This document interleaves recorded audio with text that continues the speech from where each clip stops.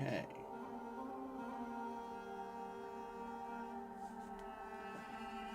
Alrighty, let's see how we doing.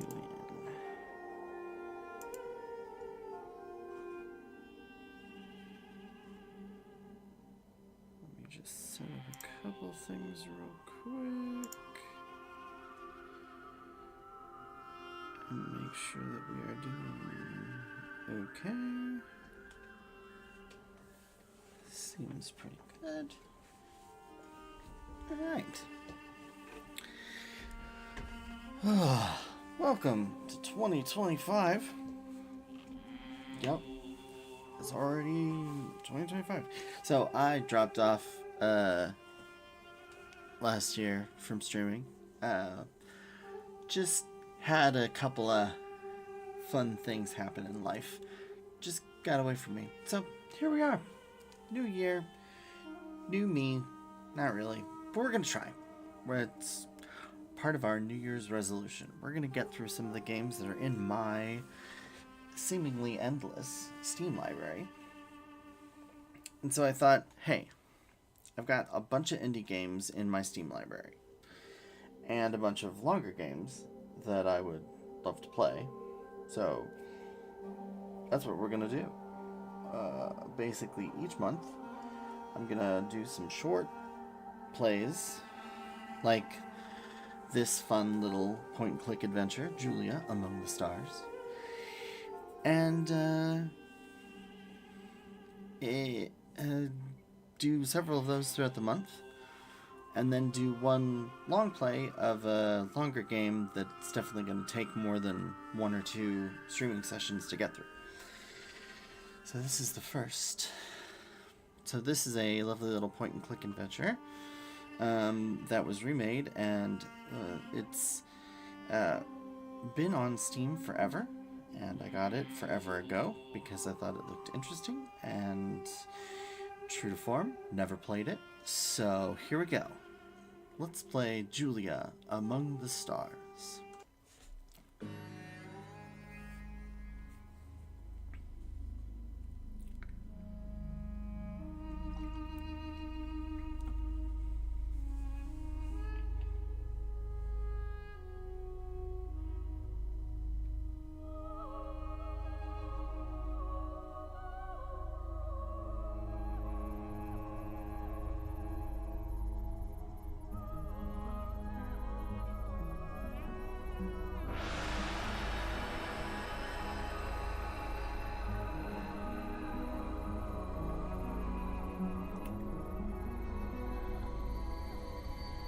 Uh-oh. Yep. Meteor shower. Or... Warning. Yes. Catastrophic failure imminent. Commencing unscheduled termination of cryogenic chamber operation. Okay. So we have some damaged systems. Greetings, Rachel Manners. Please exit the cryo chamber and proceed immediately to the main deck. Oh boy, I've got very green eyes. Hello, computer. Thank you for arriving so quickly, Rachel. I know you may be a little disoriented, but I need your help. What's going on? And where is everybody? The probe has been hit by a meteor storm. Several core systems have malfunctioned, and the probe is in danger of catastrophic failure. You must repair these systems immediately. Oh boy. This is getting better every second. You know that I'm an astrobiologist and not a systems engineer, right? The vast majority of repair functions are automated. Unfortunately, the automatic maintenance of the life support sector is broken beyond repair. You need to reduce hazardous conditions or you won't be able to survive. All right, computer, you've won. Thank you, Rachel. And by the way, call me J.U.L.I.A. It's much better than calling me computer, don't you think? Let me switch to a situation overview. Damn, this looks pretty serious. I wouldn't wake you up if it wasn't. So what do you need me to do? Just click on any red area on the map and I will tell you more. There are 3 conditions we need to eliminate: electricity, fire, and poisonous gas fumes. So I can use sprinklers to put out the fire, ventilators to get rid of the gas, and circuit breakers to turn off the electricity, right? Exactly. Only don't use water until the electricity is fixed. And don't use ventilators on the flames, or the fire will spread uncontrollably. I'm on it. Please brief me on my situation while I'm fixing this mess. Okay. You're currently on board an interstellar probe for JXZN12586. So we'll As of now, we're orbiting an unknown planet in the solar system of NGC 9725. Everyone else is down on the planet. However, my contact with the crew was severed, so I cannot reach them anymore. Why was I left behind? You have been kept in the cryo chamber. What? I'm all alone on this probe, and all you can tell me is that we're in orbit and the crew left me here. My memory blocks have been damaged, Rachel. I am not able to tell you much more. Oh joy. I'm stuck somewhere in space with an amnesiac computer. Do you have any kind of plan, computer? When you finish these repairs, I need you to send Mobot down for a crew extraction. They have some major explaining to do.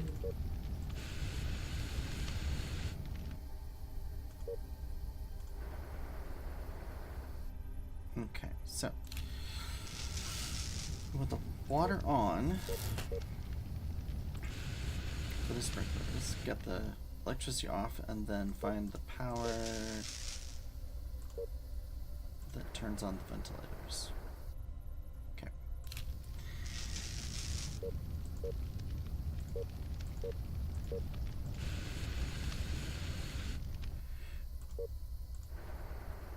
They throw you right into it. Okay. Critical damage.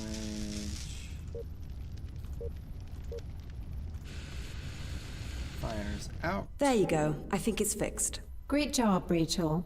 I can now switch us back to a default interface.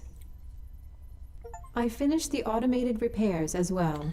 So now you want me to go down there, right? No, that could be too hazardous, because we still do not know what happened to the crew.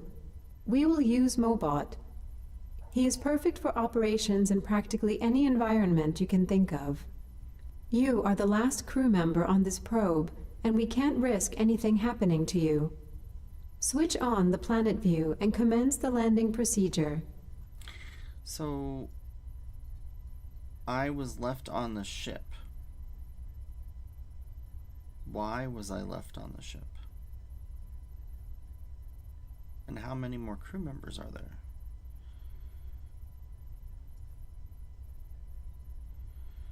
Okay. Let's see. Solar system? Okay, Xenophon, 6.5 Earth years, 0 moons, landable zone counts unknown. Okay. This planet has not been scanned yet. Okay, well, we'll scan it.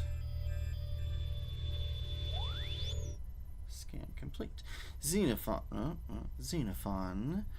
foreign voice, is a rocky planet characteristically colored by a high presence of iron. Okay, so red planet. It's roughly twice the size of the Earth and 4 times heavier. Okay, that's kind of a lot. 1 day on Xenophon lasts approximately 3.7 Earth days.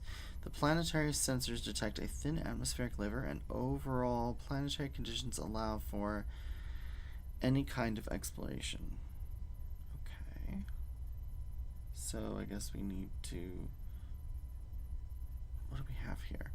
So this is the probe. We can look at components, I guess. What do we have? Oh, we have a workbench with no upgrades.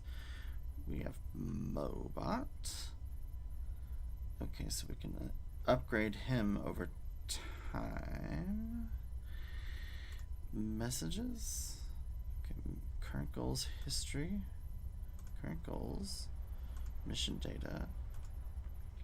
Locate survivors. I need to search Xenophon for the missing crew. Okay.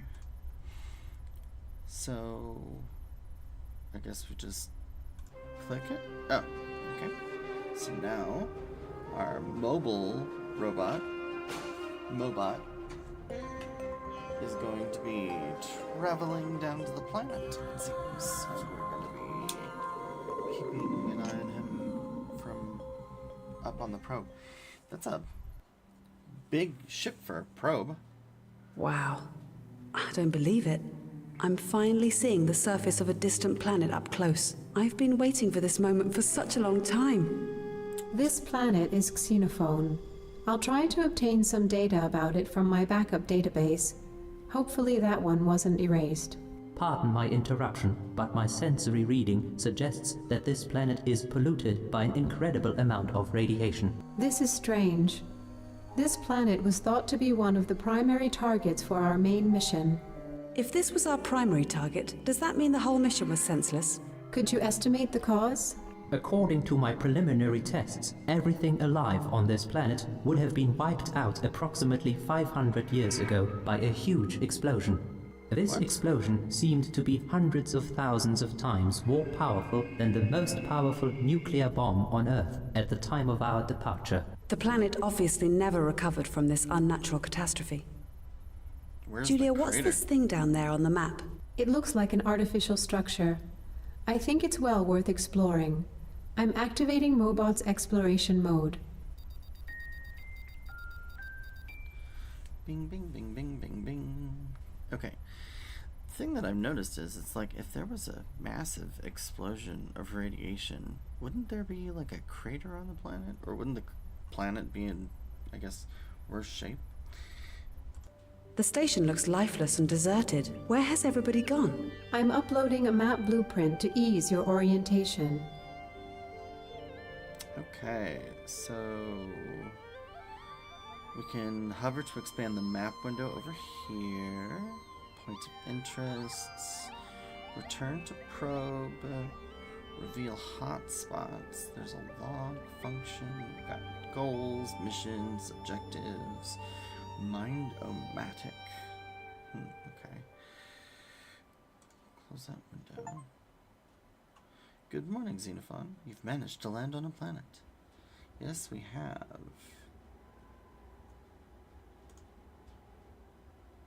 Oh, okay. So, satellites. Examine antennas. Those antennas provided a communication data channel between the station and the probe. But not anymore, I guess. What do we got? Oh, okay. So this is, I guess, how we are looking at the world. So that's us looking at the probe side. And then this area is our visible area. Okay. External storage unit. Commentary. These storage units contain equipment used for planetary exploration.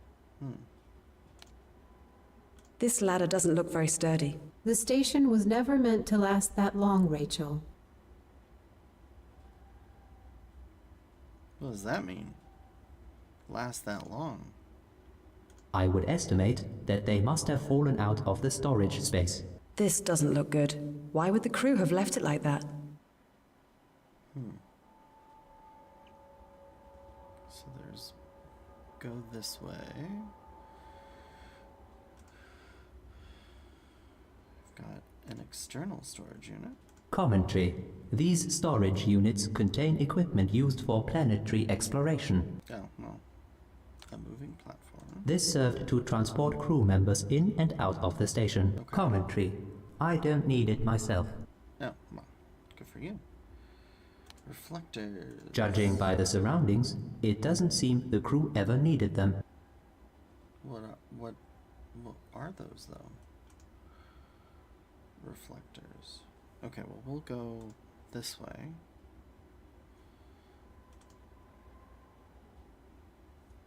So we have... oh, a shuttle?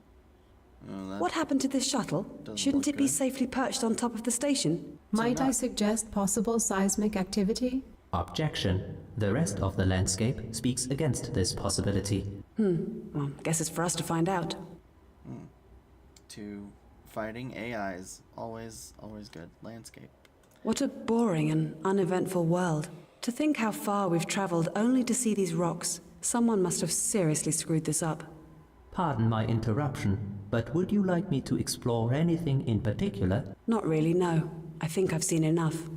I mean, it's a desolate radioactive wasteland, so... yeah. That makes that makes sense. A metal plate. Observation. It bears an inscription of some sort. Read it for us, please. Apology. The writings have faded away a long time ago. It looks almost like a tombstone. And it might well be, Rachel. Oh, yeah, that makes sense. Okay, so then we can go back. And then we can go forward. Ooh, lots of stuff. Okay. Sockets. Observation. They are power sockets to provide electricity to external devices. Okay. And maybe it's for getting some electricity inside. So we've got this out here. Something's buried. Some objects are half buried in the dust. Can you be more specific? I think they were once solar panels. Oh, yeah, that is probably a Some solar. objects are half buried in the dust. Can you be more specific? I think they were once solar panels. Not that we can do much with that, it looks like. Observation. This reflector has fallen down. Oh, really? What a clever machine you are, my bot. Thank you. Oh, yeah, thanks, I guess. Catwalk. This catwalk was originally meant to create a controlled passage without any risk of disturbing the environment. So much Another for that. thing which the crew never bothered to use properly. Obviously, they never had time to deploy the site properly. What the hell happened here? What else do we miss? It looks like we missed quite a few things. Some objects are half buried in the dust. Yes, Can yes, you be yes. more specific? I think they were once solar panels. Okay. So we got all those. We were supposed to use it to bring samples directly into our laboratory containment unit. I wonder what the crew found here. It was never used because it's still sealed. Oh. So they just came down here and did nothing? This is so strange. All these constellations, they look so foreign. Well, we're not Let on me inform you planet that you Earth. won't find any of those constellations on Earth. However, you might know that very bright star. We call it J.U.L.I.A, and back home you would find it as the Lambda star in the Scorpius constellation. Okay. From this vista, none of those constellations make sense. The entire concept of constellations is flawed. They're just random stars glued together by human imagination. Fair enough. And again, if your perspective is a completely different planet, the stars wouldn't be in the same orientation. So that makes sense. Anything else? I mean, they just have these buried objects. I wonder why they're all just like... They're not going away, which means you might have to come back for them? Unbury them eventually? Okay, what else is left here? Right, just to go in. Oh, we have a proton pack now.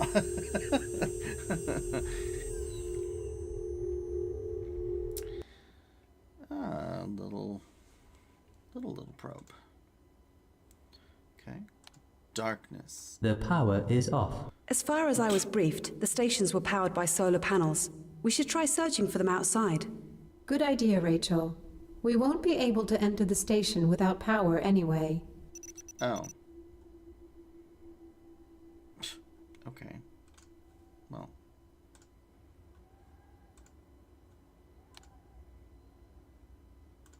This looks like a part of the solar panel's device. Yeah. There's that one. I think I've uncovered all of the solar panels. They look broken, though. The panels are not broken, they are just overturned. I will, however, require assistance with their calibration. Let me get them back to their desired position first. Okay, and then we have to calibrate them. Oh wow. Alright. Calibrate.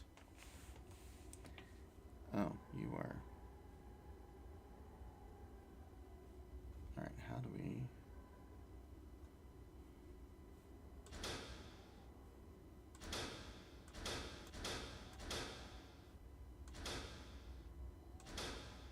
Uh-huh. Huh? There we go.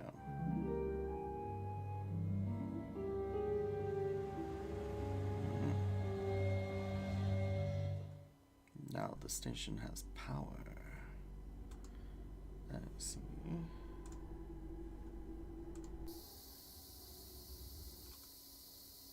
And a lot more things to explore. Okay, waste disposal.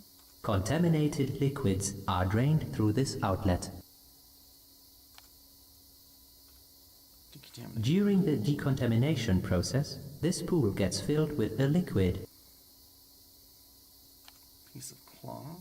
Observation. This piece of cloth once belonged to someone's uniform. I can see dark stains which resemble dried blood. Obtain sample, please. Yeah.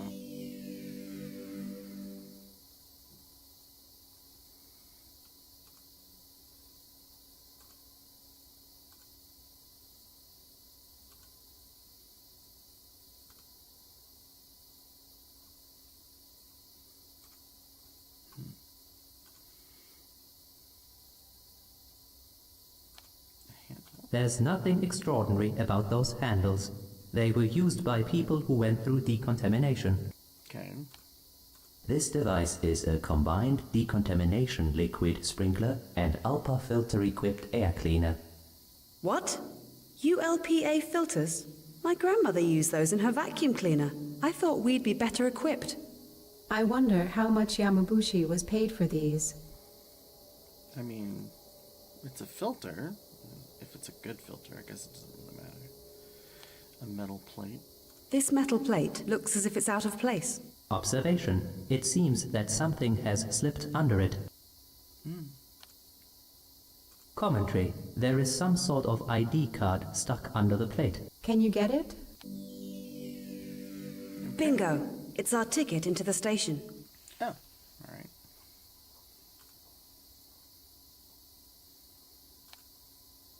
This screen contains information about the station's decontamination module. Okay. I don't think I need decontamination right now. I will undergo this procedure when I return to the probe. Well, okay. Pardon me. Doors. The door is locked. Okay, obviously. Oh, Alexander Hinckley. Hello? Is anybody home? Ha ha ha ha ha. Anybody home?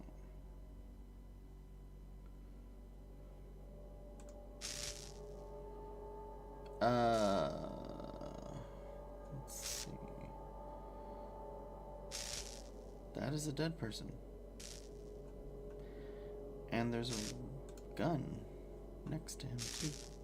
Oh my god, is he dead? I doubt anything could still be alive down there. But I was hoping that somehow... Remember, the station power was off. This planet is plagued with extremely strong radiation, and all the life support functions, such as oxygen, were turned off. So, he's Yeah, dead. I understand. But still, he doesn't exactly look fresh. Julia, how long has it been since contact disappeared? Would you like me to recalculate the time span in Earth years? Yeah. Years? It would have been approximately 60 Earth years. What? You let me sleep for 60 years? Your perception of time means very little to me, Rachel. 60 years? Then nobody could have survived.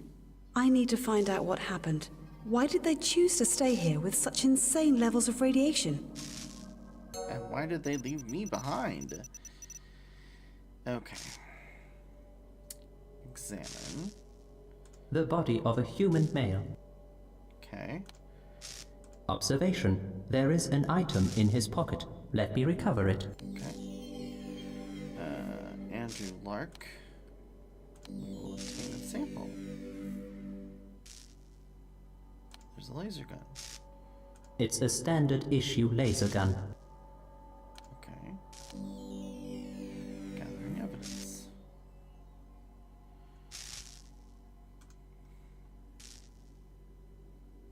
There's a data pad.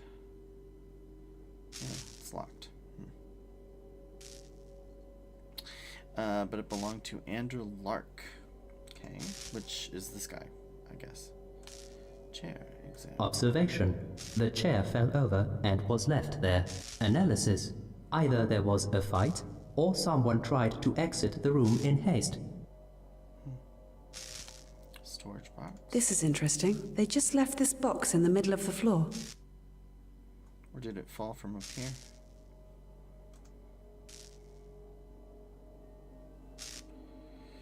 Work desk. This work desk once served as a multimedia station. It's broken though.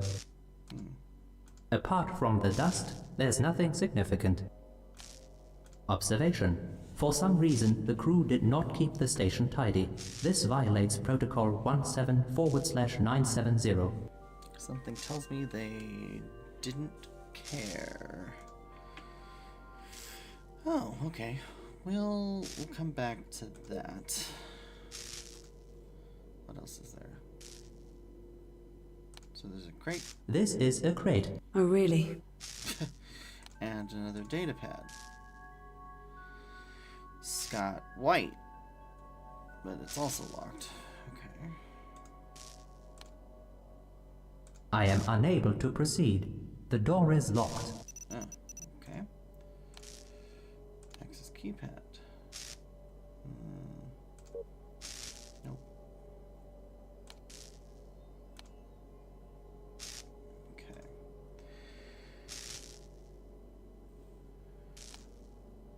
The reinforced door is closed. Unfortunately, the opening mechanism is broken beyond repair. And that would be this. The ID card lock is broken beyond repair. There's no way I can get into this part of the station. Okay. Station status. Commentary. The station status module is malfunctioning. I was unable to obtain any reasonable data. Another door. The door is locked.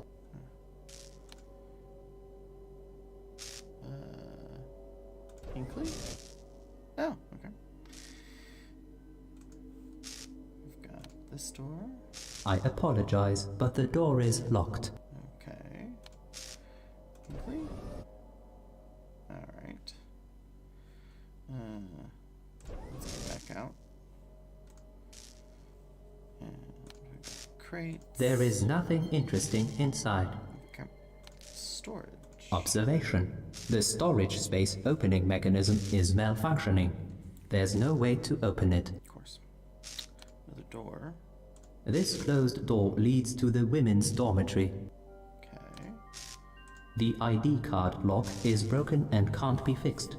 Judging by the burn marks, it has been repeatedly shot with a laser gun. Okay. So that's not good. Did we find everything here?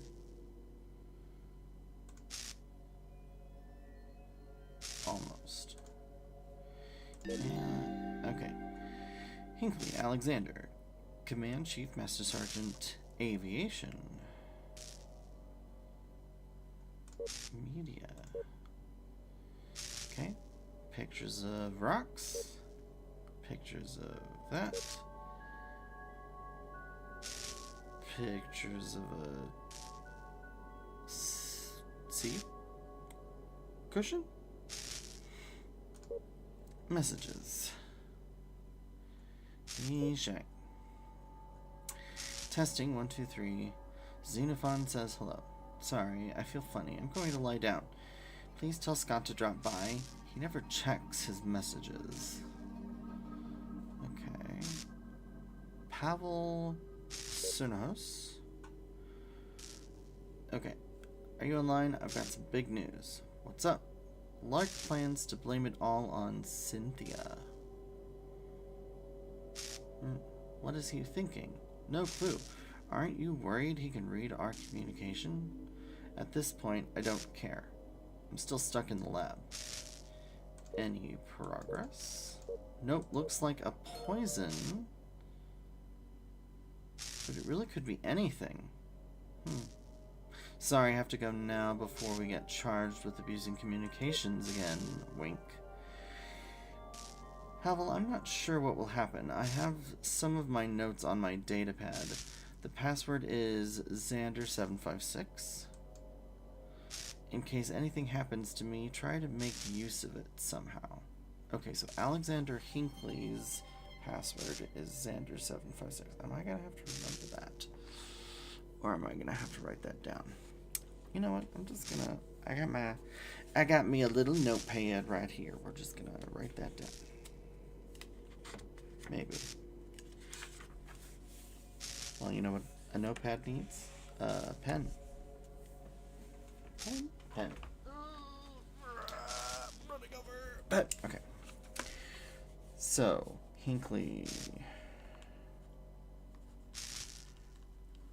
Password is Xander756 on his datapad. Did we find his datapad? Was that the other one? I'll have to go back and check. Crew message. Remember that we're the last surviving members of this expedition. There's no excuse for mistakes. Any form of rules violation will be strictly punished. In other words, don't screw up, or you'll have to deal with me. Who's me? Attention to all personnel. An emergency meeting will be held tomorrow at 19/29/2133 at 7 a.m. J.U.L.I.A time. Your presence is mandatory. Well, this is interesting. There's no 19th month, so I assume year, month, day, but I don't know.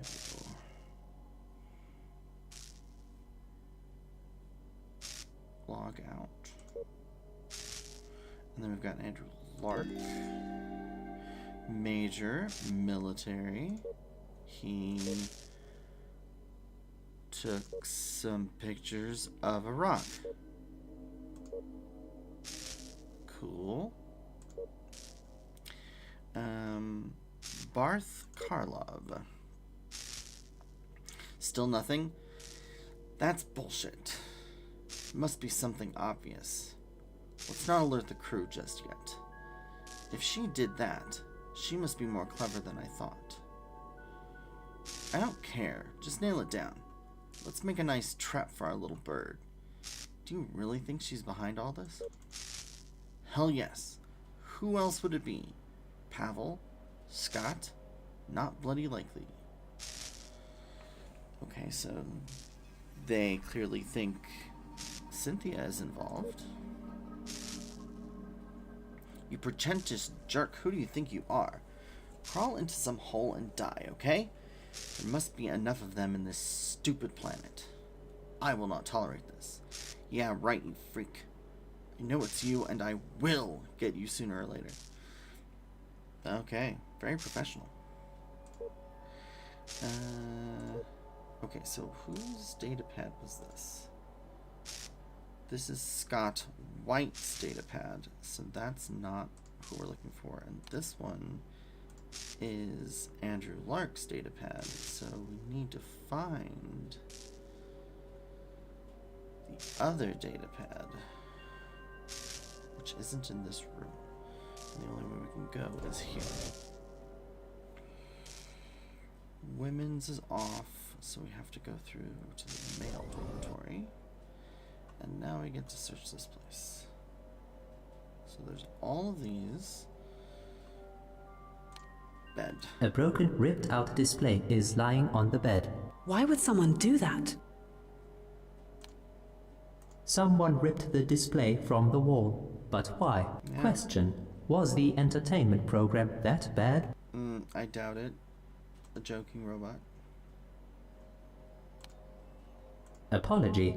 I am unable to find anything interesting about this bed. Okay. Oh, here's a datapad. And it's Hinckley's. Okay, so ZANDER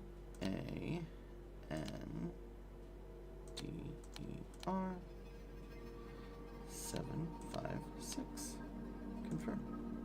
That's strange. The password should work. Maybe I need to look around for more clues. Really?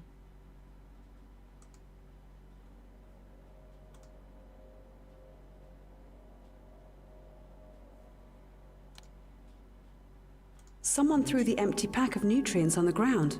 Observation. It seems that at a certain point, the crew stopped caring about their living conditions. Obviously.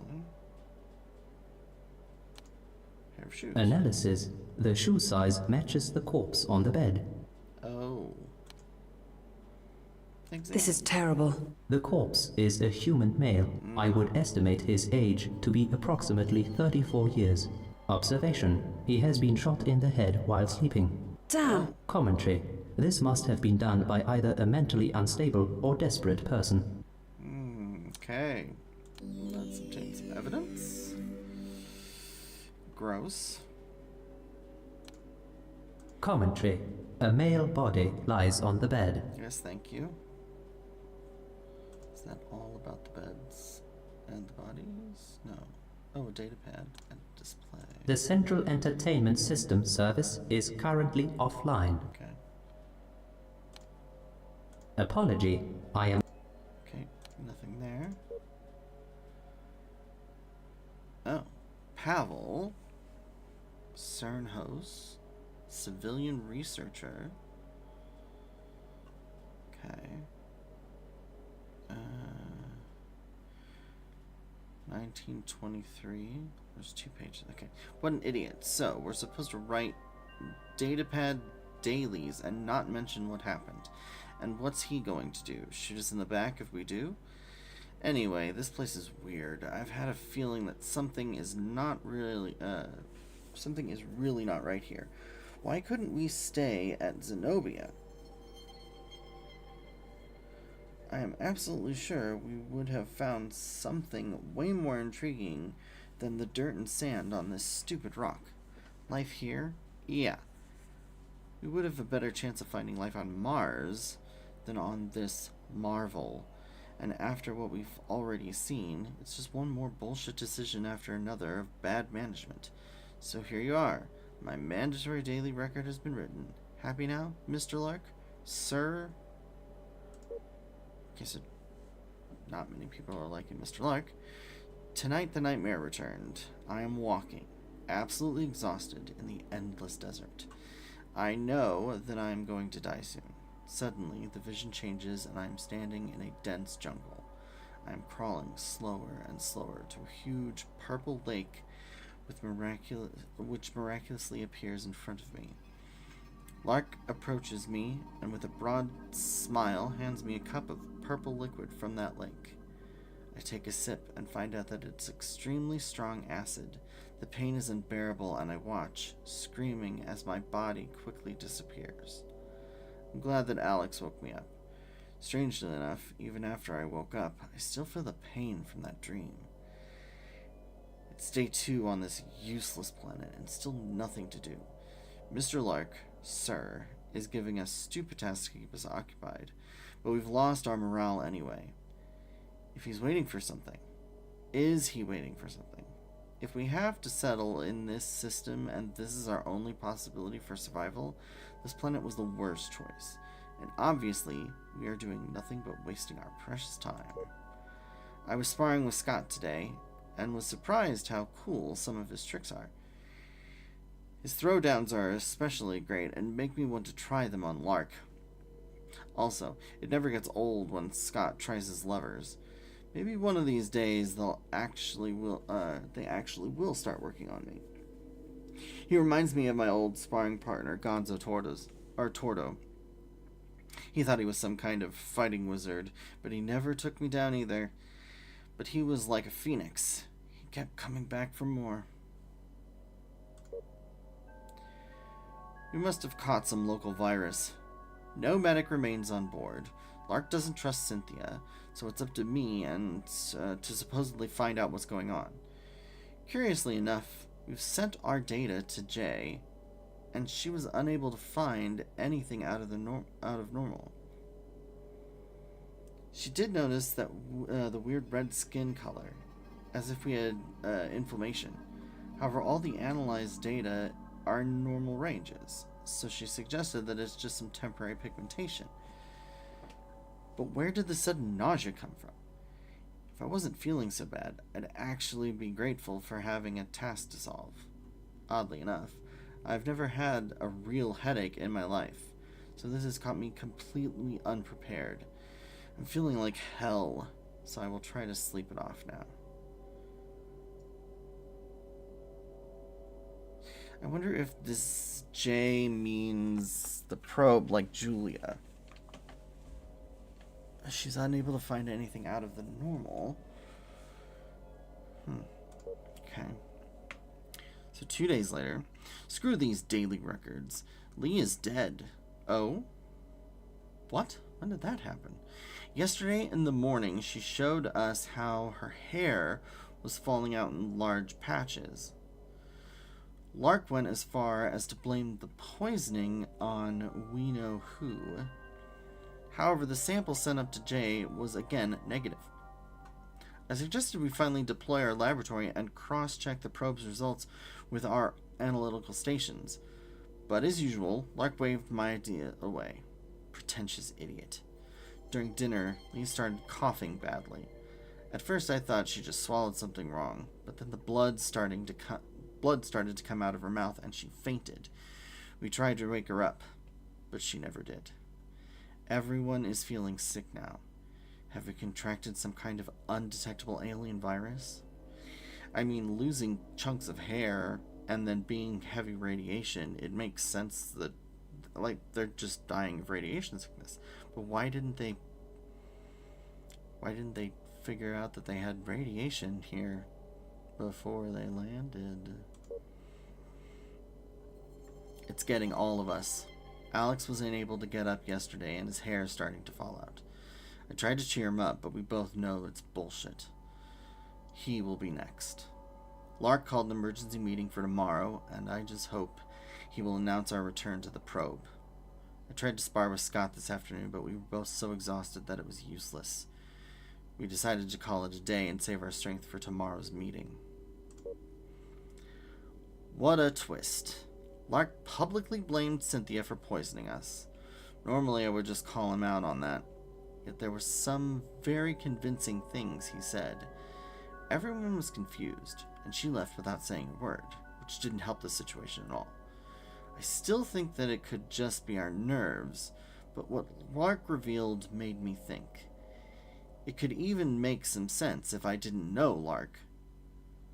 What if it's him, and he's using all this to cover up our jungle fiasco? Either way, she has exactly 1 day to explain herself. After Cynthia left, I said we should return to the probe, and he totally lost it. Nobody had enough courage to say anything to him after that. But if he ever threatens me like that again, I'll break every single bone in his body. I hope I will still have enough strength left for that. Oh. My nightmare has returned, though this time the person who handed me the acid wore a hood. It covered their whole face. I wondered who it was. I wanted to refuse the drink, but took it anyway. As if my hands were guided by an unknown force. As my body slowly disappeared, the hooded figure looked directly at me. I saw Cynthia, with a big, evil grin, obviously enjoying herself. Then the dream ended. My memory has started to be a real issue. Today I spent 5 minutes just remembering my locker code.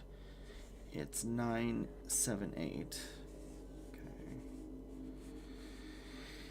978. 125. For Pavel's locker code.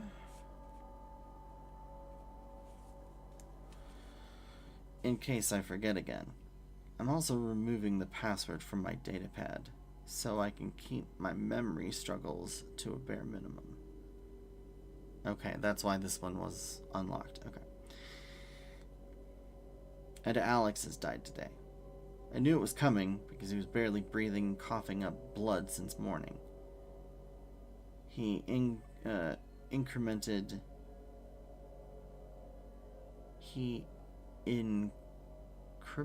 his datapad password by 1, fearing somebody would break into it.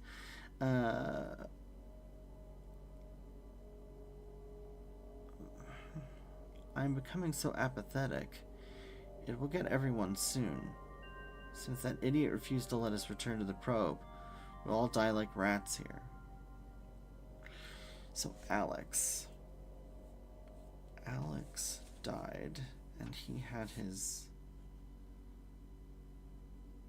He incremented his datapad by 1.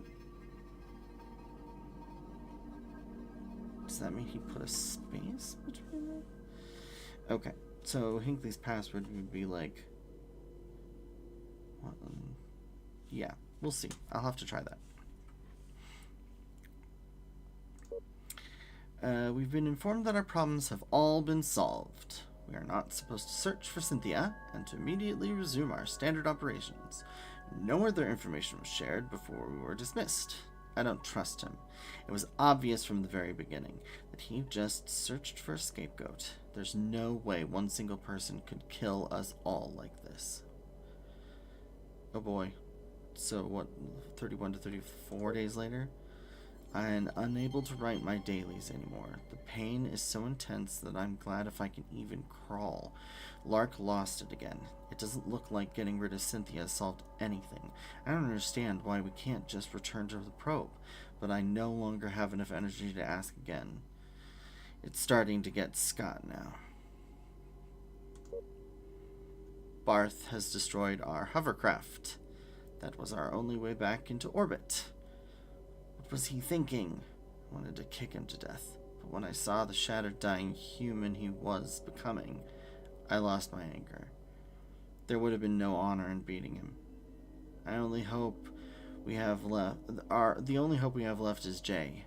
Sends Mobot down for our extraction. That did not happen. Barth has finally died.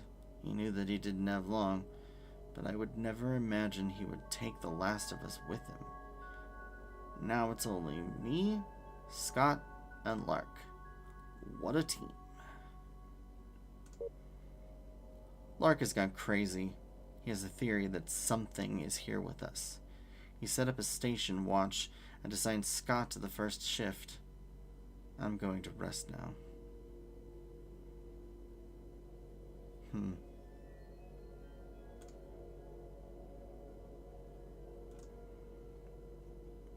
Okay, so... I am unable to distinguish anything usable among this clutter. Yeah, got it.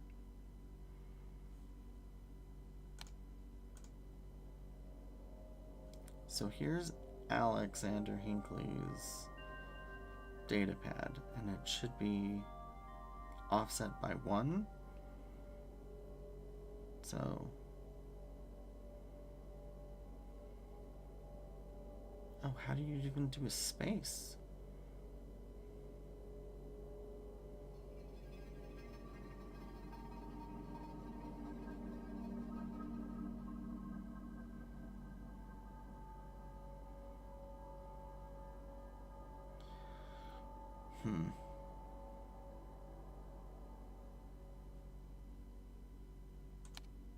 Yeah, that goes back.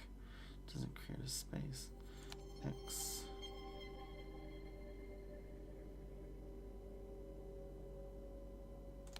Yeah. But if he incremented it by 1, would that mean like X becomes Y? A becomes B, N, O, E, M, S, 8, 6, 7. Nope.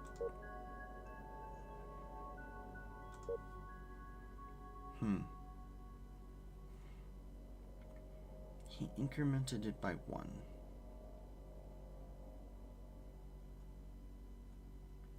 Maybe my brain is just not understanding that.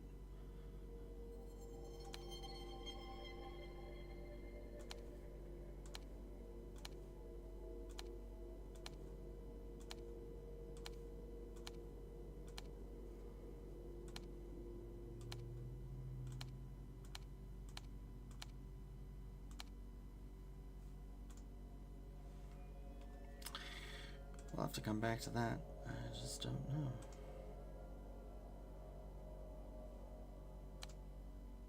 Just an empty storage crate.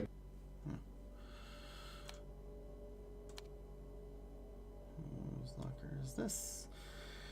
9, 7, 8, 1, 2, 5. Okay, that's not it. Locker. The locker has been forced open. Anyways, I cannot find anything important inside. Oh, okay. Another opened empty locker. I would suggest examining the ones that are still closed. Yes, thank you. 9, 7, 8, 1, 2, 5. Perfect. Look, he hid his ID card in there. You have very good eyes, Rachel. Okay, we got a new ID card. This locker has been pried open and is useless. Okay. This seems to be the very last of the empty lockers in this room. Good. Ooh, An cup. empty drinking cup has been carelessly thrown on the ground. Cool.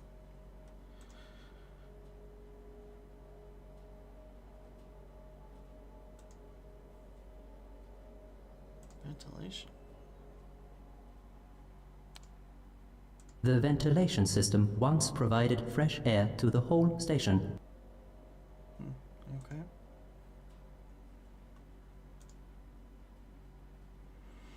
Well, I guess we go back.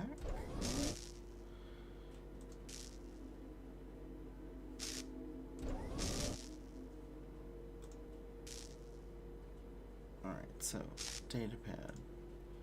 This was Andrew Lark's. No. Scott White.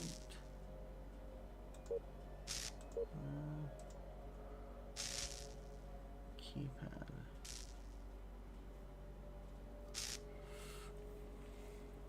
We have.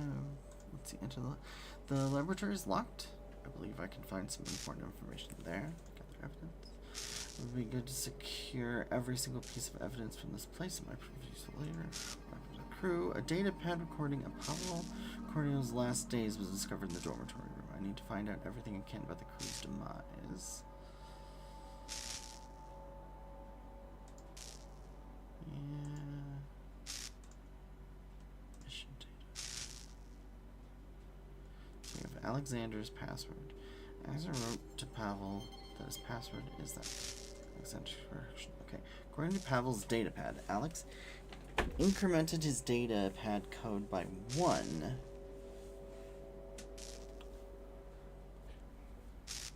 Shortly before his death. Okay, but what does that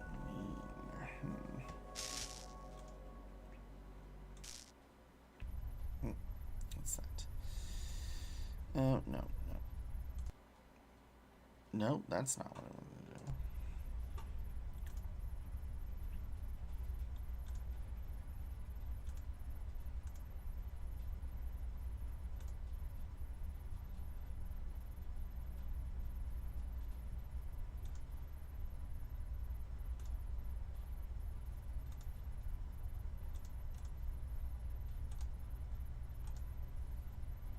Okay.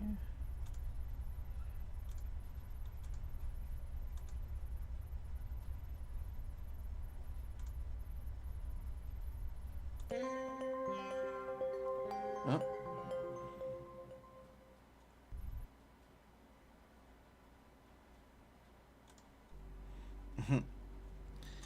I re-landed on the planet, apparently. Whoops. Okay, what?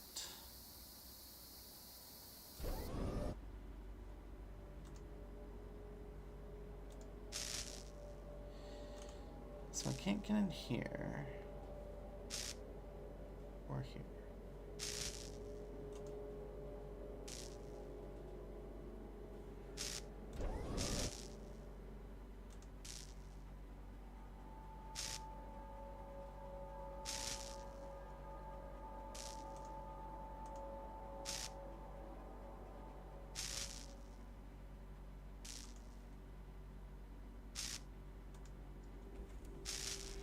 So this is a problem. I have to figure out Alexander's password.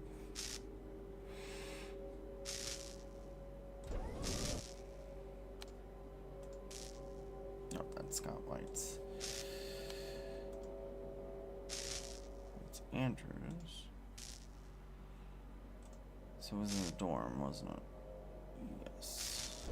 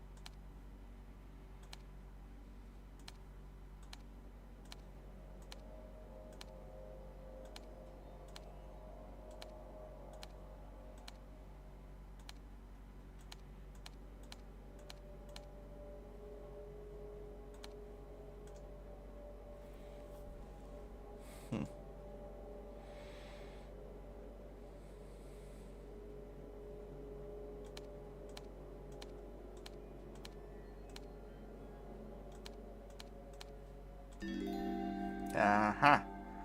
So it was Xander 757, not 756. He just added a 1 to the end. Okay. Okay. So, our first Xenophone briefing. I'm so tired, but at least this planet looks quite uneventful. Andrew told us to write down our dailies, and I welcome the task because, frankly, what else is there to do? I feel a strange tension among the crew, as if some unresolved conflict hangs in the air, but I think it's just because we're all so tired and have lost so many friends. But I would never change anything in my life. I'd rather die on this weird lifeless planet than return to Earth. Since... ... Command Chief Master Sergeant in Aviation. What a morning. There's something wrong with Pavel, but he won't share. Once again, I had to wake him up because he was screaming as if in extreme pain. He always tells me that it's just a bad dream, but I don't remember him ever having such dreams before we landed on Ambrosia. Something there must have happened, or something must have happened down there, but nobody will ever talk about it. Not even about what happened to Necrosis Thanatos. But maybe someone who always said he loved cats and hated people didn't get much team support in a bad situation. Okay. We're getting sick. I kept throwing up today, and I can tell I'm not alone. Either we've eaten something bad or there's something in the air. I was not able to do anything. Not that there's anything to do here anyway. Li Zhang caught something much worse than the rest of us. Her hair started falling out in patches, and it is a terrible sight.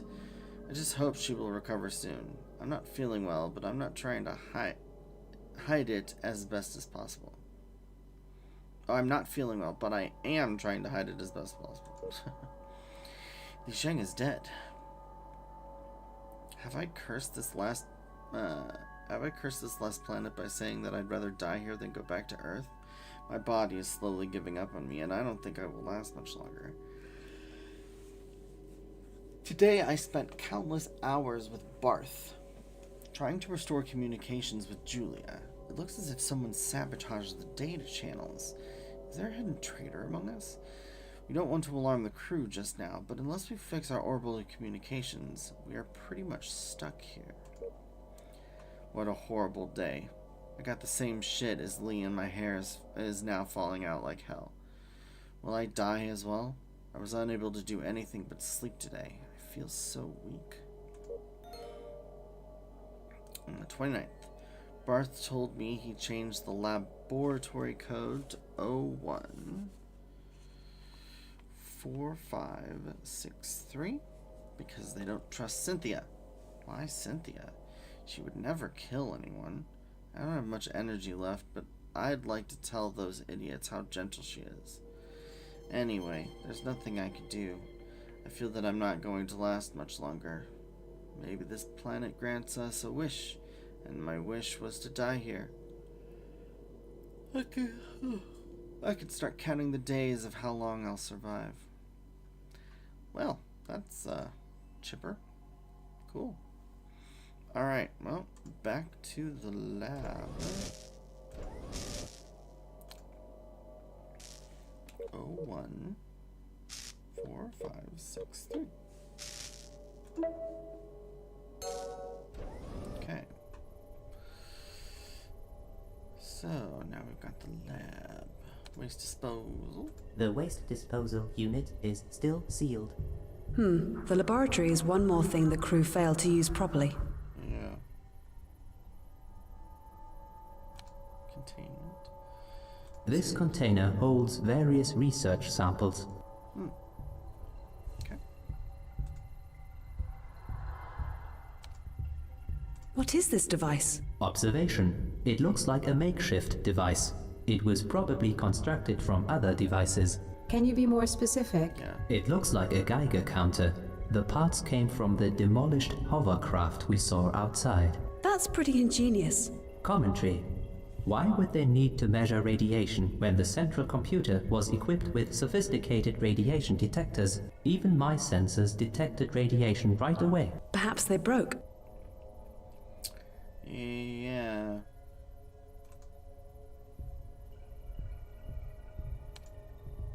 Those simple digital scrap pads are used to write notes.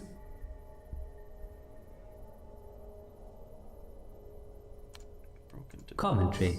I don't know where this part comes from, but I don't think it will be useful to find out. Okay. Barth's datapad. Wait a minute, there is a custom nano SD card inserted. Let's remove and analyze it before we try to use it. Who knows what might be stored there?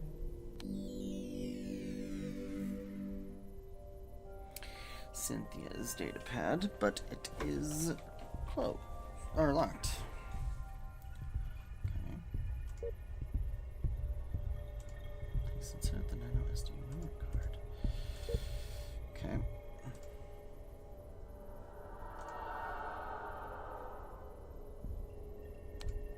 A standard digitally enhanced microscope. Okay. The glove box was meant for handling unsafe materials. It was never used. Analyzer window. Drag and drop objects from the list to perform analysis. Okay. So, cloth. Status. Clothing sample loaded. Analysis. So we have bioanalysis. Sample contained traces of human dried blood. After 60 years of laying outside the hermetically sealed station, this blood is too degraded to analyze. Okay. Splatter vector and analysis suggests that the blood came from an outside source and not from the person wearing this cloth sample. Okay. Okay. The bodies.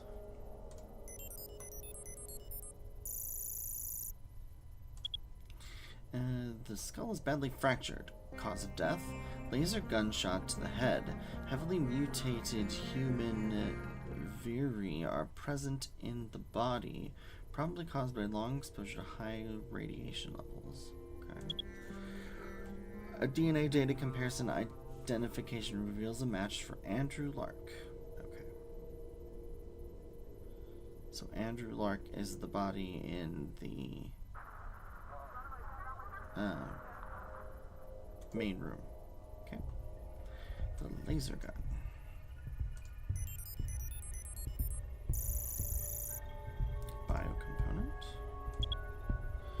laser gun's grip is covered with fingerprints. Correlation to these prints with the internal database reveals a prevailing match with Andrew Lark. Okay. Traces of Scott White's fingerprints can be detected as well. Okay.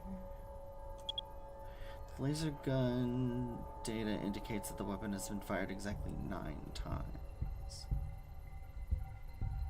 Okay. This is the body of Pavel, I believe, from the men's dormitory. Sample analysis reveals his skull was fractured by a strong blast. Suggested cause of death is a laser gunshot to the head from point-blank range. The photographic analysis reveals an estimated 98.3% probability that he was shot while sleeping. DNA data comparison reveals the match with Powell. Yep. Okay, so we've figured that. And then this nano SD card.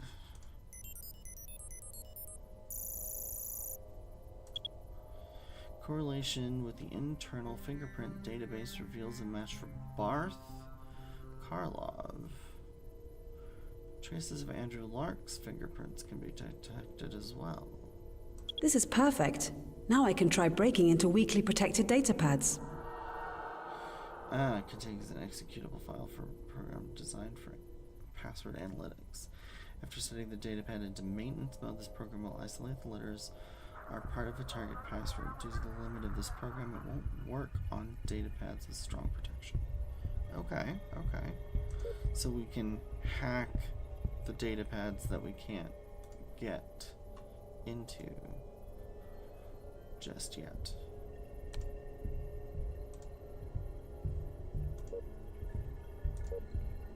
Okay.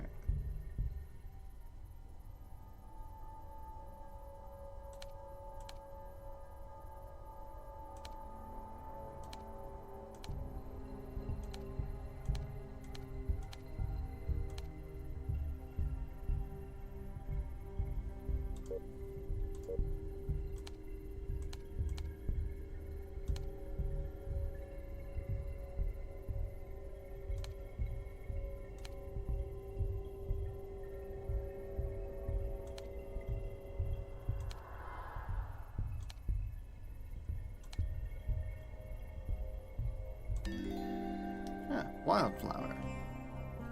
Cynthia Cleveland, civilian researcher. Alright. Here we are. The last and least interesting planet in the solar system. It's not that we are successful. This entire expedition has been nothing but one big continual screw-up. There's nothing to do here. We've been ordered to keep up with our daily errands. Yeah, right. Gosh, I feel terrible. My head hurts, and I'm all red. It looks like there's something in the air. I tried to tell this to Lark, but he doesn't care. What a dumbass. Lee feels even worse than I do. I tried to help her and gave her some of my pills, but it didn't do any good. I wish I could do more for her. What pills did she give her? What bullshit. I'm not supposed to look into Lee's condition? What's going on here? I have a feeling that Lark is losing his mind. Is it because he never got over his failure at Ambrosia? I'm so happy he never let me descend with them. Anyway, he's really acting weird. I may be paranoid, but he seems to know more than he's telling us, and he knows something about Lee. I'm going to investigate this on my own. Lee is getting worse, and neither Lark or Barth seem bothered by that. I can understand that brainwashed jerk not caring, but Barth? I've always respected him as a serious scientist. Need to get more evidence about what's going on. If only I could get my hands on Lark's ID card. I might try convincing Barth or Scott to give me a hand there. If I ever hope to blow the whistle on Lark's Ambrosia operation. I need more evidence anyway. I wish I had access to their dorm. Lee has died. I can't believe it. It happened so fast, and yet I have a feeling that Lark is somehow involved. I've seen the look on his face when he was staring at me, and I am absolutely sure he did something to her. Everyone is feeling really terrible, and I suspect that something like thallium has been added to our food. I was able to persuade Scott to lend me his card at a price. Not that my boyfriend, Dmitry Gnatyashak, would have cared. As soon as I got this mission assignment, he took off for Japan to join some cult, the Knights of the Old Republic. Whatever. My time with Scott paid off nicely.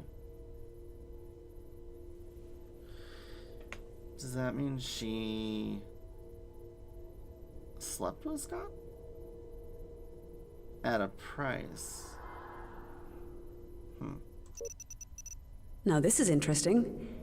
Cynthia has hidden a camera in the men's sleeping room ventilation system to spy on Andrew. No, I was able to sneak in the men's dorm, but didn't have much time to break into Lark's locker. I've installed a camera in the ventilation system. With a little bit of luck, I might get his passcode. Just need to wait. Crap. Lark has publicly accused me of poisoning the crew. What is this idiot thinking? He thinks that shifting the blame to me will cover his ass, not bloodly likely. I ran away so they wouldn't see my tears. I'm so weak. I wish I could punch him right in his face. Alex died, and if I'm not mistaken, Barth is involved in his death as well. To think that I wanted to get him on my side. They plan to meet outside later this evening. I need to sneak out there and find out what this charade is all about. We are dying in here and nobody seems to care. I wish I wasn't so helpless.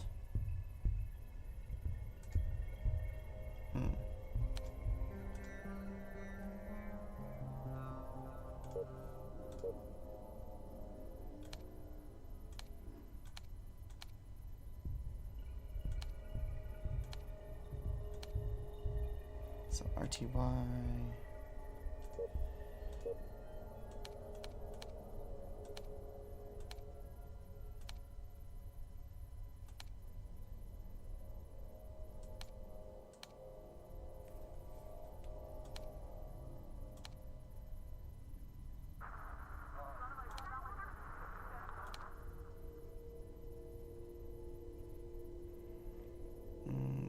Krylov?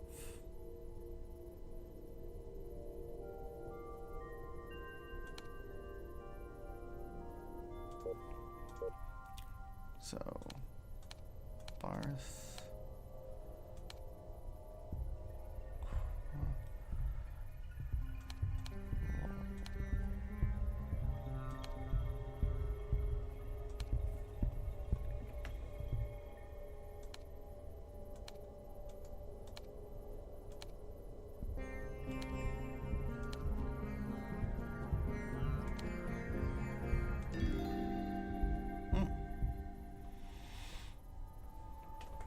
Okay, civilian researcher Barth Krylov. Now this is interesting. Originally, Xenophon was our main target, yet it's entirely devoid of any life. Does it mean we landed at the wrong place, or did Julia make another one of her infamous mistakes? From the very beginning, I was warning everyone about the premature total reliance on untested, sophisticated technology, and it would seem that I was correct in my assumptions. There is a possibility that some miscalculation made by Chandra led us towards Ambrosia, but there's no way those things could have sent out any signal.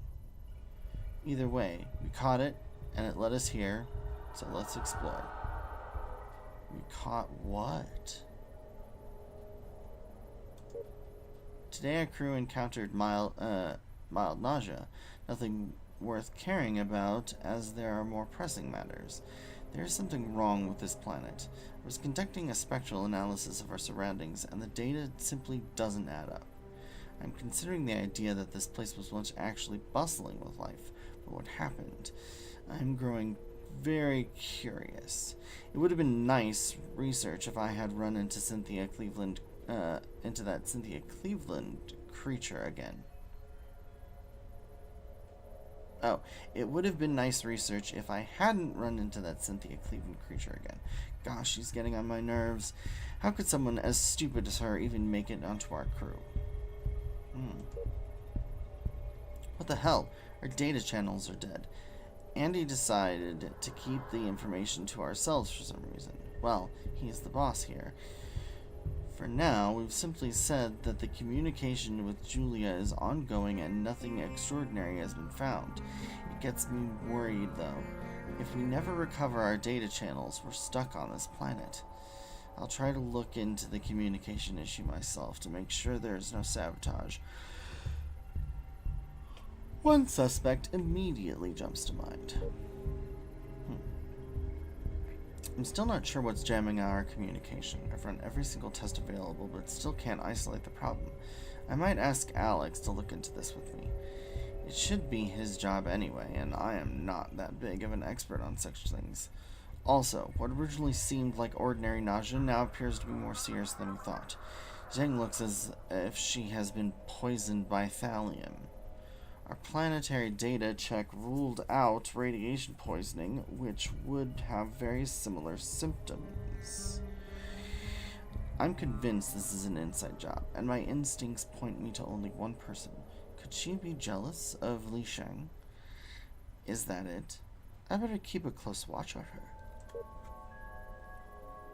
Sheng died today. Her illness progressed so rapidly, I'm convinced she had to be poisoned.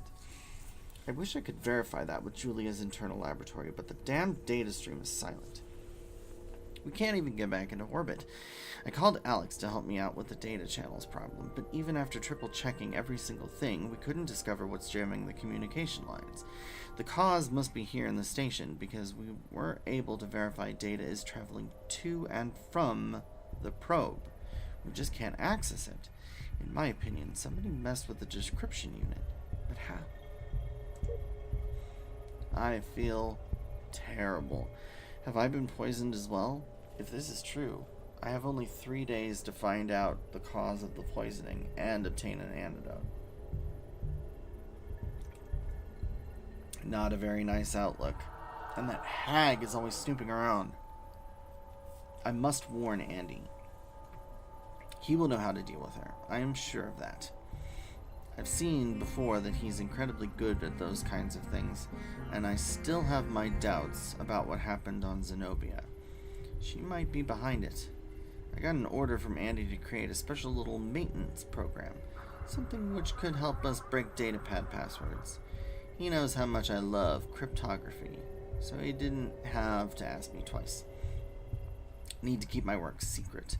As long as she feels her datapad is safe, we might be able to find important clues in there. We decided to play a little game with Miss Cleveland. Andy blamed her for poisoning our crew and told her that he has the proof in his locker. If she doesn't explain herself, she will have to deal with the consequences. I understand what he is after. If she panics, she might reveal something which would shed light into this poisoning. Also, my work on this little maintenance program progresses nicely. I need to try it soon on her datapad. Alex died today. I met Andy and we decided to deal with Cynthia tonight. Even if she hasn't made any obvious mistake, we can't allow this to continue. She was caught snooping around the station again. And just the thought of her gives me the shakes. We'll end it tonight and inform the crew in the morning. She made it so simple for us. She followed us to the back. Back of station and tried to eavesdrop. It was easier than I thought. Now we can just get back to real work. I messed up with my first attempt and wiped some data from her datapad. I should have tested it first, but I was too excited to finally break in. I am positive that the answer to our poisoning lies there. I feel I don't have much time left. What the hell? Either she faked it really well, or we've made a horrible mistake. I've broken the datapad, and she actually suspected Andy to be the poisoner. I need to think now. I have a crazy idea about what could be the root cause of our problems. There is no way now that we will ever be able to return to the probe. So I think I'll borrow some of our hovercraft parts for my handmade Geiger counter. I wish I could show this to my friend, Donald Anaxphone Bixler. He'd scoff at my steampunk device, since he only believes in digital. Maybe so, but we're in desperation mode now. The device is almost done. I hope I wake up tomorrow so I can use it. Andy also knows his time will come soon. He told me his datapad password. Alright. Which is AN9768221K, in case he doesn't survive. If he goes first, he wants me to take over this expedition, but I don't think I will survive past tomorrow. I will die soon. Based upon my device's findings and some additional calculations, the radiation level is 11 GY. It's too much for anyone to handle. I should have known this earlier. We have failed.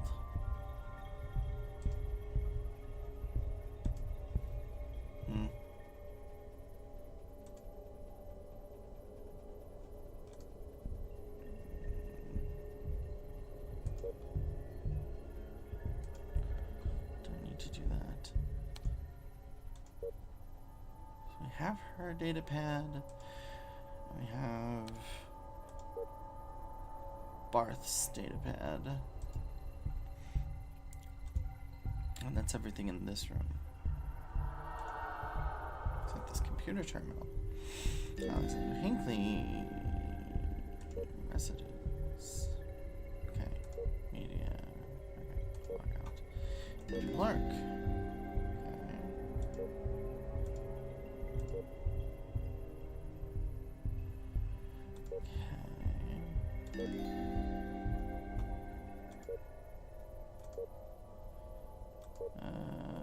More rock samples.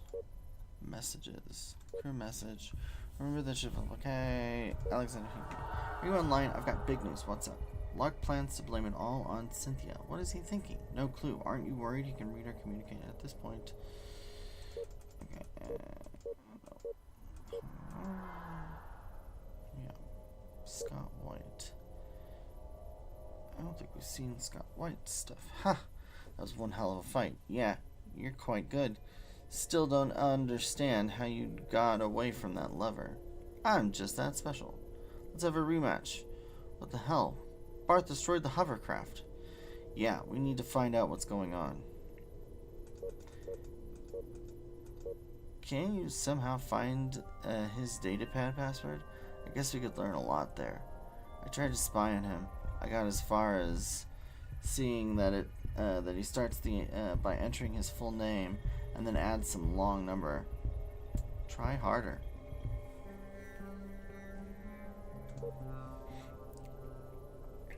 It looks like poison. Any evidence of thallium in anything we have here? Nope, I don't think so. But the symptoms are all over the place. Lee in her hair, abdominal pains, everything. Yeah, or it's some super secret alien virus. Oh, shut up. Seriously, I have a bad feeling about this. We will see. Let's just stay put. The last thing I want to have around here is some bloody hysteria. Yeah, that would be a real help. Yeah, that would be a real help. Not. Cynthia Cleveland. Hi, want to meet tonight? What's up? Just thought you could help me with something. Sorry, I'm a bit busy. Maybe another time. Busy? In here? One of us actually has to do something. Okay.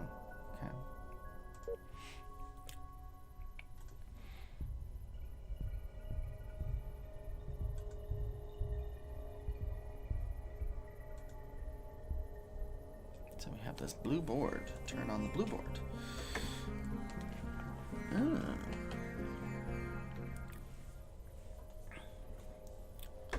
Donald Anaxphone Bixler. who accumulated the universe's largest digital games collection, died when his collection achieved an AI hive mind and blew his neural pathways. Afterwards, Donald was found by his friends, collecting the only physical software in his home. It was an indie cult classic, Julia Among the Stars, forced on him by the developer in a fit of unwanted gratitude. Meanwhile, the newly evolved intelligence infiltrated a hypercraft's control module and was last tracked fleeing the solar system, while net streaming turn-based fighting cheats.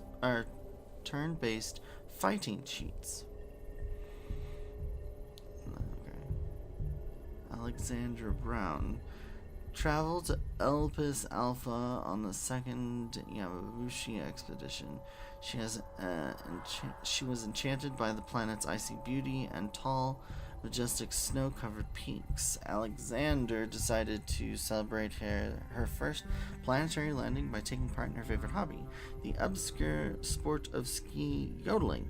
Unfortunately, her echoing and off-key yelps brought down a massive avalanche and crushed her completely.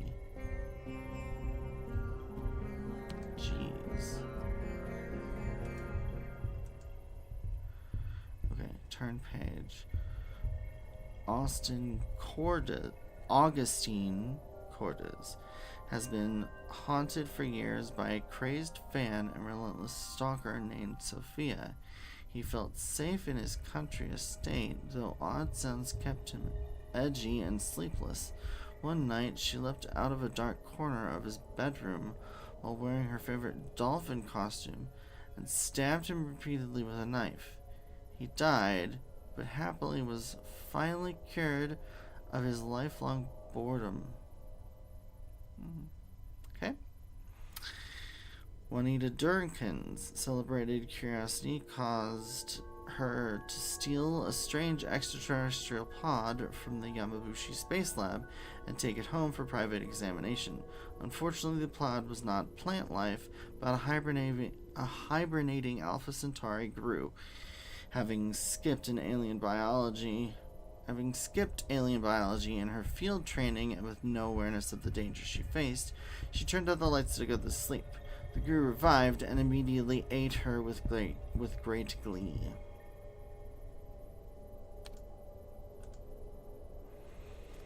Dmitry Gnetyshchenko joined the Japanese KOTOR cult compound, rising to the rank of Ultimate Jedi Master. He led the cult until he was 100 years old, when the news of his old sweetheart's murder by her mission leader reached Earth. Dmitry went on a sake binge and attacked a competitive cult of Sith Lords.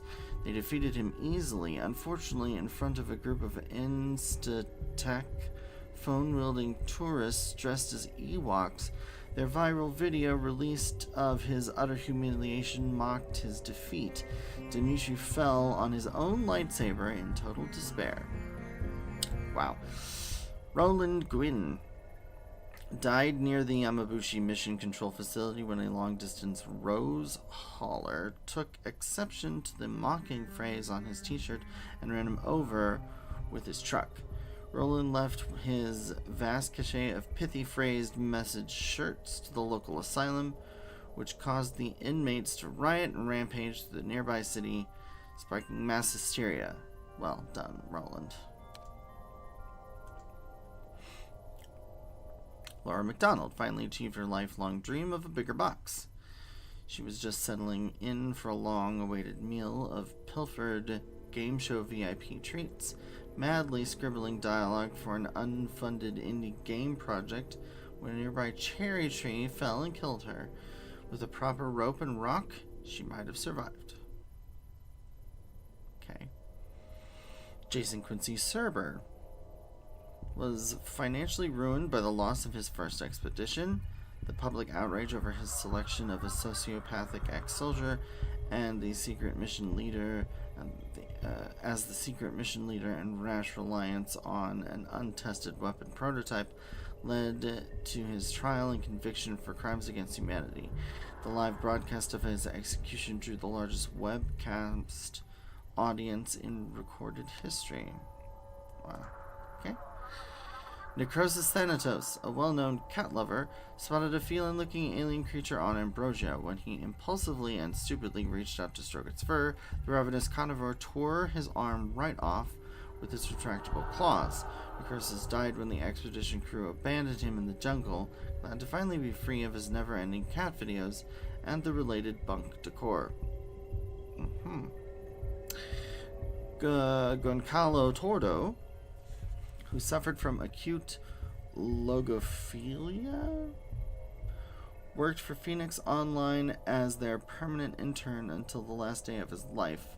Cognition, episode 25, was the final blow to his fragile psyche, and he took himself out of the game permanently by smashing his head into his keyboard.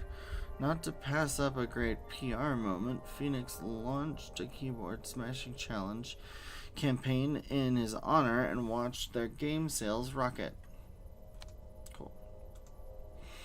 Mike Wortman was posthumously awarded the Earth Alliance Medal of Honor for his alleged heroics in the Great Water Wars, although the truth was very different. Ordering his soldiers into a suicide mission to destroy an illegal dam, Mike snuck off to enjoy a pilfered beer and was killed when it exploded in his hand. Surprisingly, the mission was a total success and marked the end of the conflict.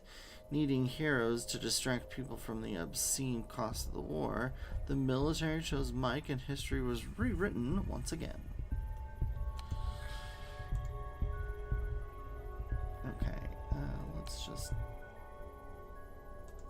maybe go out of this. We don't need this. Okay, we don't need that. No.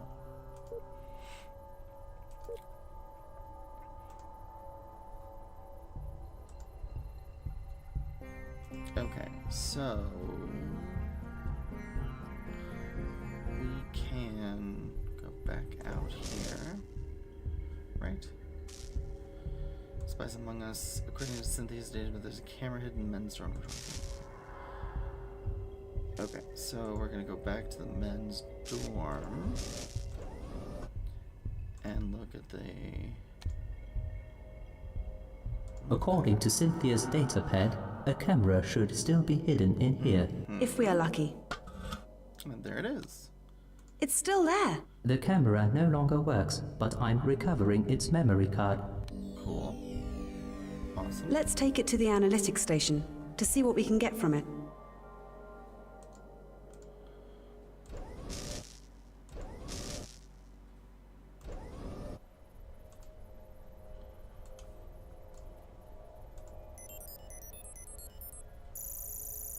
Alright. Bioanalysis. Correlation with the internal fingerprint database reveals a clear match with Cynthia. Okay, perfect. And we have video. Oh, good. Okay.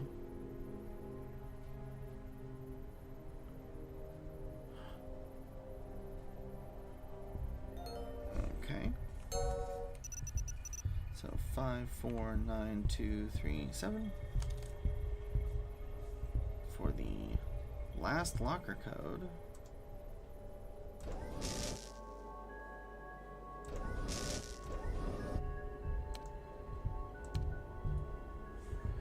Five, 4, 9, 2, 3, 7.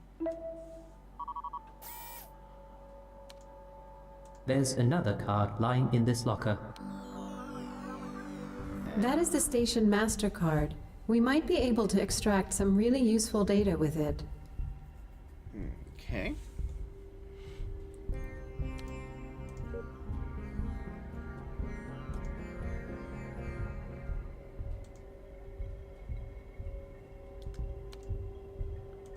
That one's open.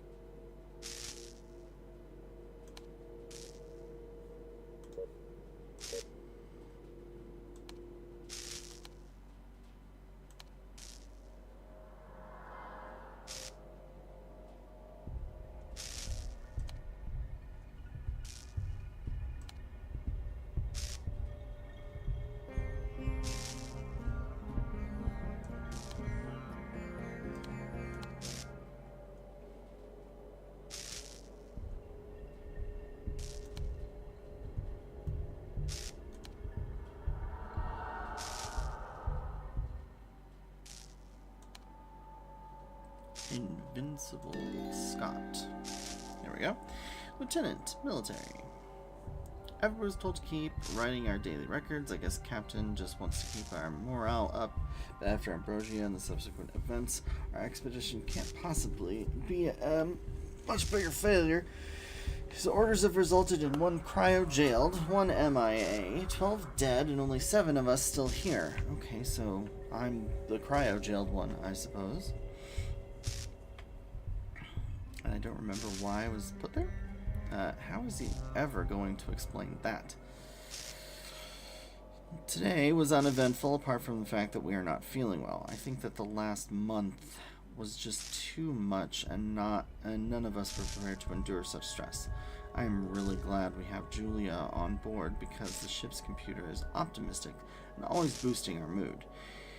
She let me watch some of my most beloved childhood cartoons last night.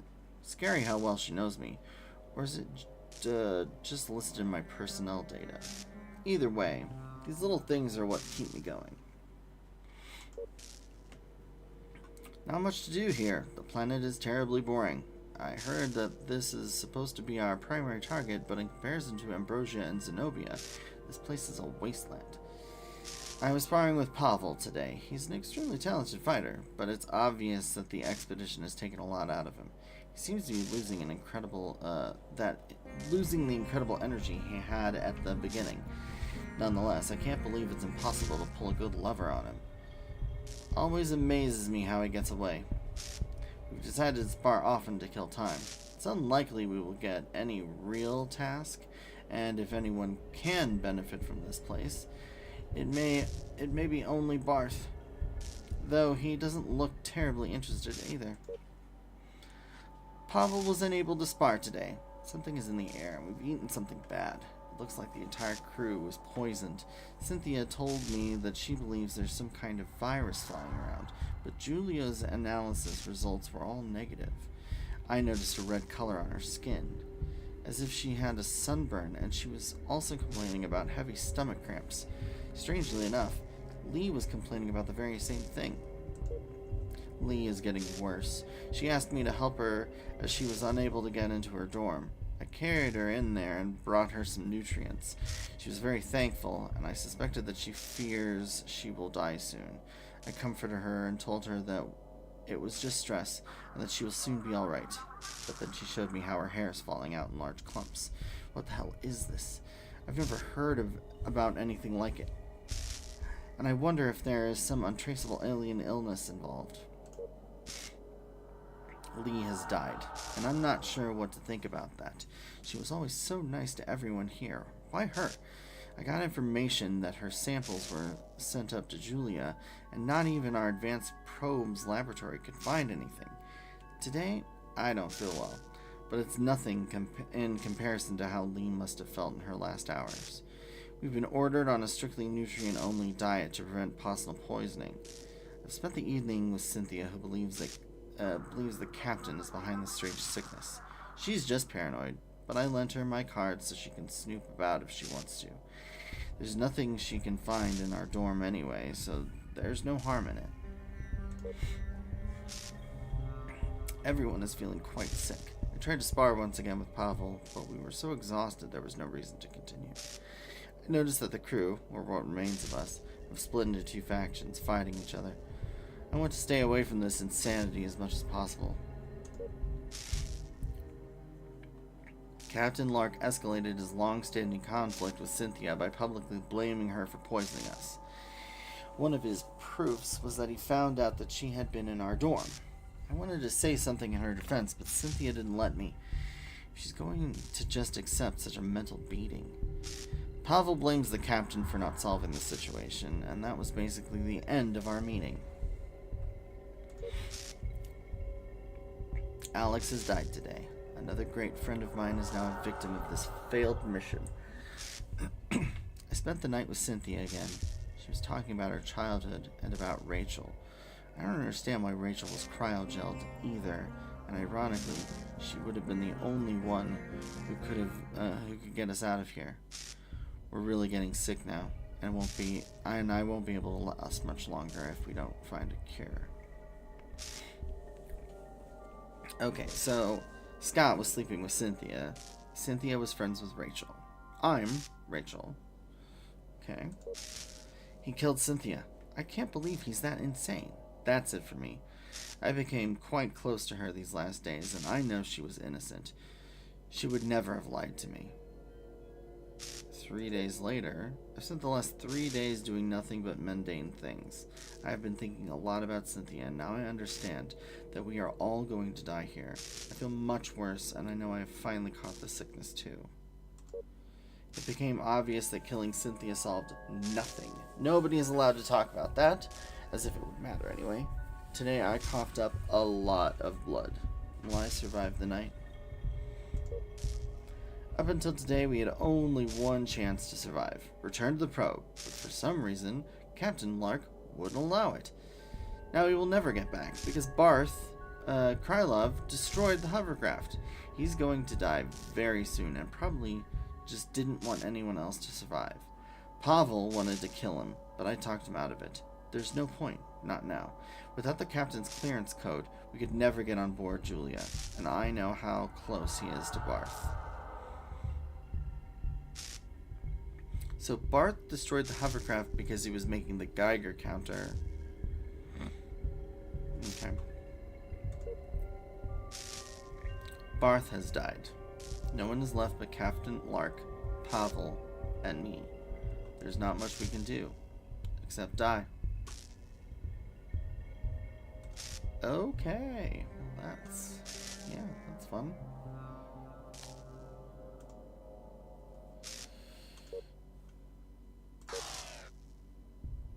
Oh, this one's protected by a strong crypto. Andrew Lark, huh? Well, let's... No. I wanted to go to the lab. Because we want to go to the analytics. Nope. I guess not.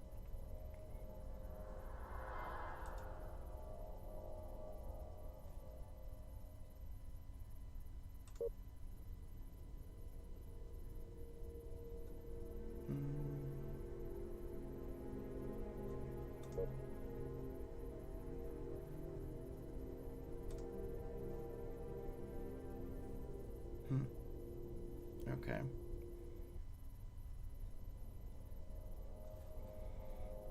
Well, let's go back one then.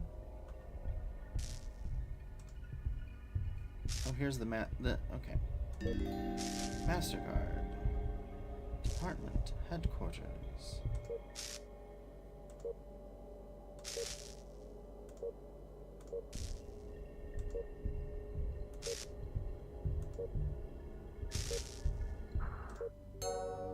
Oh. Bullseye. Blueprints of a high-range solar system scanner. What's that for? If we build the scanner, we might be able to leave this dreadful place. Oh, okay. So how do we do that?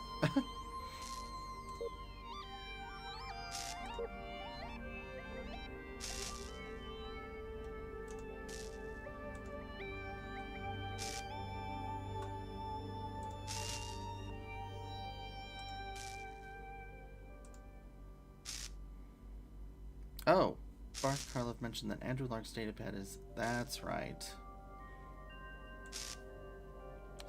And this one is Andrew Lark's datapad. So, it was A N 9768221K.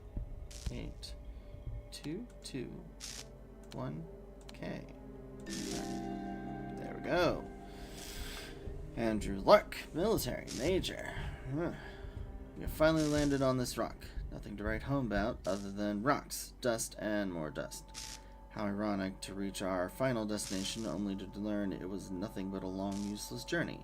I screwed up big time on Ambrosia, and if I ever believed in karma, this would have been the right payback. I need to motivate what's left of the crew. I've ordered them to write daily records, and maybe a little scavenger hunt will keep them busy. We might find some trace of earlier life.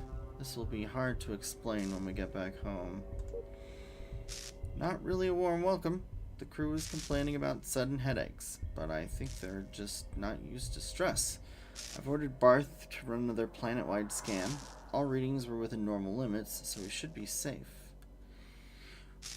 Why is it that all of their scans are just not giving them any, like, good info? That's really scared. We're screwed. Our data channels with J.U.L.I.A have died. Barth reported this, and we've decided to keep this information classified until he fixes it. Hopefully, it's just a minor glitch, but we can't send any medical data for thorough analysis. I'm really fed up with that hag, Cynthia. She's getting on my nerves, and on top of that, I have a feeling she might be involved in all our little accidents. I've ordered Pavel to look into the crew sickness and get an unbiased view. I've placed Lee in medical quarantine. I have a strong suspicion that she isn't poisoned, but I need to keep the remaining crew safe in case she encountered some kind of alien disease. Still no contact with the probe, and Cynthia is suspiciously snooping around. I'm positive she's behind all this, but why? Lee is dead. Her last moments were terrible, and she begged me to end her pain. I eased her last moments and informed the crew of her death. I'm calling an emergency meeting tomorrow. I need to get more proof about Cynthia's involvement in the poisoning. It's the 4th day and our data channels are still dead. The one who created the obstacle must have been pretty smart because Barth can't find the modification. However, he told me that the data is obviously coming to and from J.U.L.I.A, so the jammer is somewhere in the station. I've ordered Barth to create datapad hacking software. I'm sure we'll find the truth in Cynthia's datapad. We must do this discreetly so she won't suspect anything. Today I accuse Cynthia of the crew poisoning. Let her burn in her own stew. While her motive isn't clear, she's the only possible culprit. She's been acting strange ever since we left Ambrosia. Why didn't Yamabushi assign Alexander Brown to this mission, like I requested? She's smart, easygoing, and personal backer of mine. Meanwhile, the rest of the crew is cooperating. I still don't want to alert the crew about our severed communication, as it would be foolish to destroy their morale. They still believe that we can return to the probe and fly back home. I'm no longer positive about that. Alex has died. He was one of my best men. That witch will pay. We'll set up a little trap and lure her out of the station tonight. We have to make our move now. She recently developed a very intimate friendship. I think all our problems are finally solved, and I'm sure that our luck will change for the better. But I feel so sick today. She probably left me with a little parting gift. We need to recheck all the nutrients for thallium. Shit. Her datapad didn't confirm anything. She was innocent after all. What the hell is going on here? Are we cursed? Barth's condition is getting worse. What will I do without him? He's going insane, and there's nothing I can do to help him. He's obsessed with some kind of experiment and fends off all my questions rather violently. There's not much we can do. The data channels are dead, and Barth has lost his mind. He probably ingested heavy doses of the poison affecting his brain. And then he destroyed our hovercraft. Not that it matters, since we won't be able to connect with J.U.L.I.A. I was yelling at him, but he told me that he needed the parts for his experiment. This is madness. I am feeling really sick now. I told Barth my datapad password, but it was simply a gesture. I know he is going to die soon. We all are. And I'm not sure why I'm still writing this log, as there's nothing to say except we're all slowly dying. This can't be right. Barth rushed in today with a wild look in his eyes and started raving. He seems near death.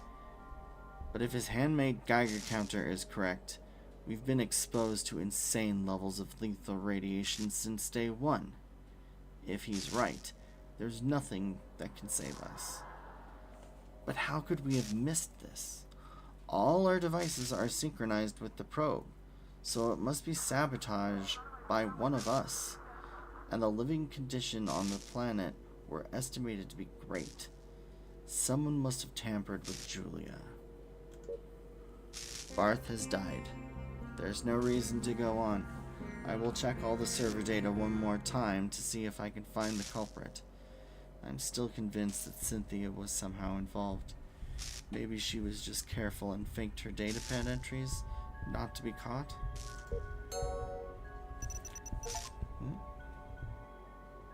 Click here to see available. Okay, will pop up in your game when a new Mindomatic has been added to your log. Okay. So she planned this from the beginning. I'm going to end this madness tonight. I will send Scott to patrol the perimeter and deal with him later. As for Pavel, it'll be better if he's asleep. Our expedition has failed.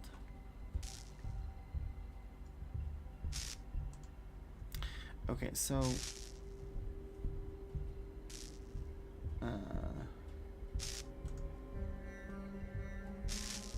build a scanner to get out of this place. Okay. Using the probe's workbench. Okay. Mindomatic. Disaster on Xenophon. Oh, okay.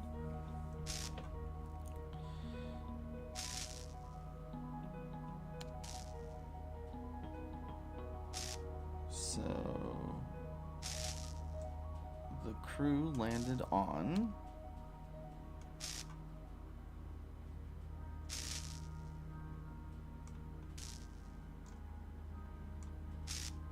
aliens. I don't think aliens are involved. Shot has disappeared. We also got Cynthia Cleveland. Andrew Lark, Alex, Barth, more Andrew Larks.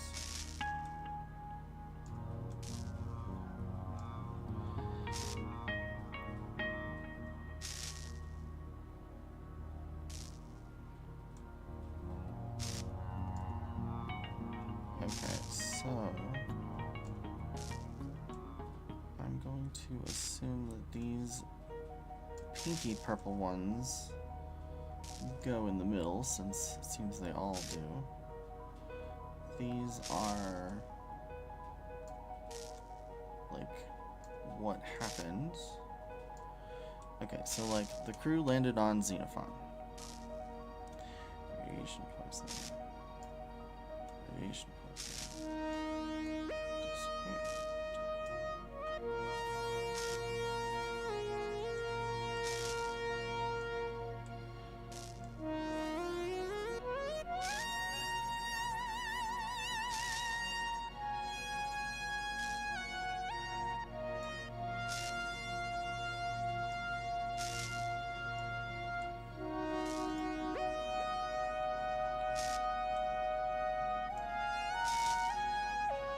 Okay, so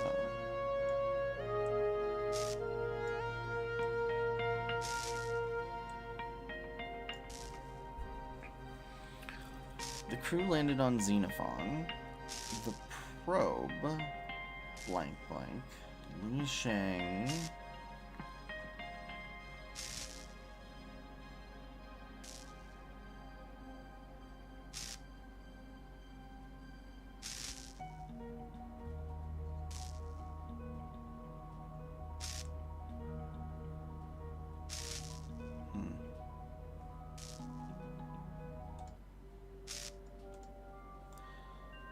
We've got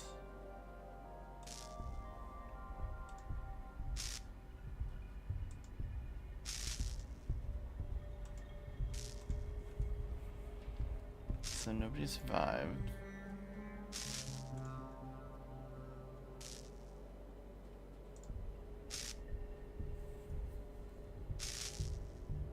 Okay. There's going to the door for and he left his data plan in the men's dorm room and through his adventures. Discovered the person Andrew Lark in the corridor. Seems he shot himself. His identity has been verified by the analytics of the DNA station. Okay, so Andrew Lark shot himself. So Andrew Lark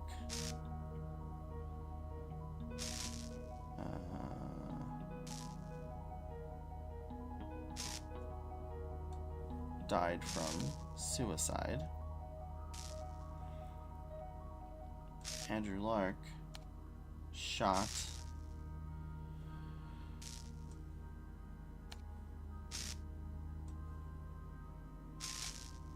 Pavel. And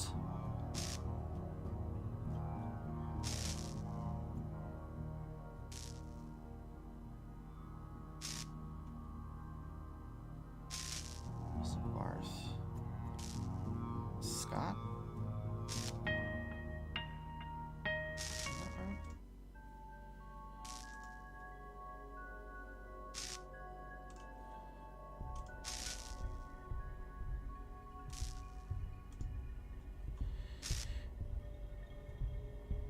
So Barth Karloff tried to fix the connection with the probe and find evidence that Cynthia was trying to kill the crew.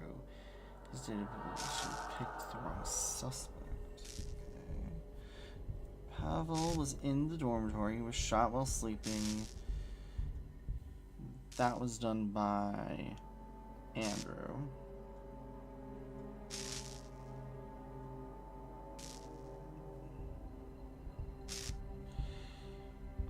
So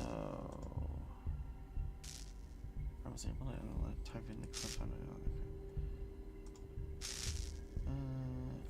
Blueprint for a high-range solar scanner. Okay, spies among us. Discovered a hidden camera. Combination to Andrew Lark's locker.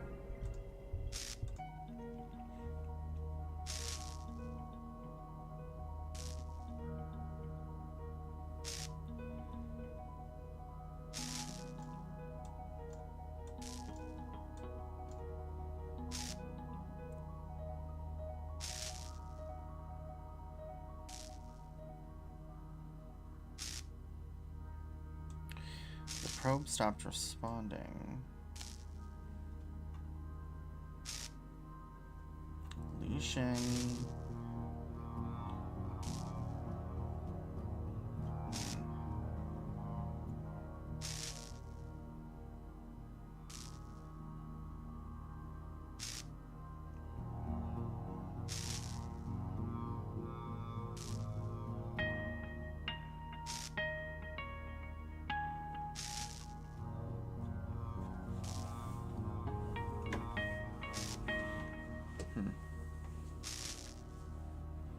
What does this do?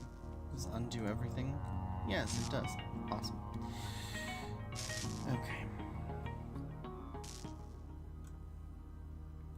That isn't what I wanted to do. Great. Okay, well, we know Andrew Lark shot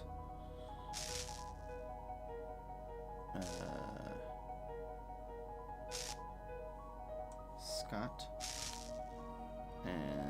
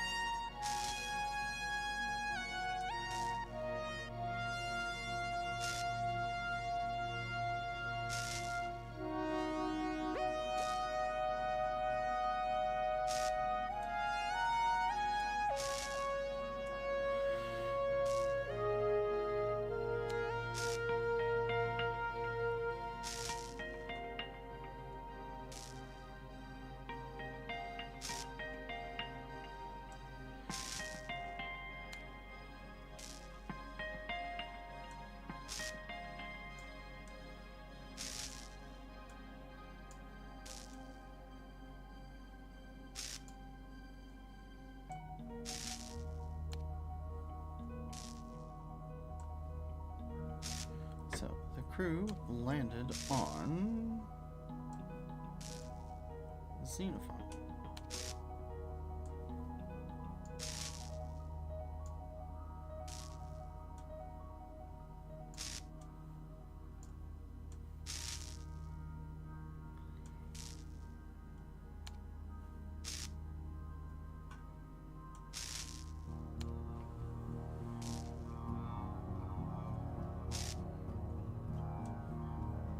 Barth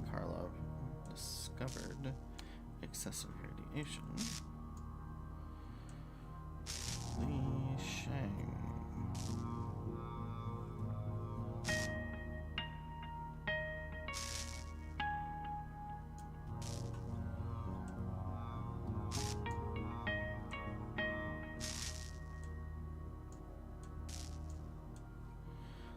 Responding.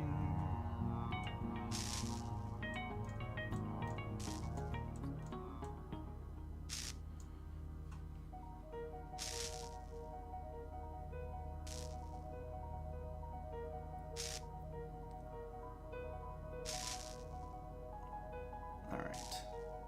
We know Andrew Lark committed suicide. Andrew Lark shot Scott White, and he shot Pavel.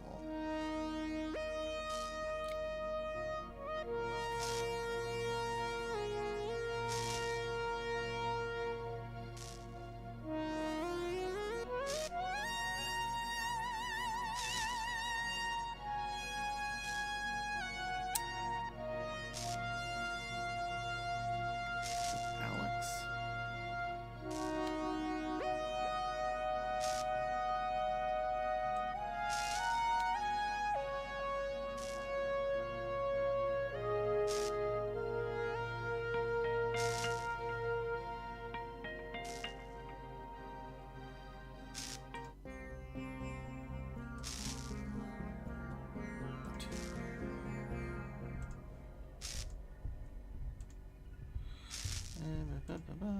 ID card, what happened? So, Pavel in the dorm room. Alexander Hinkley left his datapad in the men's dormitory. Okay, let's just confirm this because this was his datapad address. Yes. Okay. So he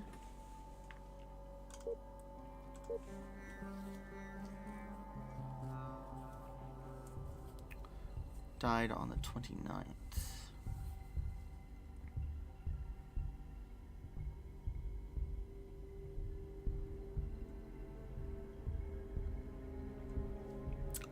Barth told me to change the laboratory code. Why, Cynthia? She would never kill anyone. I don't have much energy left. Okay, so Alexander Hinkley died from radiation poisoning.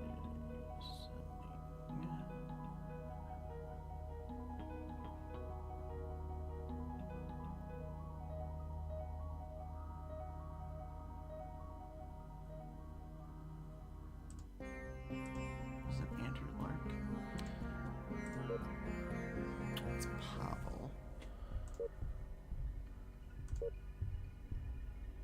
Barth destroyed the hovercraft for the Geiger counter. Barth died. So now it's only Scott, Pavel, and Lark.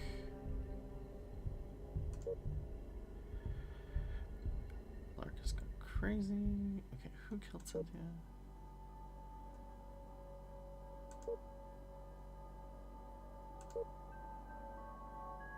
The nightmare returned. Oh, Alex died today.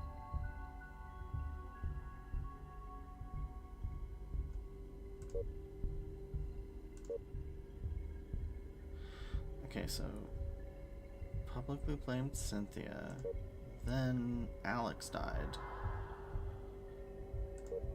But when did Lee die?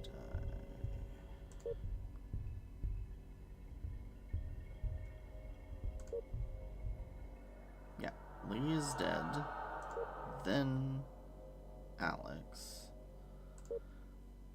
Okay.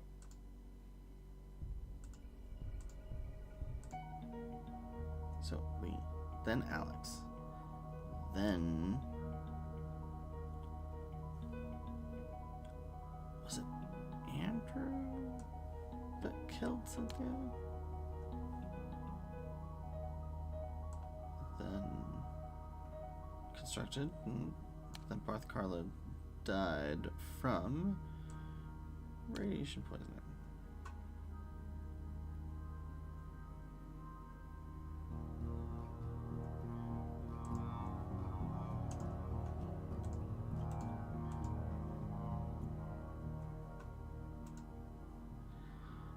Okay, this interface helps figure out the correct sequence of events.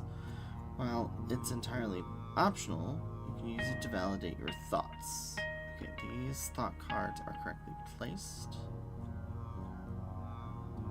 Set to default. So drag and drop thought cards to their logical slots.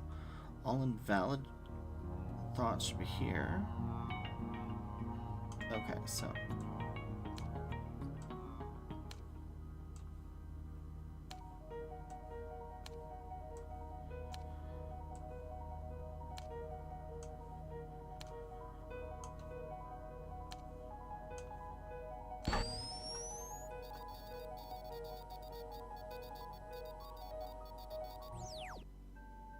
okay, so we did that. Okay, so we got it right. Okay. So we need to, if I build the hiring scanner using the probes workbench. Okay, so that is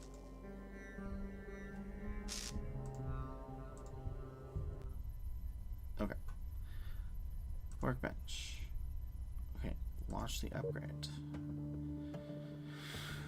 Oh. To repair each circuit, you have to first study the blueprint to understand what needs to be done. As soon as you understand the goal, proceed according to the following workflow. Okay. Select tiles from the palette, use the grid square, place the tile, click a place tile to rotate it. You can drag tiles, blah, blah, blah, blah, blah, blah, blah. Okay. There are two different types of tiles, functionals and connectors, blah, blah, blah. Okay, connectors.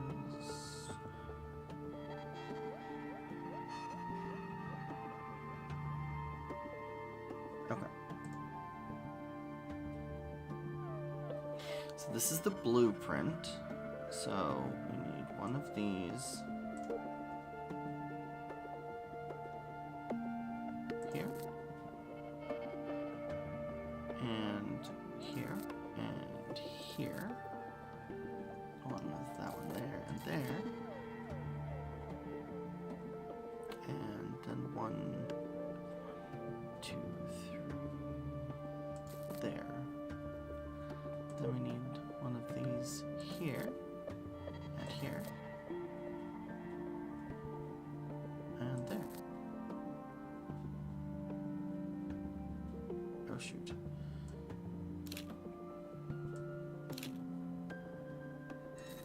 There. Rotate that one.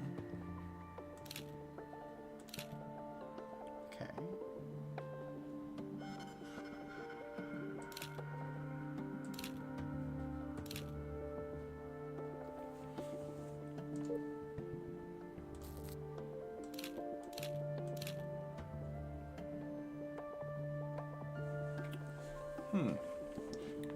Alright, so we don't have any straight connectors.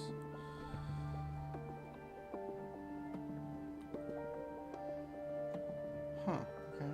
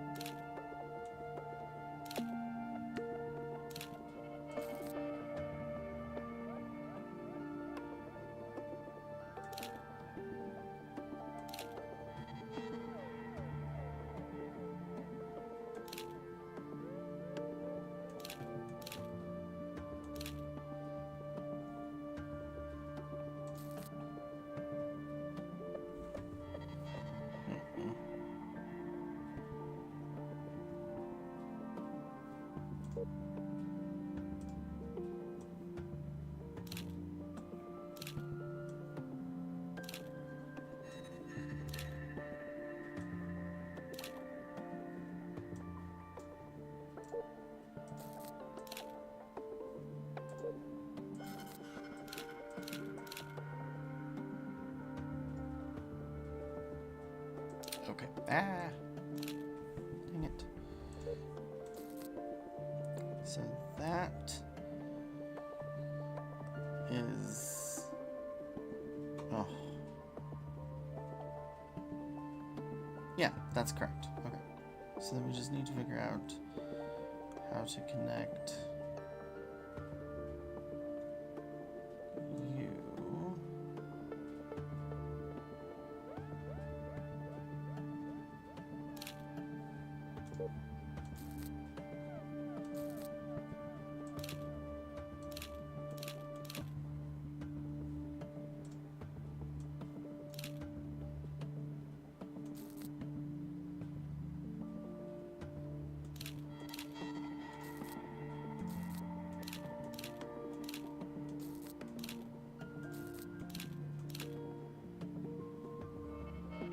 Right?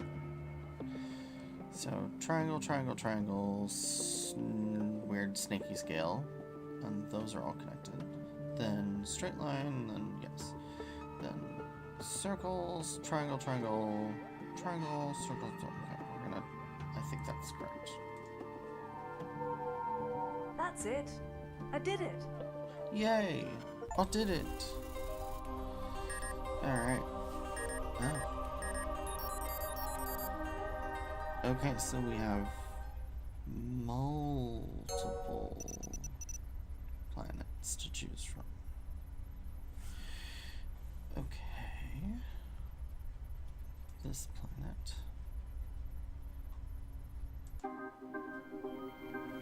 Guess we're gonna fly there. Rachel, do you remember how I told you that my memory blocks were partially erased? Yeah. Yeah. What about it? Well, I might have just discovered some memory clusters which contain backup data. Oh. I'm not sure if we can recover them. And I guess you want me to do the dirty work, right? Let me show you what I have. Okay, so what do we have in here? I've created a visualization of the memory clusters based upon the timeline of our expedition. Those clusters should be easy for you to piece together. The result should look like meaningful images to you. It doesn't look that complicated. Why don't you do it yourself? I lack your imagination skills. For me, all visual combinations look the same. I've just grouped them together based upon cluster modification time.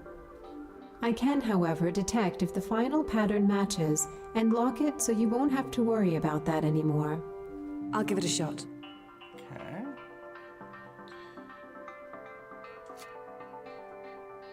Right, so.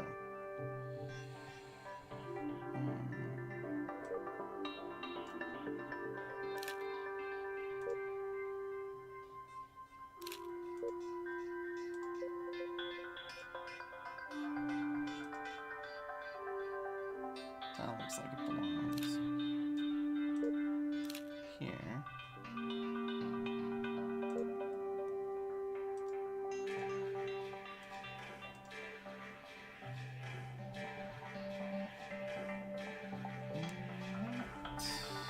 Might be. Yeah, that's connected. This goes here.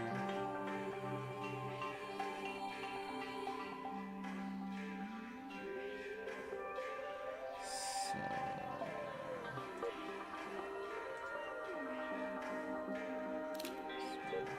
it's here.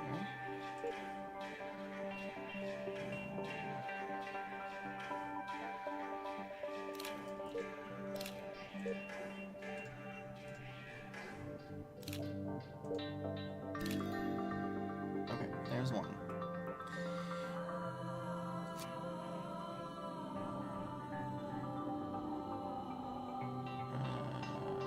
Let's go with these.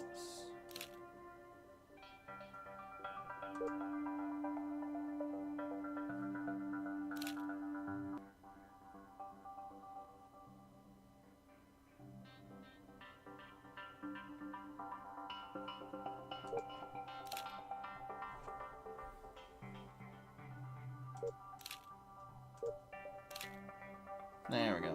So that must go there.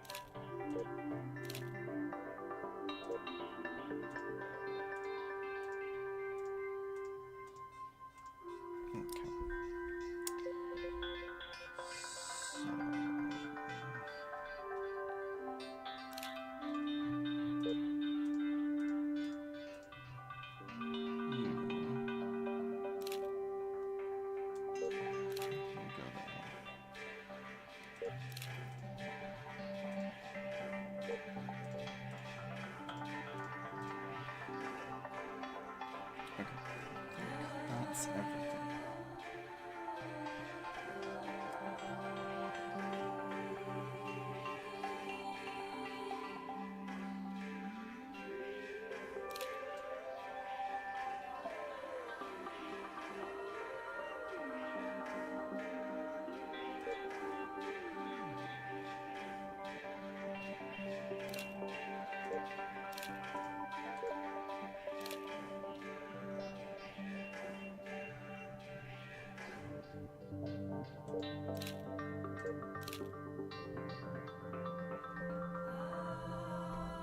That's not quite right. There we go. Alright, let's see. You look pretty good.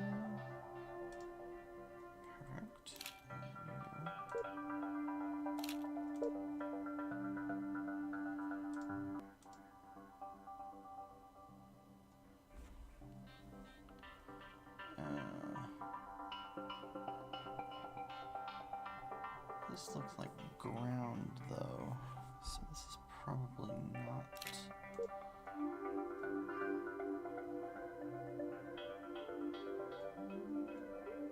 Yeah.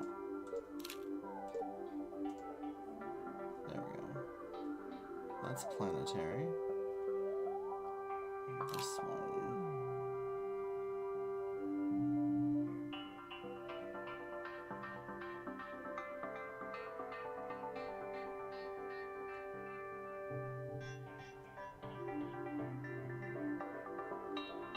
Wait a minute.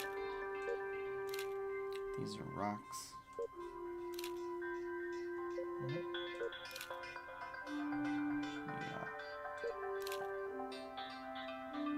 So this one.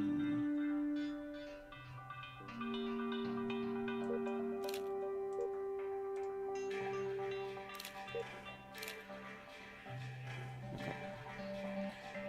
That looks right. These two are not.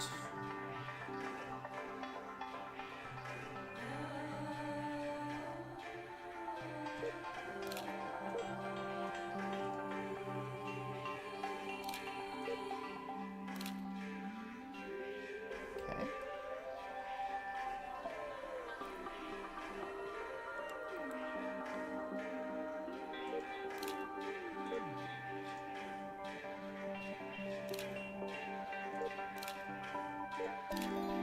There we go.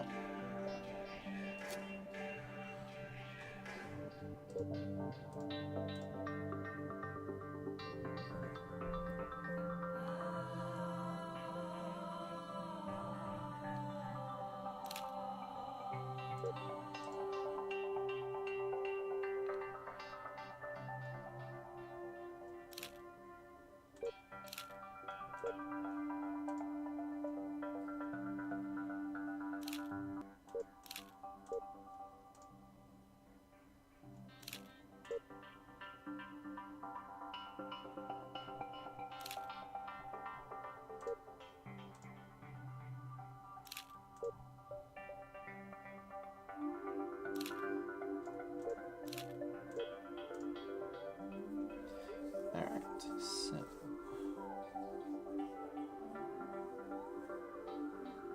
go over here.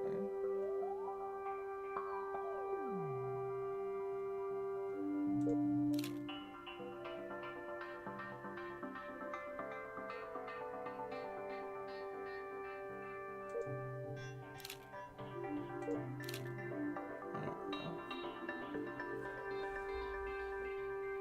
I think.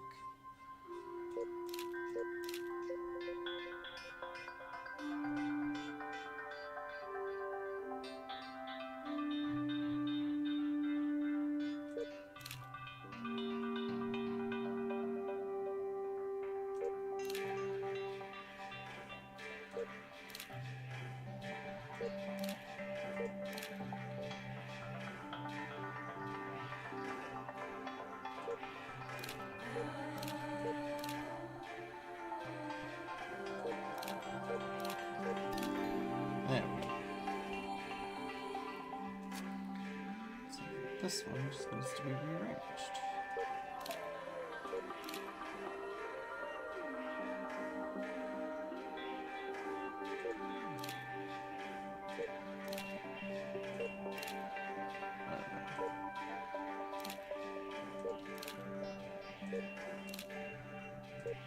This must be it. We've won a special prize.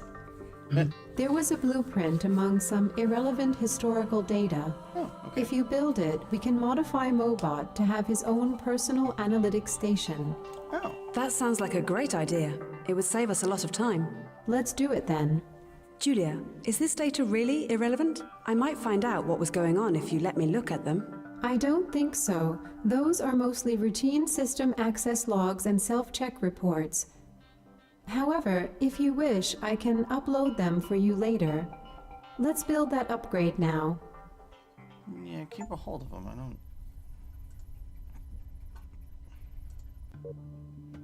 Alright, so... one here. One here. One here. One here. One here. One here. Okay. Snake here. And here. Triangle. Here. Okay. This has to go here, here, there. There's gonna be one here. Probably one here. You there. Another one of these here. You're supposed to be here.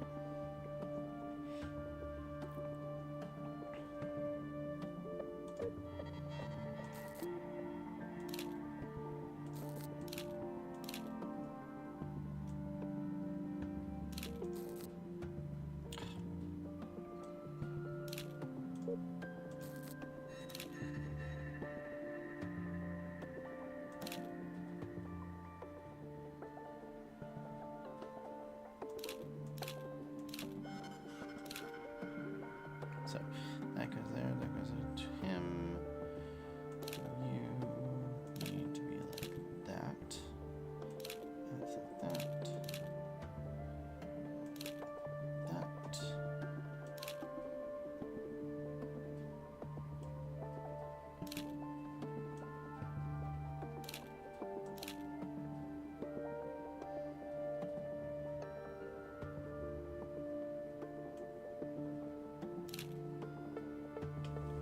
Ah, there we go. Okay, that'll work. And then you need to do that. Which means this needs to do that. Which means we need you here.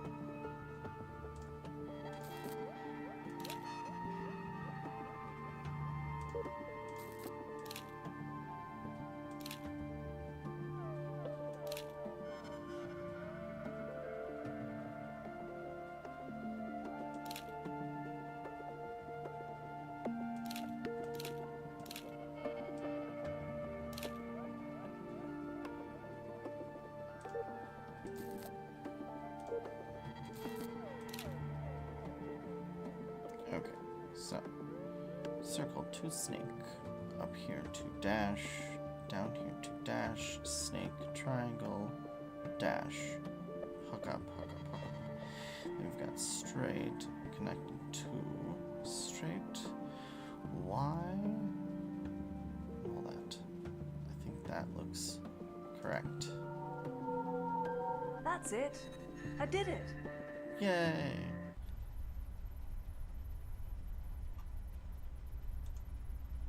Okay, portable analyzer. Okay. Okay, this is Zenobia, so we'll scan it. Scan complete. Zenobia, Life of Zeus, is an ocean world that is 99% covered by water. While Zenobia is slightly bigger than the Earth, it is located directly in the habitable zone of the Salia solar system.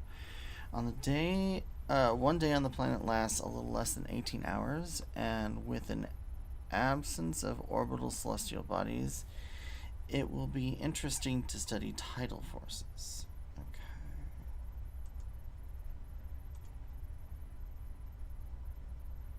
So I guess we can't just scan them from a distance. Yeah, the planet hasn't been scanned. So I want to zoom in and scan these. Phaedros. This planet is not scanned. Phaedros, bright, is a small planet with a diameter less than 7,000 kilometers. The planet was named after a bright glow, which is caused by a combination of the reflective sandy surface of the planet's close proximity to Salia, the position in the celestial and the celestial body composition rule out the presence of any kind of complex life forms as we know them. One day on Phaedros lasts 10.3 Earth hours. Okay.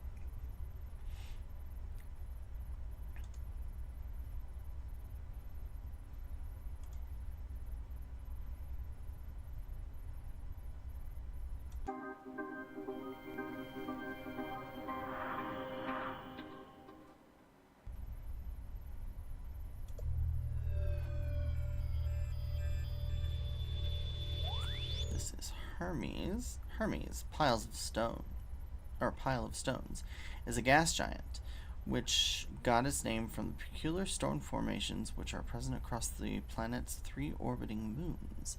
It is about 12 times larger than the Earth and is composed mainly of hydrogen, helium, and ammonia, together with a gas mixture impossible to analyze using the internal scanner. Hermes is absolutely unsuitable for landing. But Hermes Alpha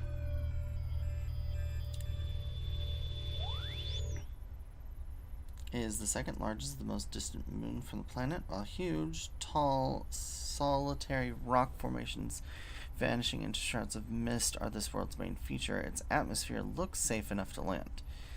Even the existence of this world is a mystery, as it's somehow connected with Hermes through a gas tidal bridge.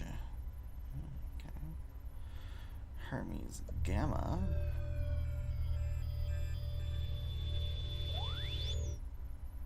Hermes Gamma is the smallest and closest moon to the parent planet. While a tiny solid core, 1/10 of Earth's moon, and a thick, unpredictable atmosphere, Hermes Gamma is unsuitable for a landing due to security regulations. What does that mean? Security regulations.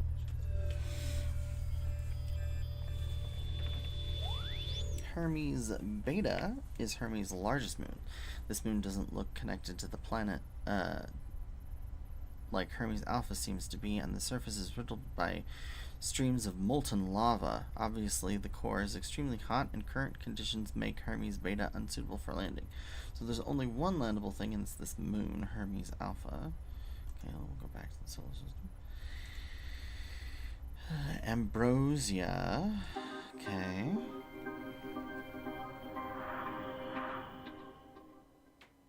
So we heard about a thing, and Zenobia and Ambrosia had big kerfuffles. So, Ambrosia, immortal, is a rocky planet with a vast vegetation belt on the equator, and is also the very first exoplanet with directly observable extraterrestrial life. Of particular interest is a massive purple spot on the surface, which appears artificial and invites a closer inspection. A single day on Ambrosia lasts 27 hours. Okay. And last but not least, we have this gas giant. At least I assume it's a gas giant. Looks pretty gas giant-y to me. Elpis. Elpis, Hope, is an ice giant. Oh, it's an ice giant. Isolated at the far end of the solar system, it was named after the hope that humankind would finally encounter sentient life forms. Elpis rotates very fast and actually completes one spin in less than 9 hours. The planet is absolutely unsuitable for landing, but the Elpis Alpha, which is way too big to be a satellite.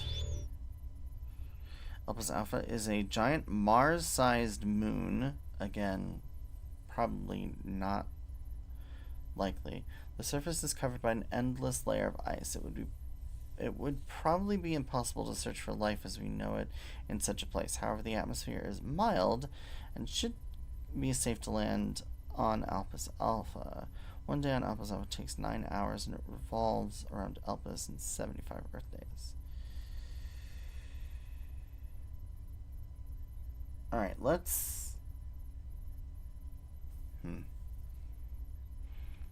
I wonder... We know Ambrosia and...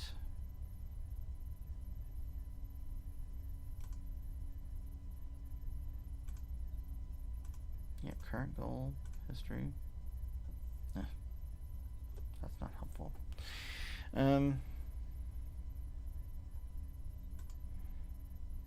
Mobot has a portable analyzer. Don't have anything there. The probe is looking okay. Solar system. Alright, so we were here at Xenophon. We know that there was something that happened on Zenobia and Ambrosia. And I'm assuming, well, we can land on these other places. One of these is probably our best bet for the next go. Let's head to Zenobia.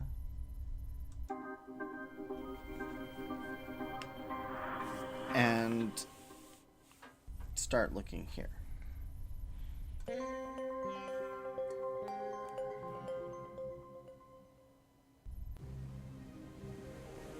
Oh, wow. This is so beautiful. Yeah. Zenobia must be the cradle of life for the entire solar system. Is it possible that it's real water? I think so. I will get a sample for you when we get closer. I love this place so much. It's undisturbed even by our crew. But it shouldn't be undisturbed by our crew, right? Okay, we have an analyzer. Portable analyzer, that's nice. Log. Okay. So much for that. What's there to explore? Okay, so we got opaque crystals. Those crystals must be ancient. I wonder how they were formed. Based upon the surroundings, I would rule out magmatic processes. I think you're right. The most likely source is precipitation from this ocean. Rachel, you'll find this interesting. Those plants are emitting vapors similar to the gas ring around Zenobia. Are you telling me that those little buggers are responsible? I am not certain, but the similarity is striking. Mobot, take a sample, please. I'll get that for you.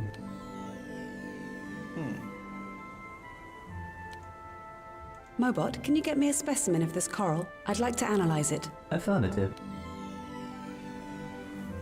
Okay. What else we have? After all the time spent in probe, I'm finally on vacation. Allow me to inform you that you're technically still in the probe. Oh, shut up. The sky. This blue sky is so Earth-like. Still, don't you think the vapor ring around Zenobia makes it look really alien? I wonder what Earth looked like in times when there was just water and nothing else. So we've got that way and that way.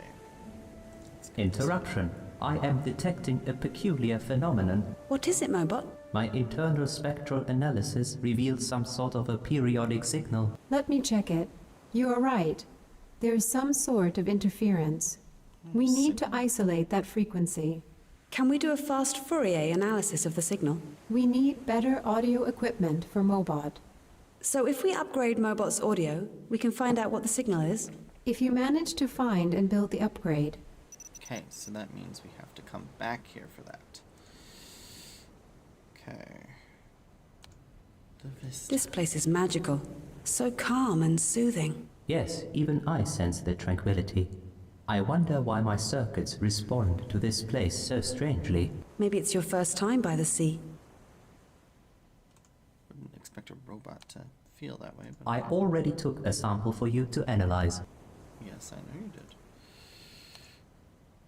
These crystals are the same as the rest. Okay. I've already taken a sample for you to analyze. Yep. Yeah, sure have. Okay. Go down and then go over here.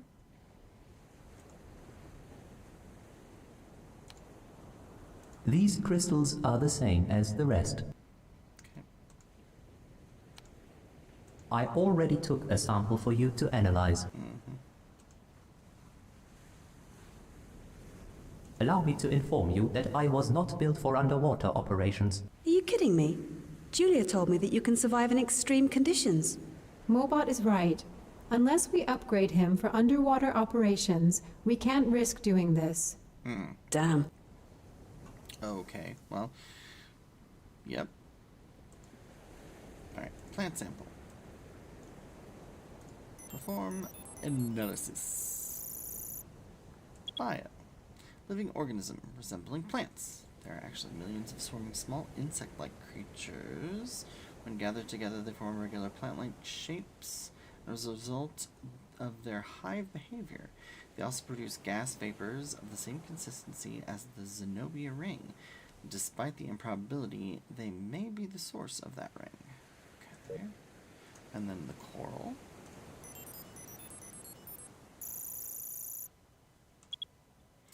This reveals that the coral are similar to that of Earth's counterparts, as they are former colonies of invertebrates originally washed away by the ocean. Further analysis would be necessary to discover the exact details of these life forms. Okay. Well, I guess we're gonna go... No. Back to the solar system, and I guess we will go to Ambrosia instead.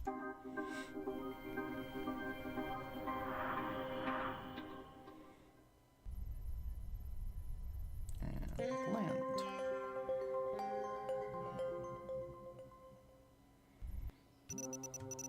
Wow, this is entirely unexpected.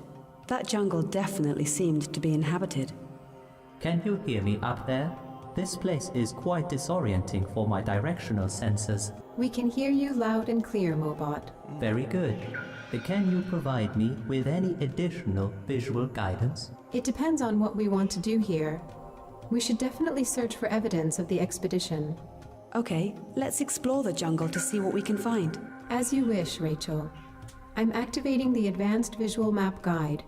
Unfortunately, this place can't be mapped from above, so we have to rely on the auto-mapping feature. On the other hand, as soon as we map any important spots, I can automatically guide Mobot there without your further assistance. Simply click on the point of interest, and Mobot will go there instantly. Is the auto-mapping feature ready? Indeed. As soon as Mobot exits this landing zone, I'll make it accessible to you. Thank you, Julia. Okay. Vegetation. Julia, do you know what I find the most surprising here? Tell me. This vegetation. It looks so similar to plants on Earth. Of course, I don't recognize any of these plants, but we're so far from home and plants look like plants. Rocks look like rocks, and it's even raining here. Pardon my interruption, but I am detecting a faint trace of a very corrosive acid in the rain. That's odd. Does it mean that the plants are resistant to it? Or is this the reason why some of the plants look so withered? Yeah.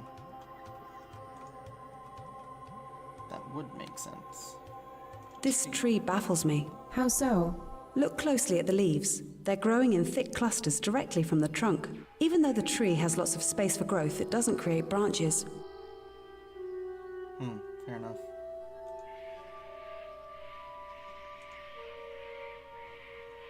Okay. Oh boy. Jungle navigation. Snapshot viewer. Current position is marked in red. Hover over a point of interest to see it in the snapshot viewer. click to fast travel there. Use the arrow buttons or keys to navigate through the map.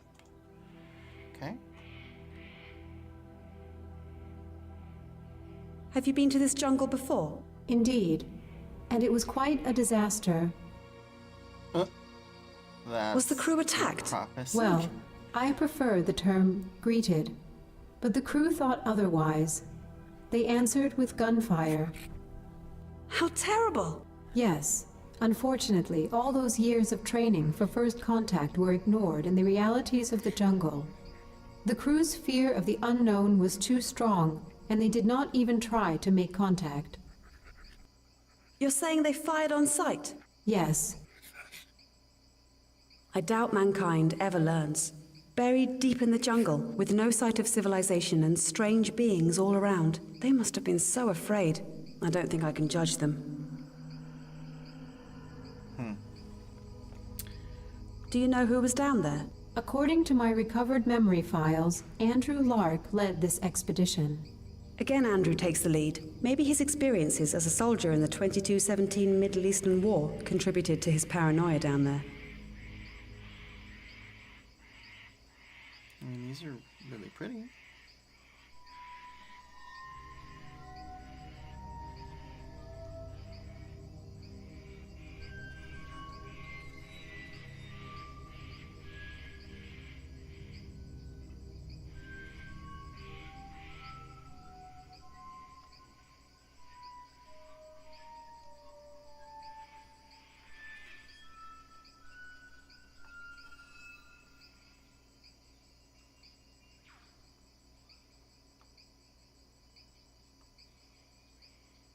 Wow, this can't just be a coincidence. No, this structure was created by sentient beings. This place is so tranquil, yet surreal at the same time. Almost mystical. But it also looks dead. Just look at this! That insect almost looks like a firefly. Let's catch it and learn more about it. New object acquired. Dense vegetation. Look at that flora! It looks neither alive nor dead, as if it were attracted towards that swirling spot. Maybe there is some kind of symbiosis keeping it alive. This tree looks hollow and dead. Let's check it out.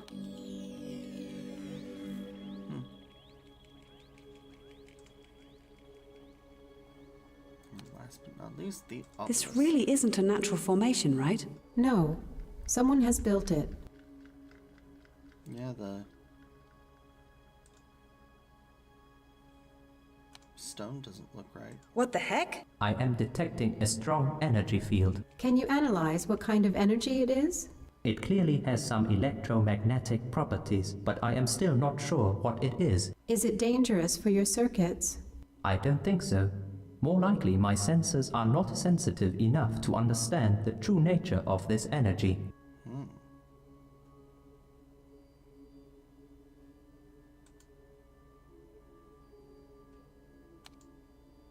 I apologize, but I am unable to tell you more about this strange energy.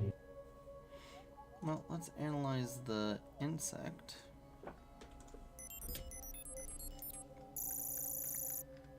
Oh.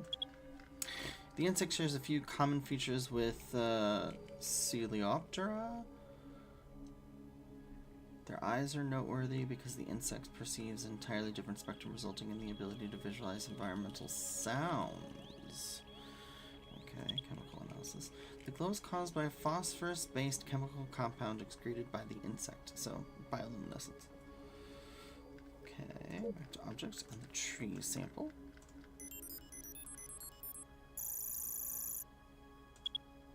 The tree has been completely consumed by millions of tiny insectoids. Upon closer examination, it's literally moving by incredible swarms of those insects. It's impossible to find out how the tree manages to stay alive.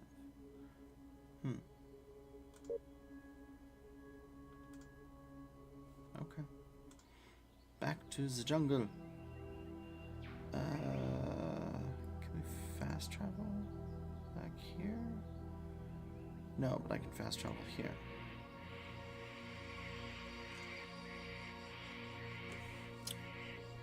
this, and then we can go up.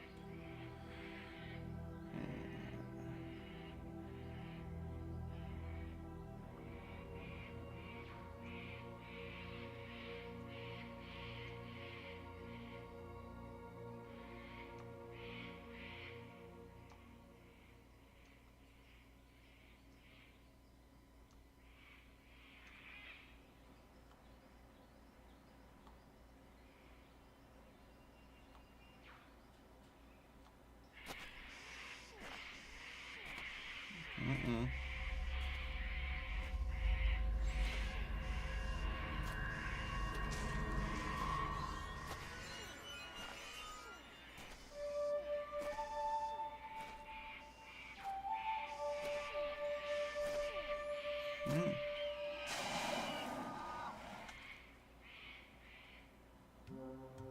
I am being approached by a local life form. Stay calm, Mobot.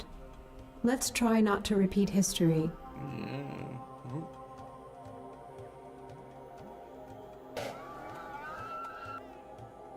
Oh my goodness, no wonder the crew panicked. I'm glad I wasn't there. I don't know how I would have reacted. I think that it's trying to communicate with me, but I cannot understand what it is saying. Try to greet him and show him that we come in peace. The creature pauses for a moment in thought. Suddenly it starts drawing mysterious symbols, as if wanting you to read them. It seems they have a written language. I might have more luck analyzing it instead of their native speech. Oh boy.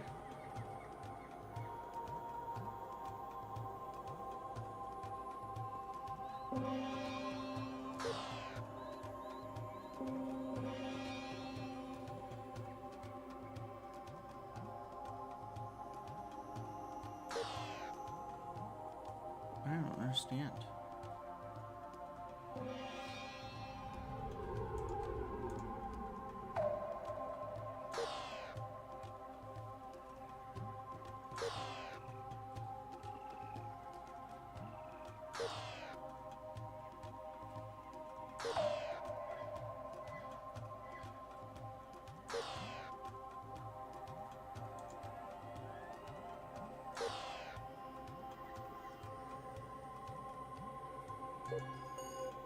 Hmm.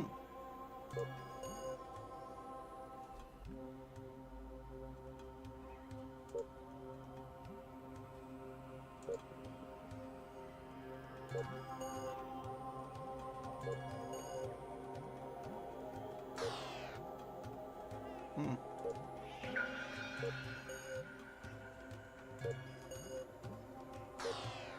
Hmm.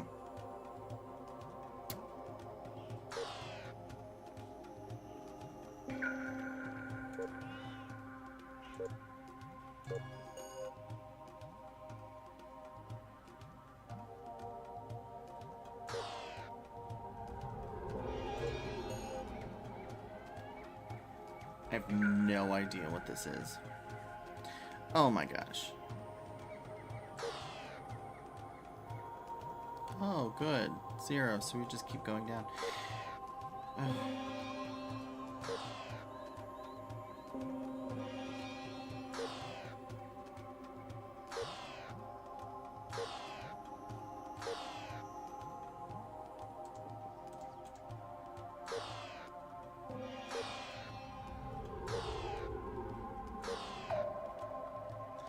don't understand.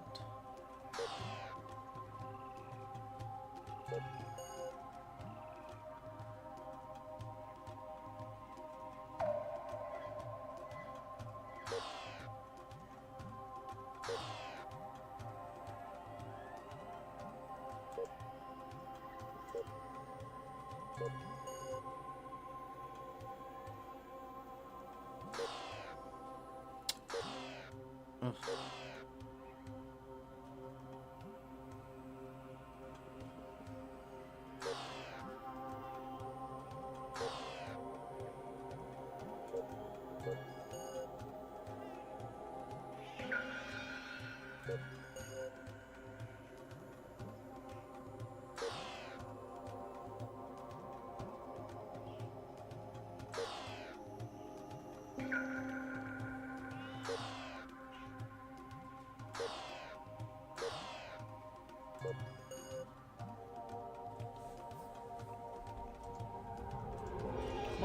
supposed to do here? Oh, maybe this would help. Here we go. Okay. Translate the symbol or symbols below by clicking on all the upper words in the matching cluster. A cluster is defined by the number of outputs. Okay. So this, then 2, 3,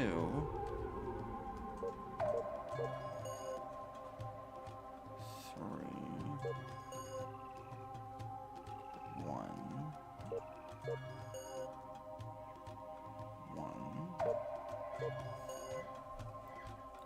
2, 3.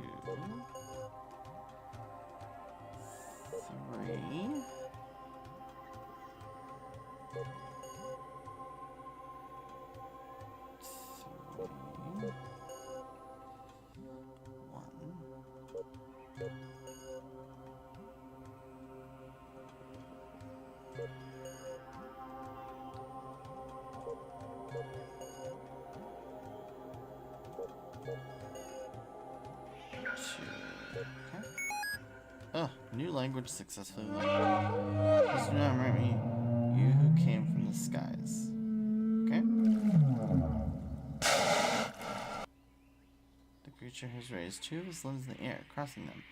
As his eyes gradually change to a magenta color, it appears to be surrendered. Don't worry, we come in peace.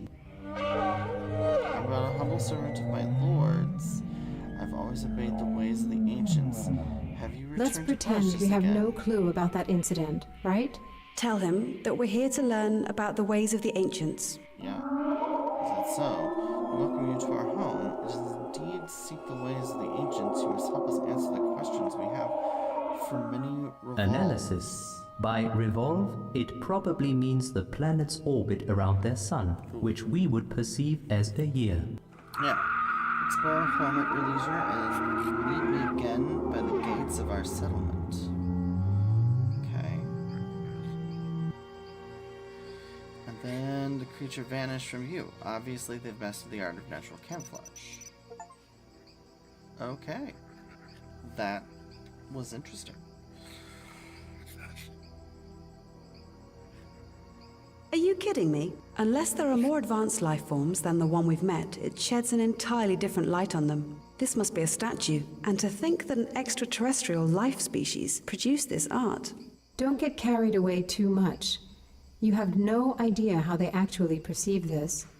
I would be deeply surprised if they would share any kind of common view with humans. You're right. It's just so similar in a sense. I would have expected something different. Everything should be different. I wouldn't say everything should be different. We've got fairly common snail shape. What an interesting plant. The rolled up part might tell me more about their reproductive process. I've already seen some of these plants straightened out. I believe that at a certain point, the plant simply shoots out its seeds, like a slingshot. Let us validate this with our analyzer. Okay.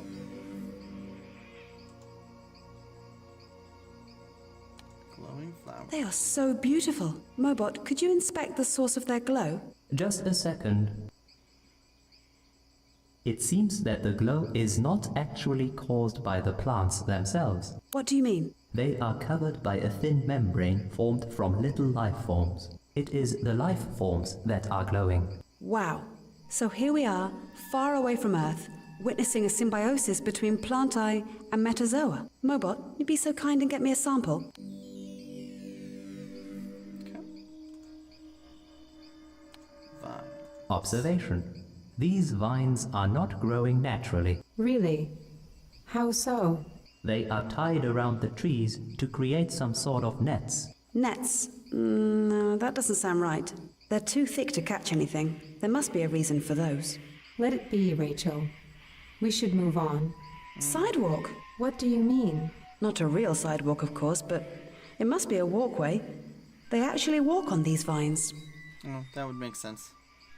Since they seem to be up in a tree. What is this supposed to represent? It almost looks like the local creatures. It's a part of this artificial structure. There are 2 of these statues, one on each side. It doesn't look like that Ambrosian we just met. Maybe it's an object of worship. If so, we should be more careful not to meet one. What on earth? It's a standard issue laser gun. What's it doing here? The sad thing is, to the local inhabitants, this weapon would be proof of godly powers. It is probably a holy relic to them. It's scary to see such a common item depicted like that. It must have taken them a long time. Yeah, but look, that's... yeah. It looks like a head. Do you think it's inspired by our expedition? It might well be. The spherical part contains some sort of a funnel. A funnel? What for? You use funnels to pour liquid substances without spilling them. Very funny. Another observation, a strange contraption is hidden at the back of the spherical part. It looks like this statue has more to it than meets the eye. No, yeah. What else is there? Inside. There's nothing in here. Any clue what the purpose of that strange cavity is? Maybe the locals use it to hide when it's raining. I don't think so. It's not very... I guess you'll never understand sarcasm, Mobot. No, he wouldn't. Why would he? Exactly. I am not sure I can get you any more information about this funnel. Is there anything specific you want me to do with it?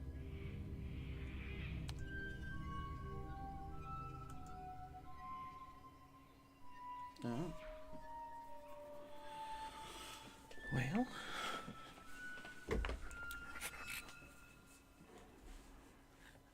Oh. So there's scratches. Mobot, can you look closer at the scratch marks? They look like an inscription to me. You are right, Rachel. It seems that these marks once corresponded to the symbols on this object. I confirm your observations. I might be able to recover some of them.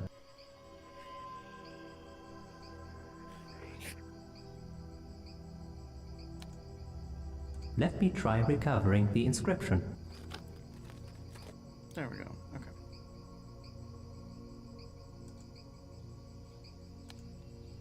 Based upon my new language data files, the inscription can be translated as "Flow with me to understand your past." Okay.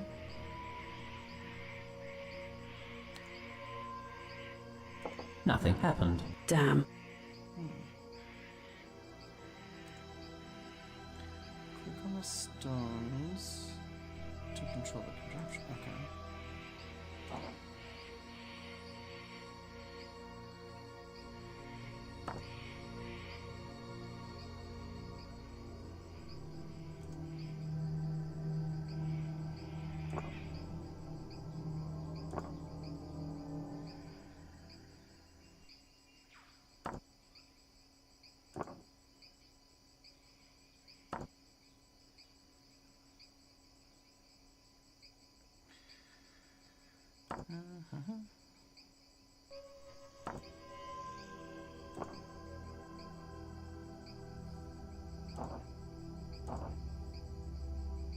Nothing happened. Damn.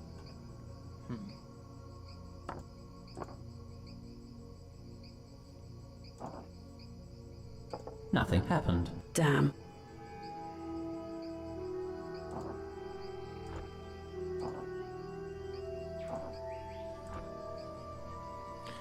Oh, only one of those at a time, huh? Nothing happened. Damn.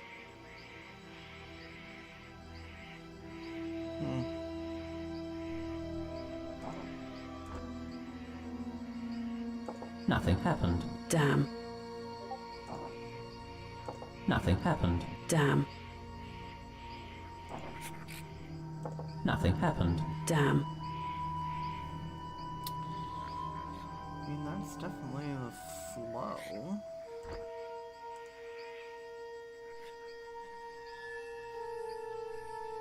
Right?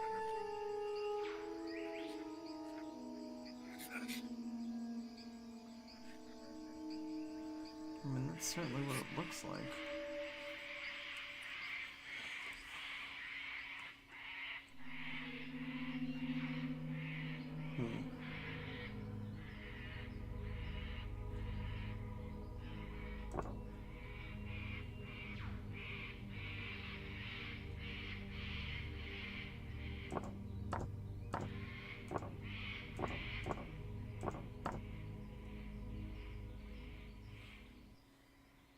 Nothing happened. Damn.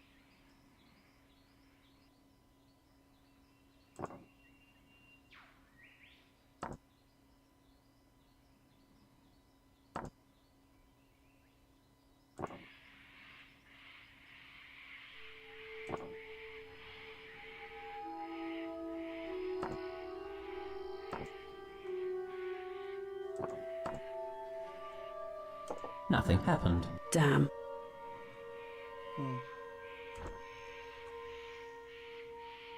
Nothing happened. Damn.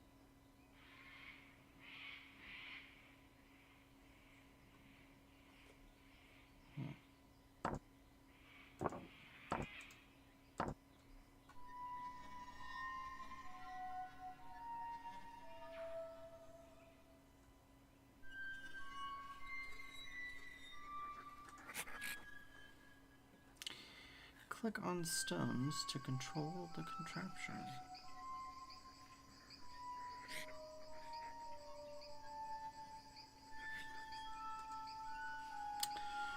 Well, I still think that that is the correct... I mean, it has to be the correct flow. So something else must be going on. Alright, well. Interruption. The life form is approaching. Yeah? We've discovered the artifact of power. That's what's left here by our masters to remind us of our inferiority. A single ray from this artifact returned many of our kind to ancient Zir.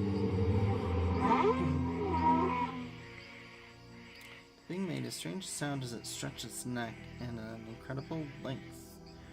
Who would expect such remarkable flexibility, but the gesture conveyed some deep sadness, as though he's mourning the loss of fellow beings.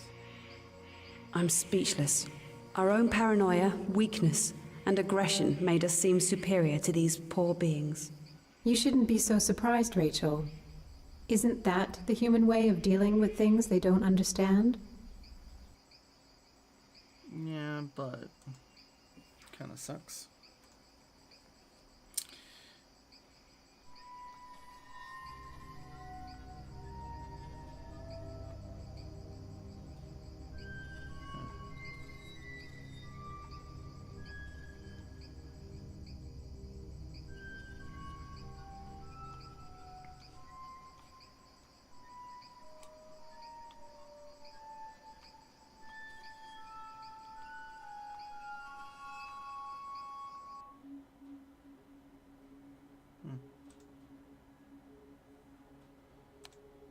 Rachel, look carefully at those bonding plants. Why? Aren't those the same we've seen in the jungle? Look carefully.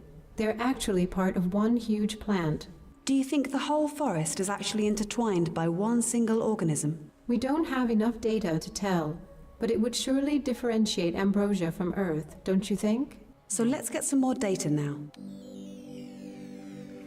Oh, I haven't been analyzing things. Bad me, bad me. Another of those obelisks. I wonder what purpose they serve. I apologize. Okay. Let's analyze some things. Got the plant. An annual plant that ends its life cycle by committing suicide. At the end, the flower ejects all of its seeds, tearing apart tissue critical to the future plant growth and life. Okay.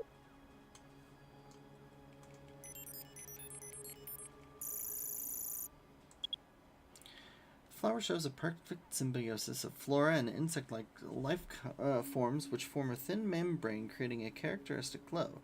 The insects are feeding upon the blossom, and their excretions serve as a nutrient for the plant. Oh. Bonding plant.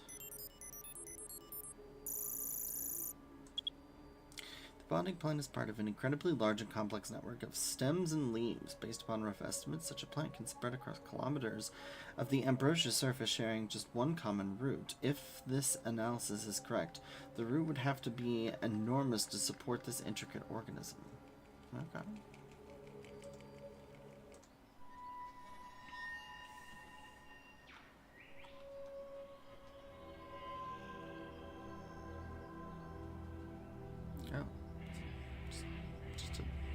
Typical dead end. Okay.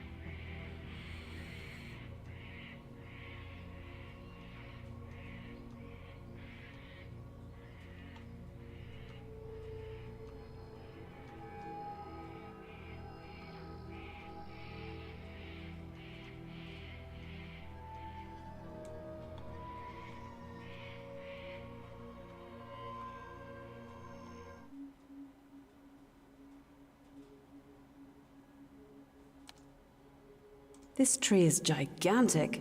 My approximation is that the tree is around 1 kilometer tall. That's almost 10 times more than the tallest tree on Earth. It looks like it swallowed the obelisk and feeds on the swirling energy. I think you're letting your imagination run wild, Rachel. Maybe, but I still want to have a sample.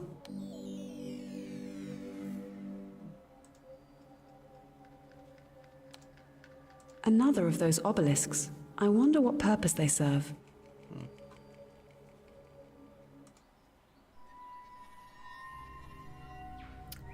Okay, where were we? Where did we diverge?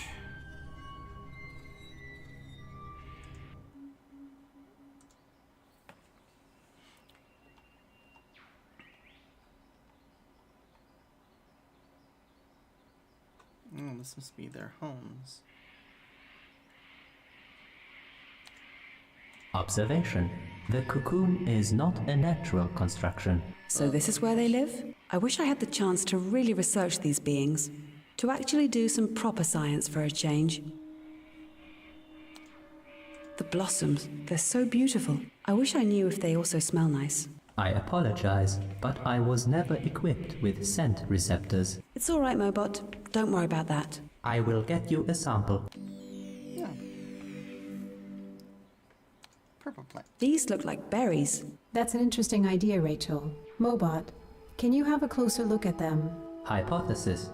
The berries serve as food to the local inhabitants. Why do you think so? There are leftover stems of various sizes which have clear signs of picked or bitten berries. Couldn't it be that they just fell down? Negative. The ground doesn't show any sign of that. I will obtain a test section.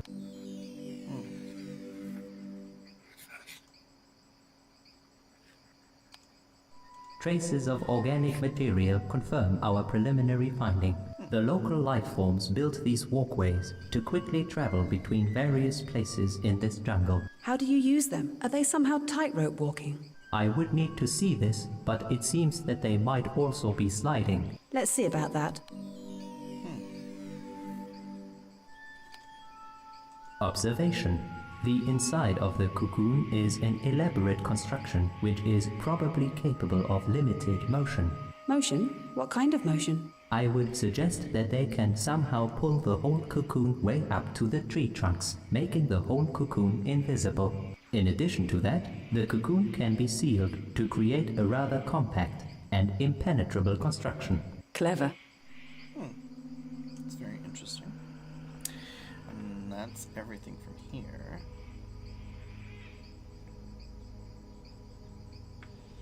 And we've got this. Oh. Mobot is in front of a huge lake filled with purple liquid. There's no sign of life, not even a sound, apart from the soft hum of Mobot's engine. What a weird place. Indeed. It doesn't belong here at all.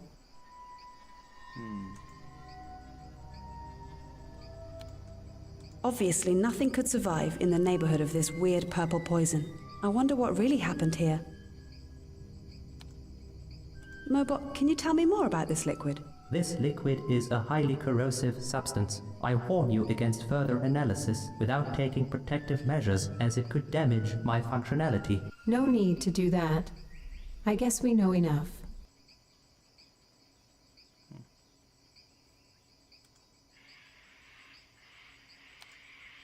This liquid is a highly corrosive substance. Okay. Attention, I've detected that creature in my proximity again. This lake is a sad chapter in our history. The Purple Lake, as you call it, is our doom. How do you mean? The lake was originally filled with the holy essence of life, but the Lords punished us and filled it with purple liquid, which slowly drains life from us and our home.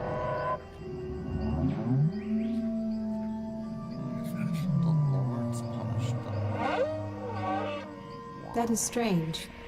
The crew couldn't possibly have done it. Moreover, this substance would be deadly for our probe as well. So it wasn't us, obviously. Do I have any other open tracks? Not that I haven't explored, except from here.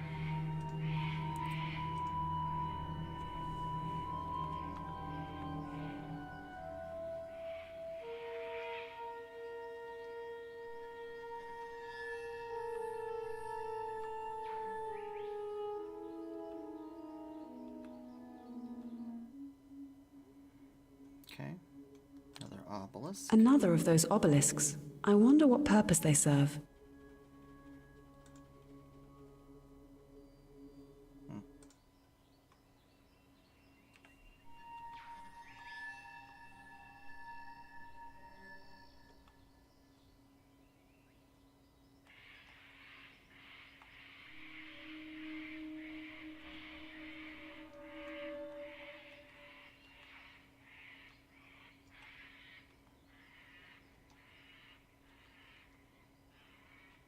So it wasn't a coincidence. They did actually build these things.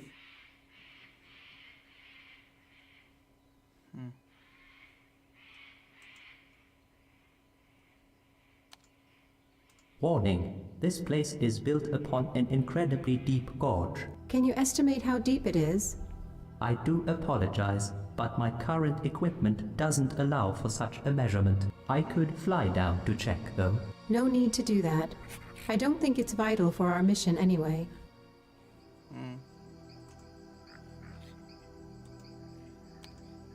Hang on a second, Mobot. This tree looks different.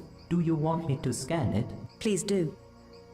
It seems that it's sprouting from the spherical element at the bottom. Additionally, the spherical part is full of something which resembles dead vines. Dead vines? Are the other trees like that as well? It would seem so. Let's validate your claim.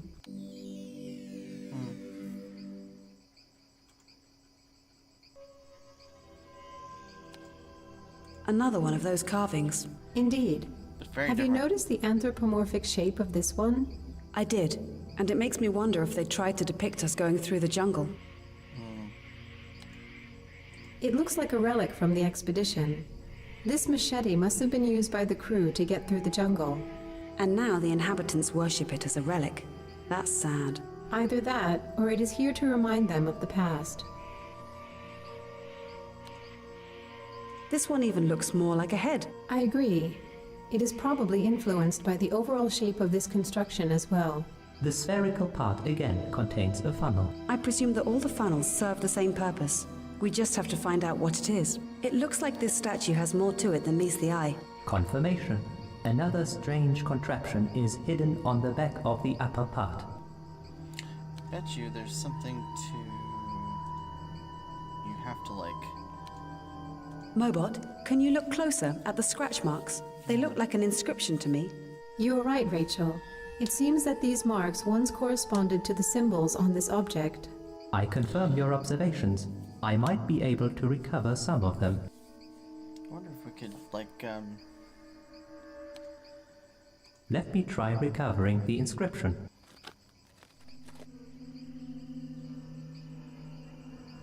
Yeah.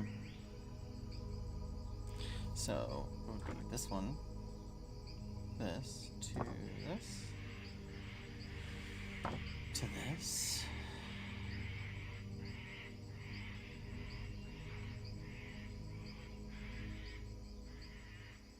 Huh. That one doesn't quite match. This one doesn't quite match anything.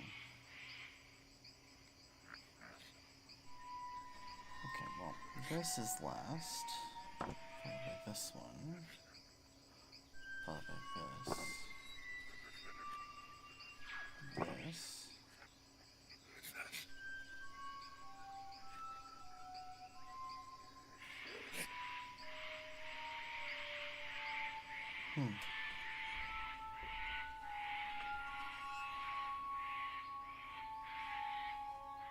These symbols here seem wrong.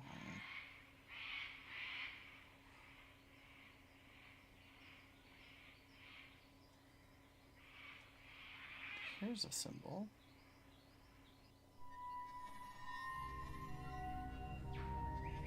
I mean, that symbol has to be this one. That's this one.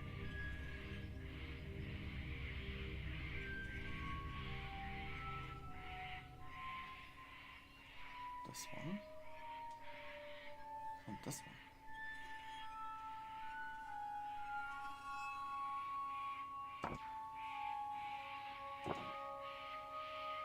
I don't know.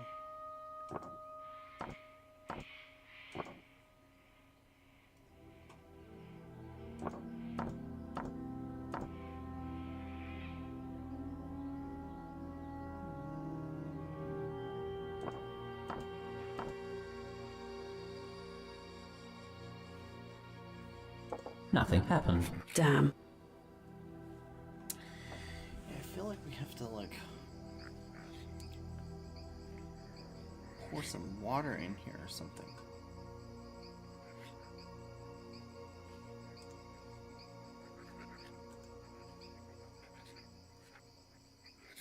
Oh, can analyze some things. Tree bark. Bioanalysis. Biological analysis reveals strong genetic mutation caused by an unknown external source. Noteworthy aspect of this mutation is the enormous size coupled with enhanced longevity. Okay.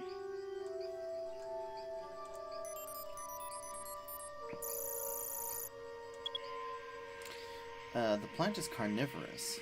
Traces of digested insects can be found inside the blossom. The flower probably attracts insects with its glow, combined with a strong aromatic scent, and traps its prey in an internal pouch filled with a sticky substance. So Venus flytrap. Differt. Serving as food for herbivorous alien life forms, this fruit would be highly poisonous for people, with a high level of cyanide-based compounds. It says interesting things about the widely divergent digestive system of aliens on Ambrosia. Okay. The vines. An extremely strong and sturdy vine-like organic structure. Upon additional analysis, it has been treated with a specific chemical to reinforce its strength.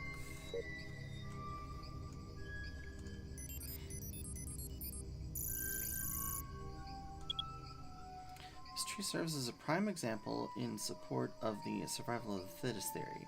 As at first, only the bottom part grows, filled with various vines. Those vines compete, and the strongest becomes the bough, effectively killing off the rest. Interesting, interesting. Okay. Well. Caution. I am being approached again. Okay. So you saw the artifact of the faith. We still don't understand its true meaning, but we know it's really important to our masters. We believe it's here to test our faith. But it's just a simple broken machete. Can't we tell them that? They wouldn't listen, Rachel. This is how myths are usually created, and by trying to explain them rationally, we would only lose their trust. Yeah. So you are indeed interested in our kind.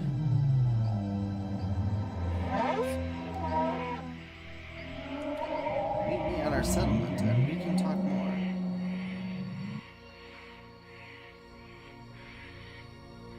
Well, I've got one more branch to look at, so I will do that, but I would rather not leave anything behind.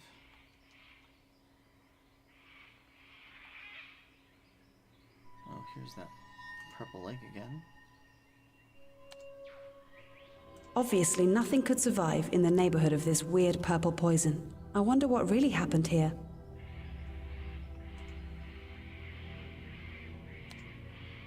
This liquid is a... Something tells me we're gonna have to get something. Oh. You've explored every single piece in a jungle. No, I didn't. Now we have. Alright, so... this was their settlement, I'm pretty sure. Here we go.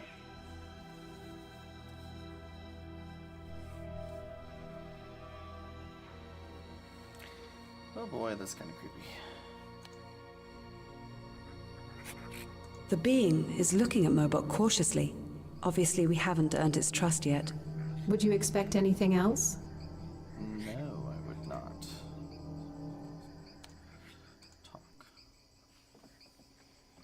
Talk. Environment.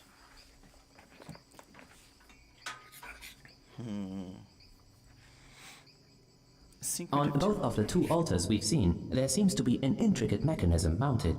Do they have a known purpose, or is it something long forgotten?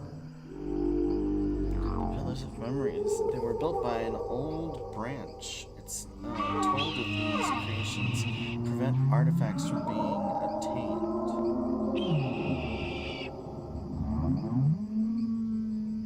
It's told, so you don't know for certain. No, we only have our stories and legends. Makes sense.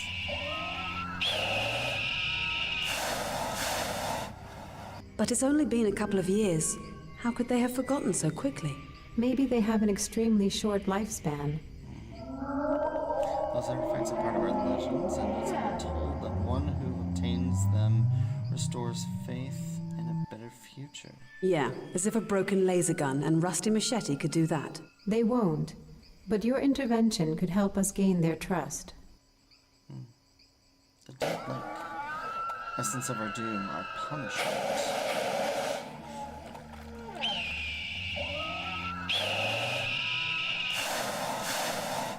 Again, all this talk about punishment. I guess it wasn't always in this purplish condition then.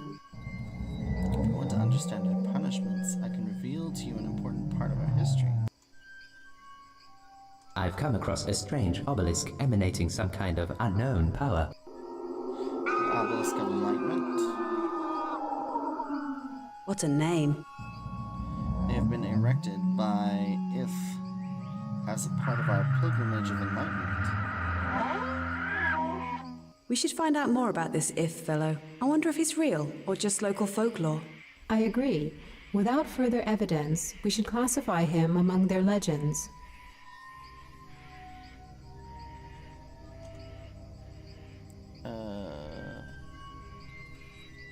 History. All right, I am here for your history class. What is a class? Forget it. Tell us about your history. Our past is plagued by darkness into which we've been cast for a long time. While we've now learned the way to modesty, and not always this way.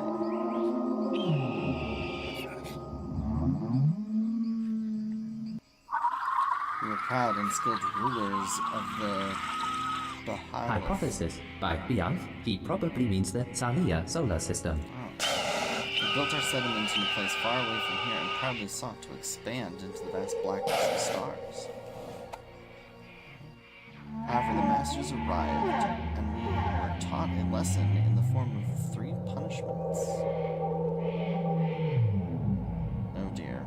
Now this is interesting. In theory, they might have sent the signal we intercepted on Earth.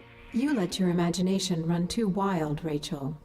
Still, I'm curious to learn more about those punishments. We kept the first punishment close to our hearts. It was back when we were proud and strong. We thought to rule the universe, but then the ancient lords came. They destroyed our settlements and everything we invented. Only a handful of the obedient were transported to this world. We were warned that everything would be destroyed if we remained so proud. Do you have any memories of the world you once lived on? No, all that remains is this tale. After After some time, once again, we proud and built our homes around the sacred essence. Our luck didn't last as we forgot to do the bidding of our masters. One night there was a flash of light in the sky. The next day our essence of life turned into the essence of doom. Many of us died trying to repair it. Okay, so something happened to the lake. Then the prophet, performed an ancient rite and was taken away by the masters. To me, that sounds as if the acid in the lake was a product of an accident, but maybe we should learn more about this mythical Ith. After Ith returned to us, we lived for many terms in happiness.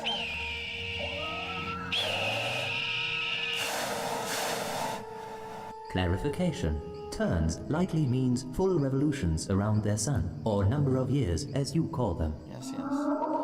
Even if the essence meant our peril, Ith brought us hope. His death, however, led to many branches forgetting the old ways. It was many turns ago when the Masters came. The one who bore the title of unintelligible before me saw them. Unfortunately, he didn't face them as bravely like the others, and he survived his big shame, which fell over the whole Commentary. unintelligible. I presume he refers to some title of hierarchy within their community. I don't have enough data to provide further analysis. So this visit corresponds with the arrival of our probe at this planet. Ask him what the Masters looked like. They were tall beings of light with four, and were walking slowly and majestically through our home. We went to greet them, but the Masters were offended and destroyed all that were unholy. Yeah. Ask him if anyone survived. Apart from the one who bore the title of nobody survived. It was a big shame to us. He hid himself instead of accepting the punishment. If he did, though, we would never heard the story of what happened. Never hear the story of what happened. Our masters have now come to teach us what happened. This would give our branch new meaning.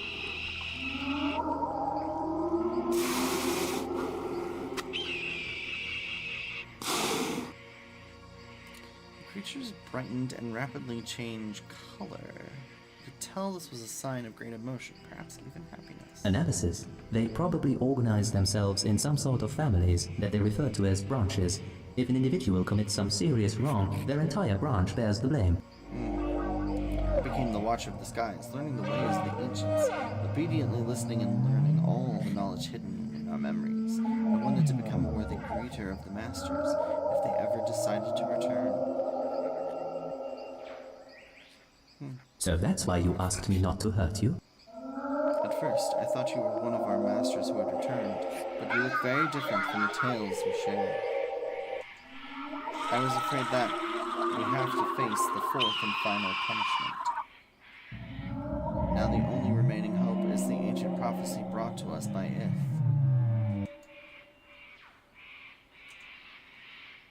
Mythology. Let's go with We'll artifacts. try obtaining the artifacts for you. The being looks at you with all of his eyes wide open and suddenly changes color. This could only mean one thing. He is in awe. If you indeed decided to obtain the artifacts, I have to warn you, it is said that such a deed can be perilous.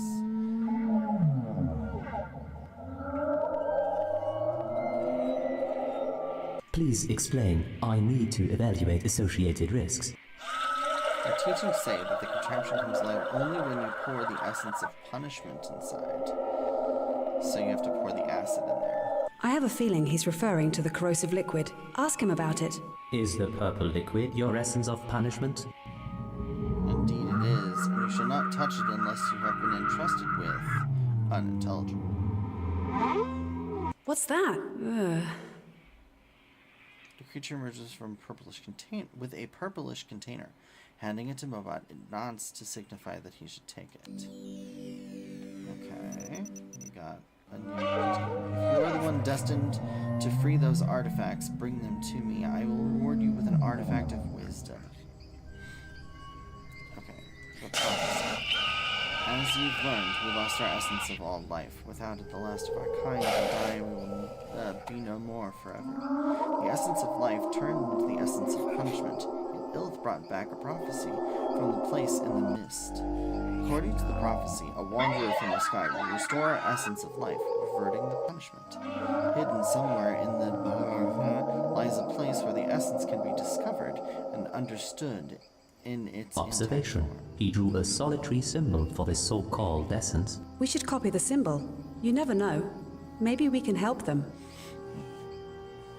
And then Ilth. Ilth is a great prophet, traveling to the edge of known space to the place in the mist. What on earth is this place in the mist? High above the third plane of existence lies a place hidden in the eternal mist. There lives one of the ancient gods who knows the answers to all things. We have been and will be. Lith learned the ways of calming down the lords, and centuries of peace followed. Lith, however, disappeared into solitude. He would be seen here and there, erecting large structures from rocks. Later on, we discovered that during his time of solitude, he created for us a pilgrimage of enlightenment to revere What happened to and follow. Ith? He was worshipped till the end of his life.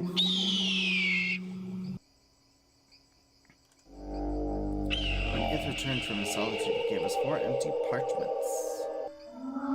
They were very common to our kind, so we did not see their value. Do you still have the items? Of course we have them, but let me continue. We handed these parchments to our leader and told him that the pilgrimage of enlightenment was ready. He refused to tell us any more, so we let the parchments sleep. Much time passed after Lilith's death, and we forgot about the parchments. The whole story became nothing more than a fable for our young ones. When we were punished, we sought ways to change our fate. That was when the fable of Ilth's journey was spoken again. It became our rite of passage from young one to grown that almost take the journey of Ilth. They would be handed the parchments and spend many days alone. Then they must travel to each place the Ith visited and meditate on their meaning and hope of learning. The one who returned knowing the true meaning of his pilgrimage would become our next leader. Many tried, yet none succeeded. So what if we wanted to make that pilgrimage? It's just a waste of time, Rachel. Time we don't have. We can make the time for this. You are too trusting, Rachel.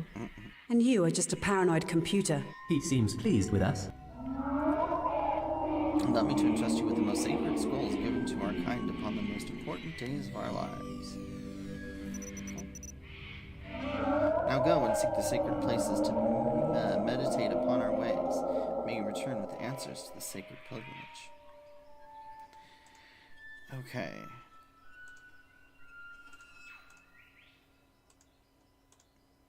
Alright, so we got an empty container.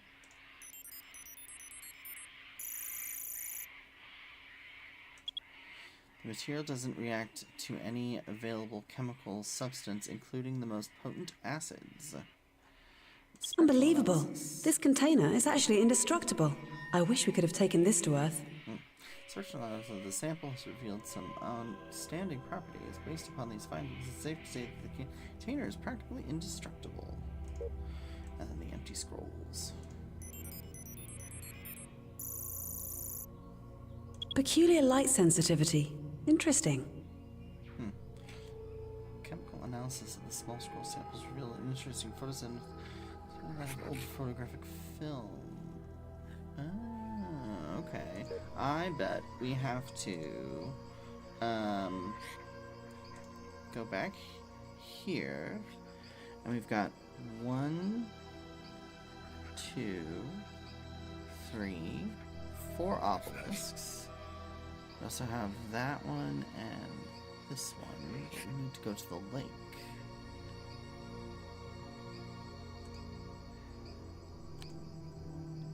The container is indestructible, right? Mobot, fill it with this corrosive liquid to see if it can hold up. As you wish, Rachel. The container seems to be intact. So the spectral analysis didn't lie. Now let's go to this one.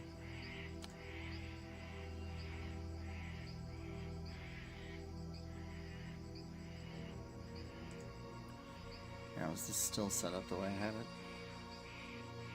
Yes. Alright. Pour purple liquid. I've poured part of the container into the funnel.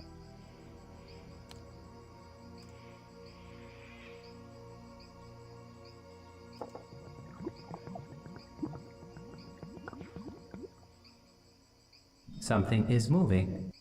Huh?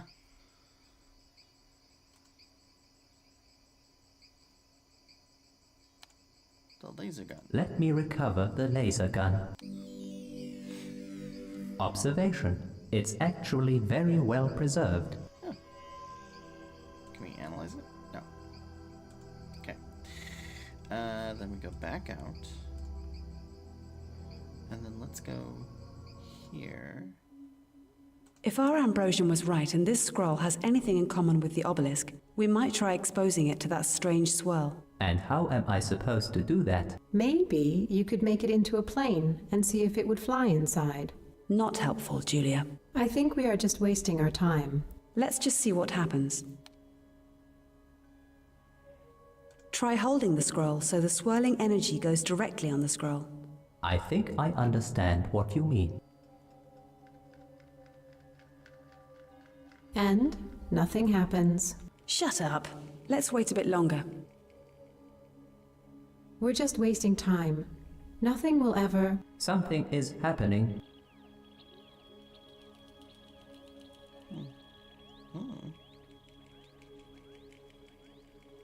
The swirl has created a visual pattern on the scroll. Yes. We need to do the same with each obelisk. That's what I thought. Okay. So, we go back out, and obelisk number 2.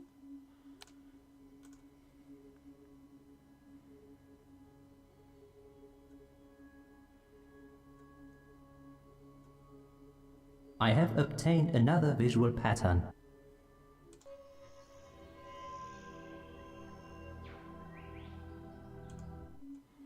Let's just do the obelisks first.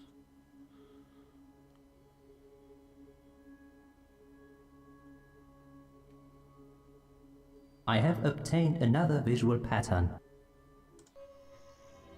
And last but not least,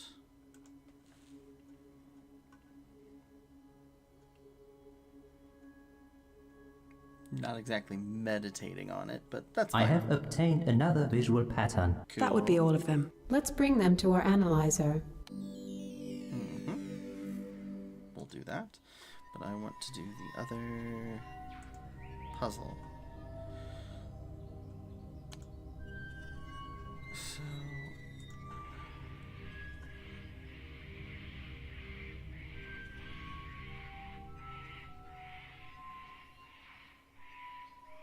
I just don't quite.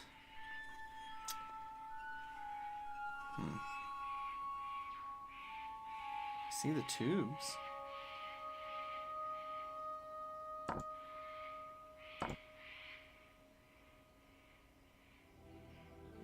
But it's like this one is right here. There's a tube. It goes to this one. This one goes there. And then to there.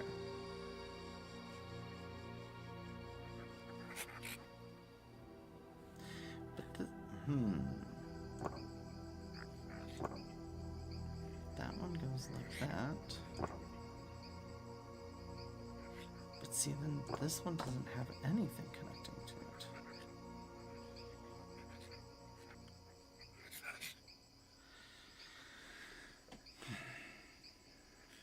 And this one is the back end going there, going to here.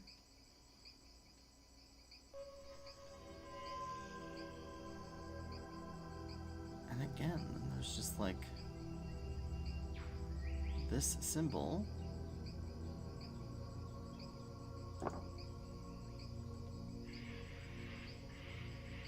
So I mean, like this would have to. But like, what about this guy?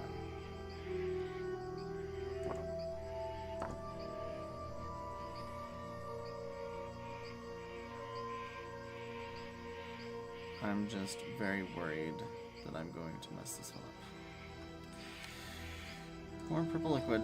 I've poured part of the container into the funnel.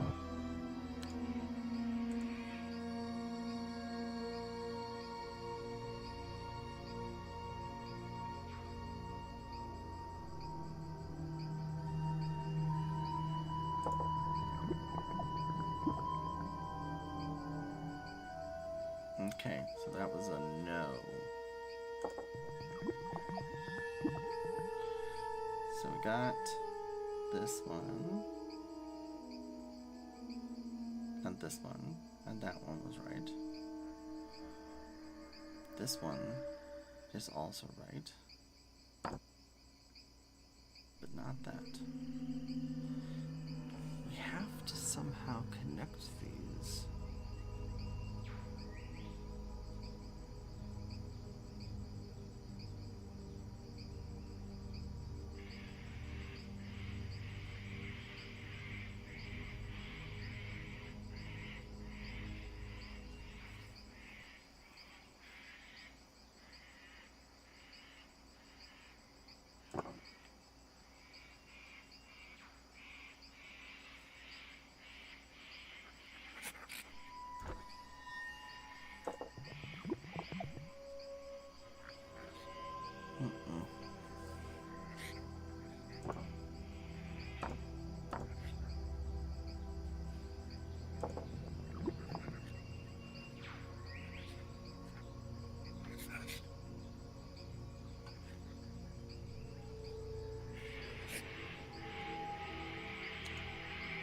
Based upon my new language data files, the inscription can be translated as "Avoid me to learn about your future." Avoid me. Oh, I see. Okay.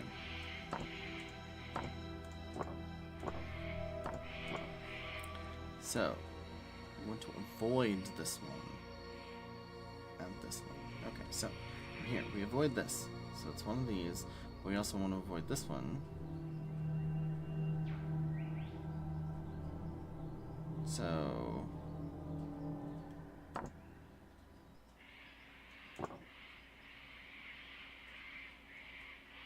avoid you.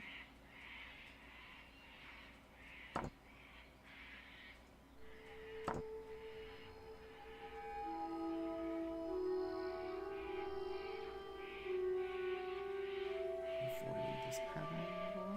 No.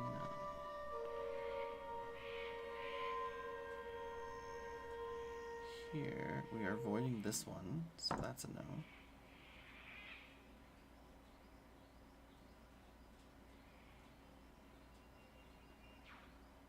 This one we're okay with. This one's a no. So that must mean... We also don't want this. So we know we don't want these three, so that's obvious. So that means... Then we don't want this one or this one. So it's one of these two. But we don't want this one. So it has to be this one.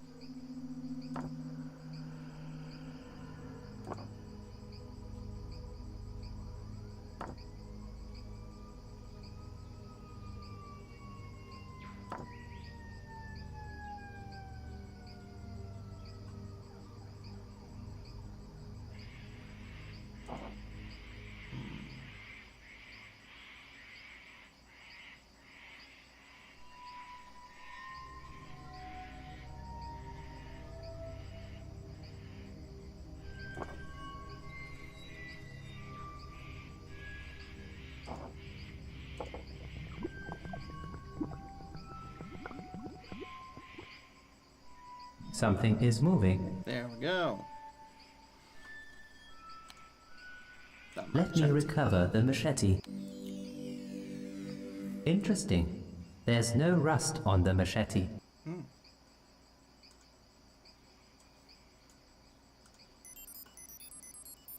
we analyze these. Oh, enter enhanced analysis. How should we piece that together? Let's try superimposing those parchments. Just click on a scroll piece and it appears in the big picture. If the final image doesn't look right, reset the interface.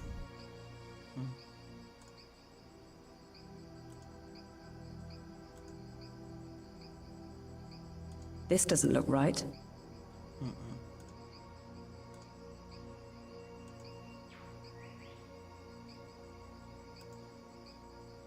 This doesn't look right.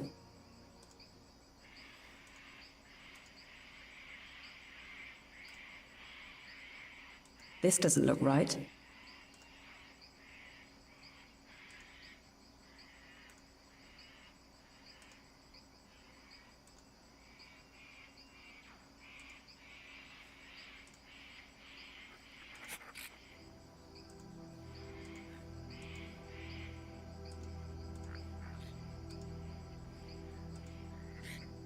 This doesn't look right.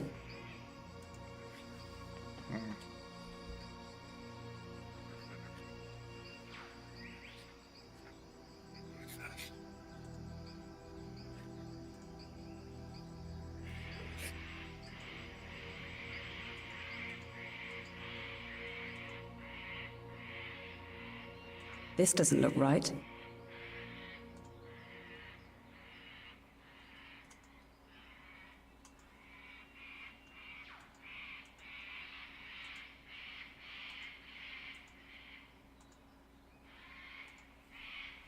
Okay, so you can't go first, obviously.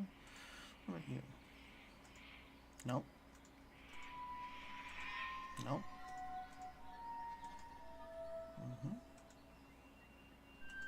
Nope. Nope.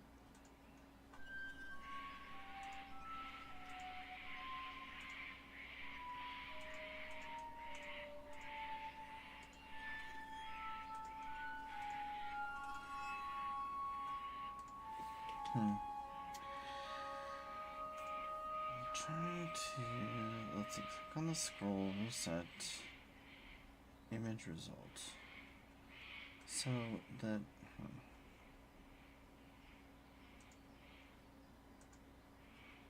yeah, if it changes it, that's not right.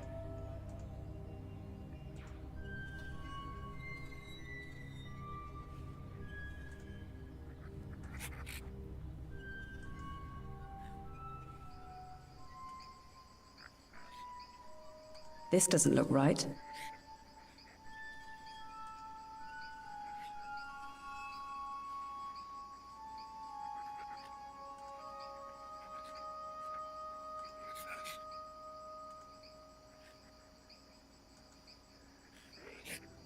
This doesn't look right.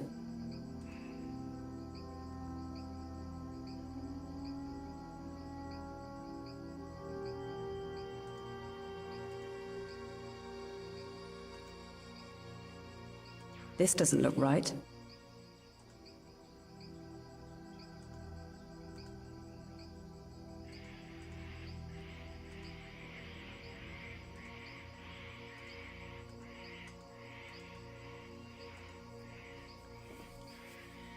Ugh. So they have to go on top of each other and produce an image. And all four of them have to go on top of each other.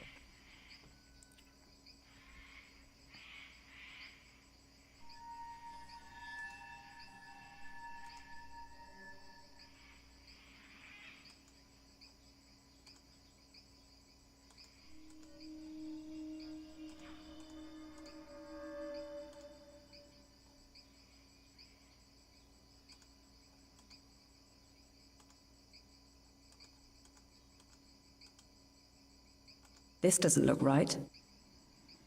You're not helping.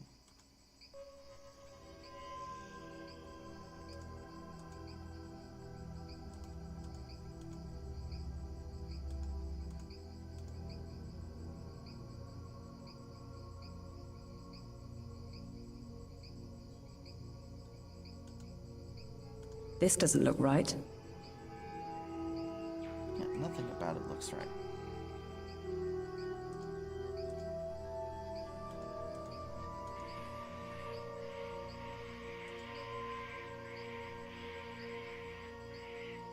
This doesn't look right.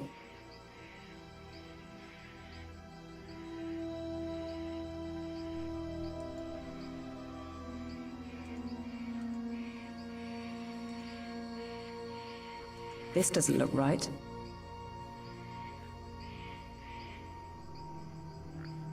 None of it looks right. I don't know what you're looking for.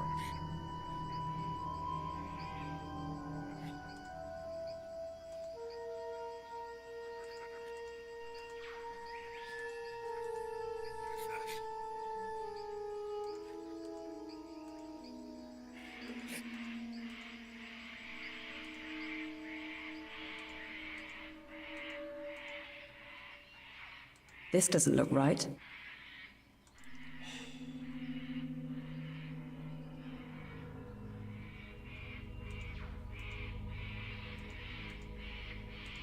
This doesn't look right. This doesn't look right. This doesn't look right. This doesn't look right.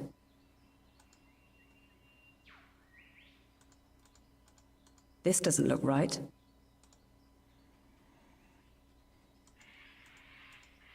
That's it.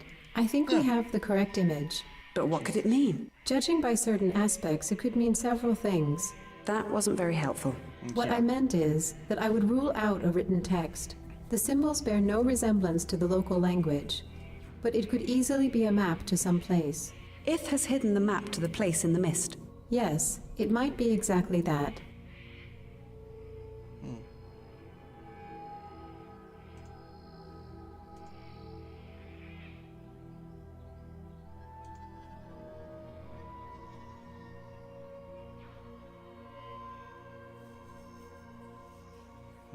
Okay.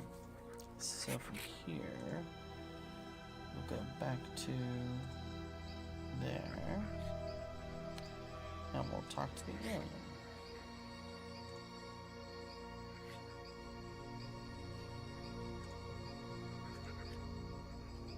Here is your artifact. Bing took the artifact from that same word, took it inside his Now home. that was abrupt. Don't these creatures believe in saying thank you? All right, give him that second artifact, Mobot. Once again, the creature carefully placed them in his lair. His color slightly changes to some motion which you had not seen before and could not decipher. And just as quickly, it was gone. Just when you started to wonder what he was doing, he returns with a black box. No way! It's an Omega disc! It must have been misplaced by our expedition. I wonder how they could have lost such a thing. And Omega. Omega! Okay, environment, no. History, no. Mythology, no. Farewell. Omega disc.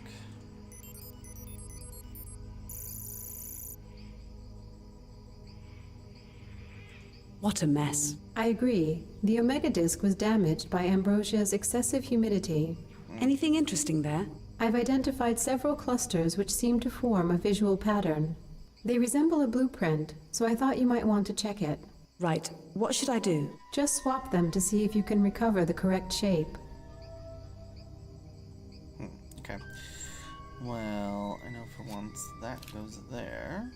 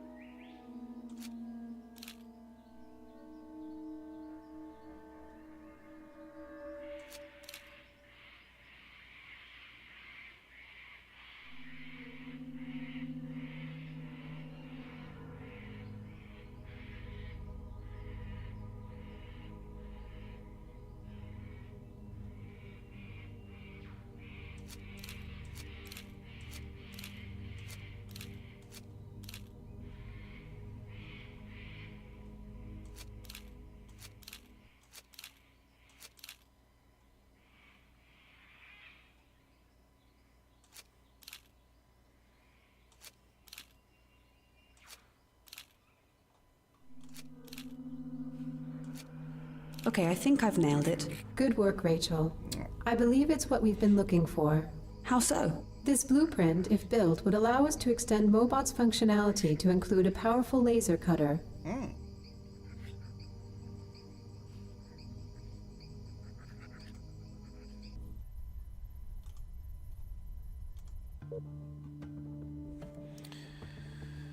Alright, so you go there. Triangle. Another triangle. Another square. Then your other one goes there. Y.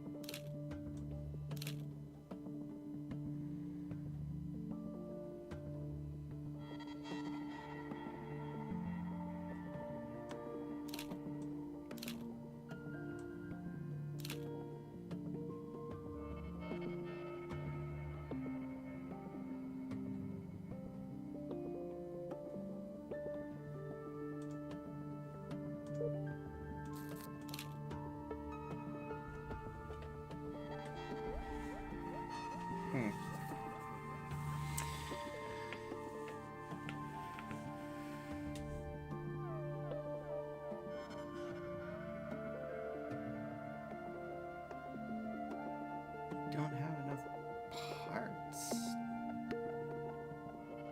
At least it doesn't look like it. You know what?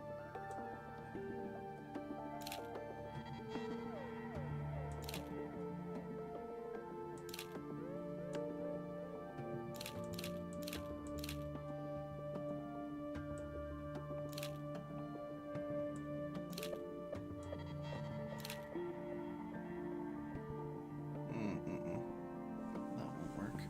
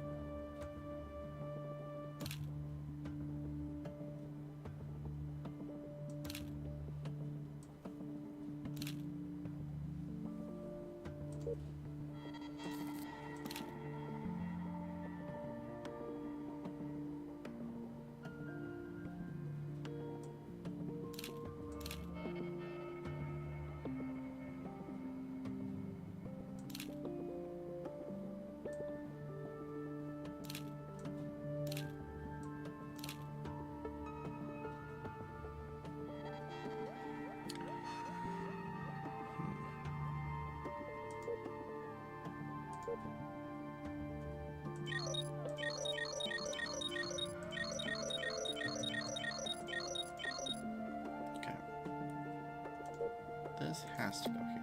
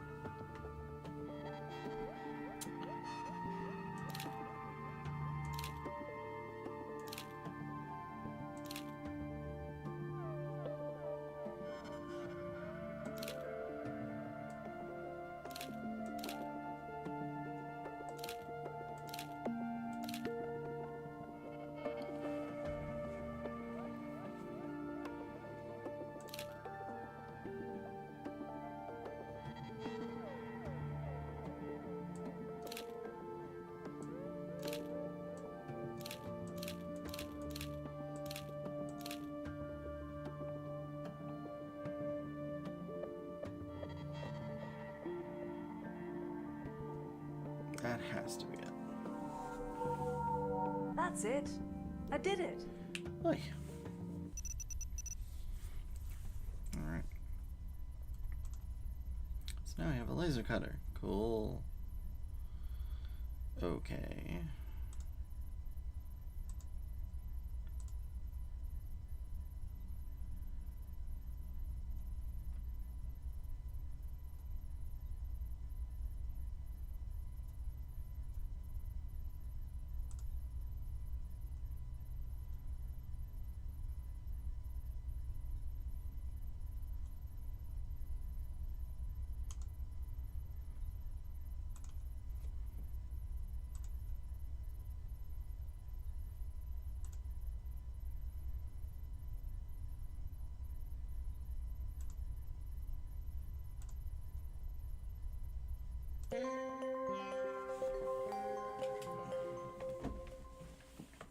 Alright. So, from here.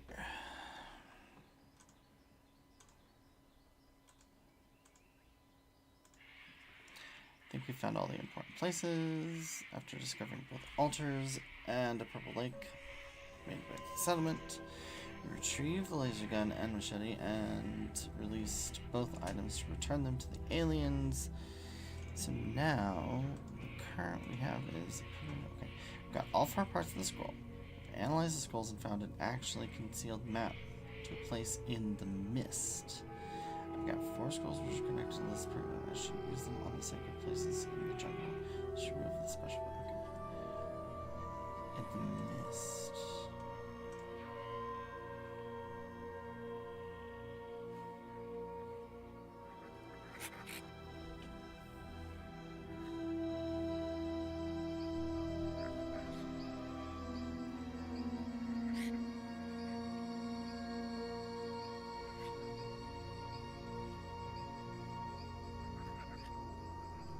In the mist.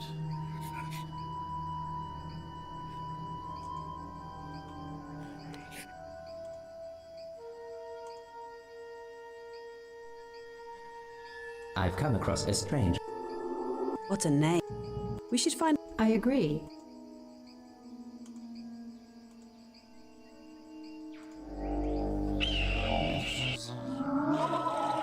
Do you still have the items?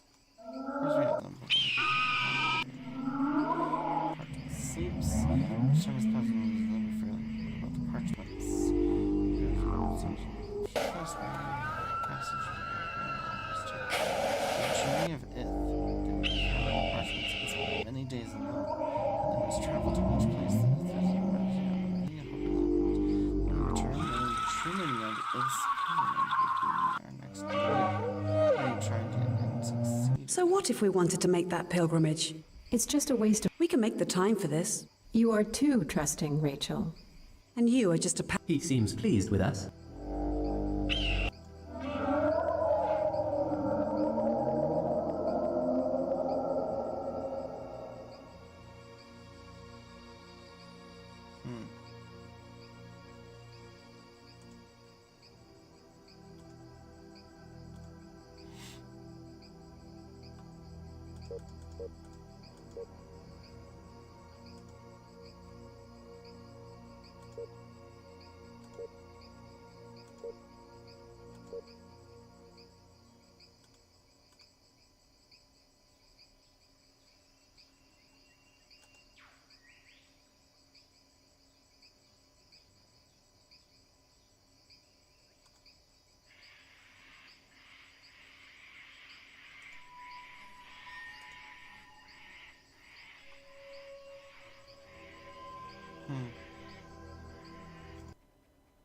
Nope.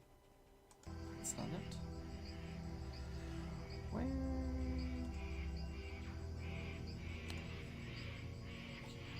Talk to him.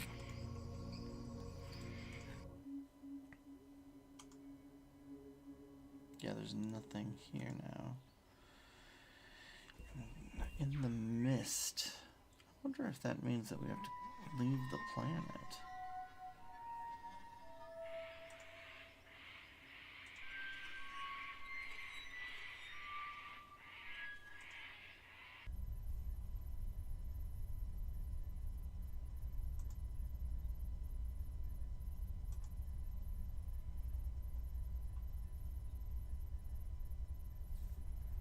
There's mist here in Zenobia.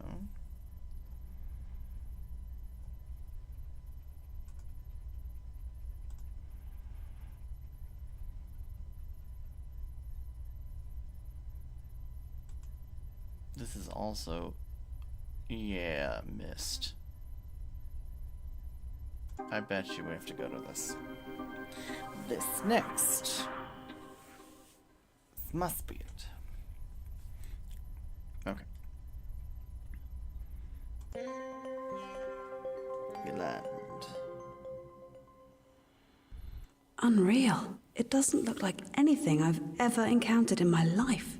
If there was an atmosphere, I could build myself a little hut on one of those pillars, and no one would ever find me again. You might not want to believe it, but this planet has almost exactly the same atmosphere as Earth. It's just much thinner. Look at those fantastic shapes. My apologies, but all I see are rock pillars. Do you want me to analyze their composition? No, I wish I could share this view with someone who was alive. Wait a minute, this must be it. The place in the mist. It's obvious. But does it mean that Ith was able to travel through space? Remember that he was taken there, so probably another space-traveling race was involved. Let's check this place out. Right. I'm switching to the overhead view and we will try to find the marked region according to our map. So what should I do? Ith's map indicates a location. I'm pretty sure it's the place where he encountered another life form. You should find the place which corresponds with the map. This damn mist is not making that easy. I can try cleaning parts of the view digitally. You can zoom in or out to look for that formation. And when I find it? Mark the place by drawing a rectangle around it. All right, let me try.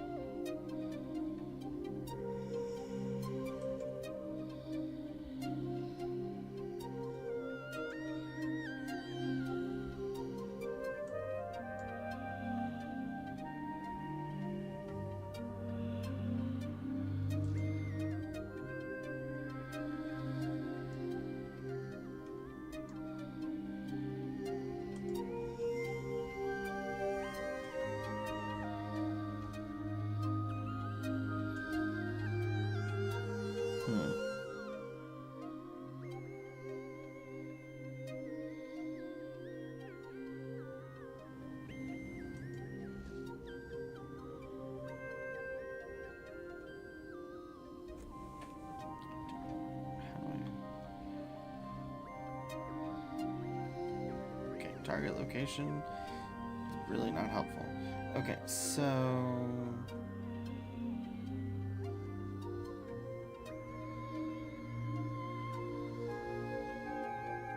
man, this is really hard to see.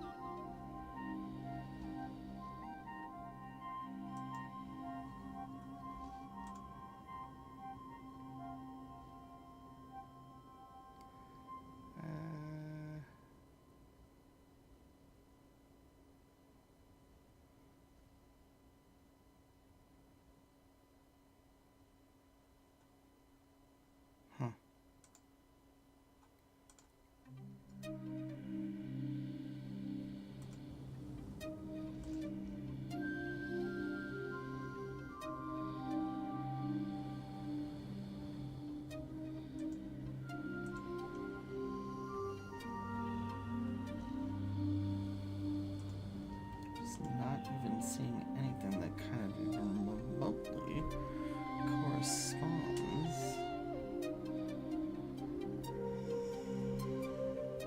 So we need like 2 pillars and a shelf. Right?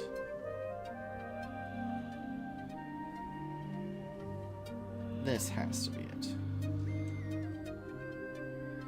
I think I've found it. Good job, Rachel. I'm activating a life form scanner. If anyone still inhabits this place, we can easily find them.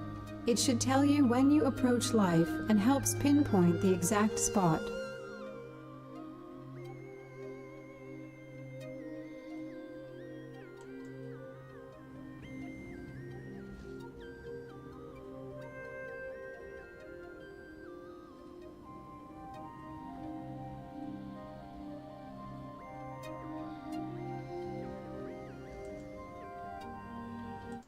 I have arrived at the place you've marked. This place doesn't look particularly inhabited. I believe that our scanner marked this place in the formation. Yes, they'll live inside those pillars. Let's look around.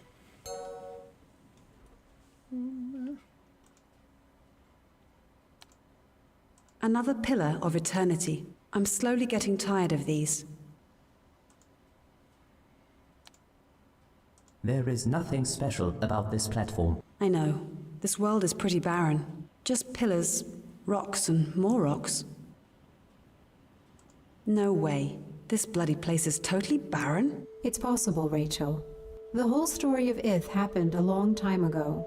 But to think that we went through that pilgrimage nonsense and traveled here only to find a barren land. Maybe the whole story of Ith is nothing more than a legend. It must have happened. The map is clear proof. Just explain one thing to me, Julia. How is it possible that our lifeform scanner marked this place? It's probably a false positive. Do you see that glowing substance over there? It looks totally different, so the scanner must have picked that up. Oh yeah, that's an incredibly advanced lifeform. At least in comparison with all these rocks. This substance is very peculiar. It's glowing and emitting vapors of an unknown origin. I wonder why we haven't seen anything like this before. There are so many pillars. It's possible that you would find more of the substance if you searched around. I want to have a closer look at this. At least I can finally do something useful in this boring place.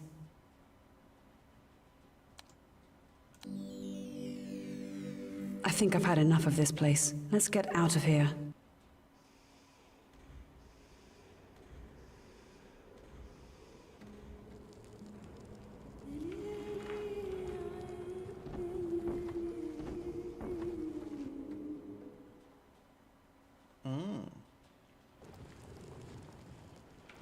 It is a life form. Just look at that.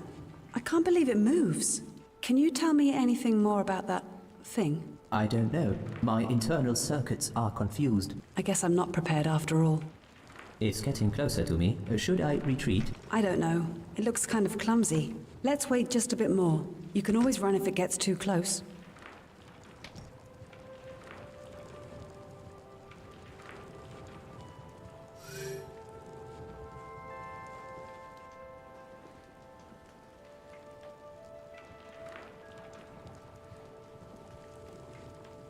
Did it just teleport? It seems so, but Being rest motionless, it looks at Mobot, and a strange tension fills the air. Then Mobot speaks. Greetings, travelers. I am detecting an external interference with Mobot circuitry. His artificial intelligence unit has been hijacked by the being. There's an amazing display of development, entirely unexpected from this life form. Hello, we come in peace. What brings you to the place in the mist? He's using Mobot's vocabulary to communicate with us. I will switch the intercom camera feed to the being so it is less confusing.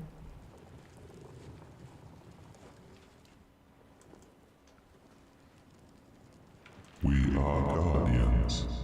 We stay hidden, watching and learning. We do not seek influence over beings, yet they may seek us. But how did you get here? And why did you come? We have long lived in hidden places across endless systems, including the one you call home. Long ago, we attained great wisdom, Oh. and then we became eternal travelers and sought to share our knowledge with others. You are from another universe? I don't understand. Your universe is but one possibility in the whole scheme of being. Got it. Give me a break. My head hurts already. I think you worry too much. You will never understand anyway. That was not helpful, you know. Have you noticed that the being keeps referring to itself in the plural form? I did. Do you think it's a hive mind? That's one possibility. The other is that these are actually many different sentient beings working closely together. A clever moss. So you've traveled to different solar systems and hidden there waiting to be discovered. We left messages long ago. Those who were developed enough found those messages and then found us. Evolution cannot be forced. It must proceed in its own way and time. If we communicated directly, it could have unforeseen consequences for all that exists, known and unknown. We are able to help advanced beings with their journey, but only when they discover our presence and seek our advice. Such is our way. Well, that makes I sense. still have so many questions. Yet you are not ready for the answers. You are a tiny brain. Just We observe and record. That's what we do. I'm interested to know more. Please tell me. Before I answer, I need to examine what you know already. I am detecting an interference with Mobot's internal memory. We can see you have reached for understanding of this system and its life. Closely observe the monument behind me. Go there and learn. I will tell you more when you are knowledgeable. Did you meet If? Indeed, he was brought to me by the self-proclaimed lords. They did that only to raise their power in his eyes. So it was just for show. As they departed, they told If that we ordered this ritual. It was, of course, their last lie. What happened next? If was able to trick them, and Xia killed his captors instead. Then I helped If to return here and told him the truth. What did you tell him? Unlike you, he was ready to understand. However, he heard and did not listen. Instead, he returned to his own world and was slain by his own kind. Why didn't you save him? We do not interfere with internal conflicts. They are also important steps in evolution, even though it may seem cruel to you. It is the way races truly evolve. fair enough.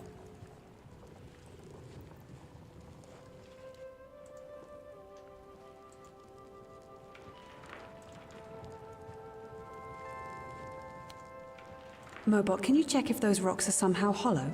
Negative. They are rock solid.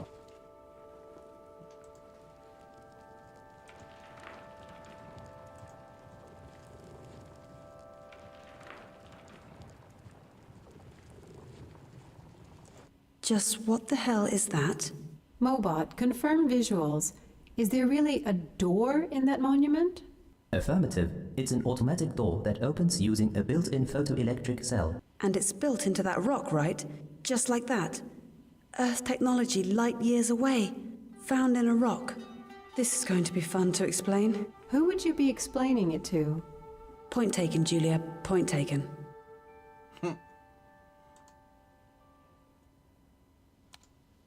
If this is a stairway, it leads to the door. Maybe it's a stairway to heaven, or to limbo. I'm losing you, Rachel.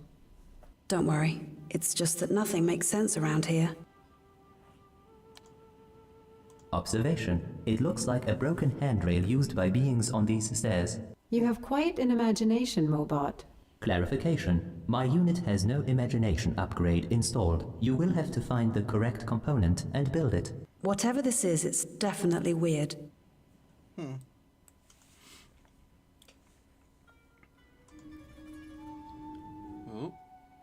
And now we open the door. Oh. I know this place. I was here when I was a kid. Allow me to inform you that I find this highly improbable. I am detecting a strange interference with Mobot's visual feed. It seems that the visuals we are getting are not from a real space. Negative, I can't move around. Maybe it's just twisted reality, or virtual reality. Do you remember anything about this place, Rachel? It was the kids section of a history museum. I remember being there with my parents right before that horrible accident. And those panels, they were some kind of educational puzzles. It's all so hazy. Let's check it out. Wait, if these are my memories, does it mean that... Calm down. Let's just look around, okay? Hello, and welcome to the exhibition. What the... Join us on this incredible journey and discover the true history of this unique place. We wish you a pleasant stay.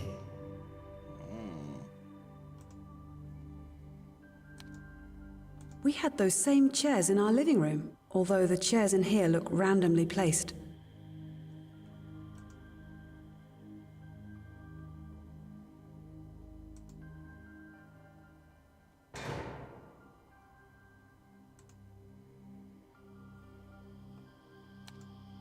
More of our living room chairs.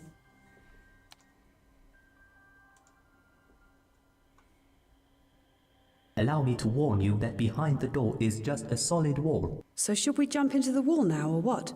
It looks like the space was not fully constructed. Great observation. Our museum reflects your knowledge of this solar system.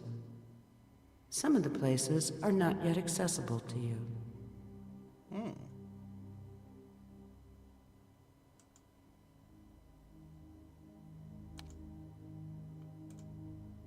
To understand this sentient life, you must also understand their language. How they express themselves and communicate is a vital part of their identity. Oh God. This is an example of their language, which evolved a very long time ago on Casinophone. Try translating the provided text example into your language. Oh jeez.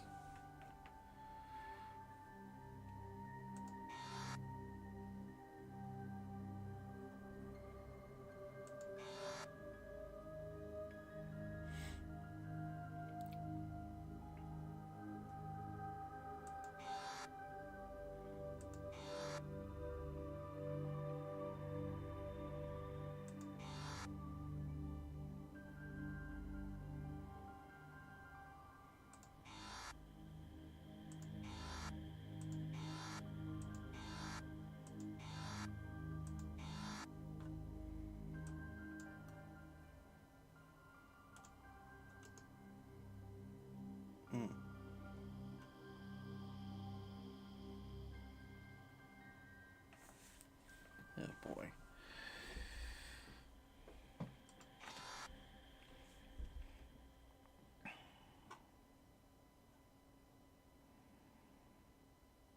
Okay, well this is flow you love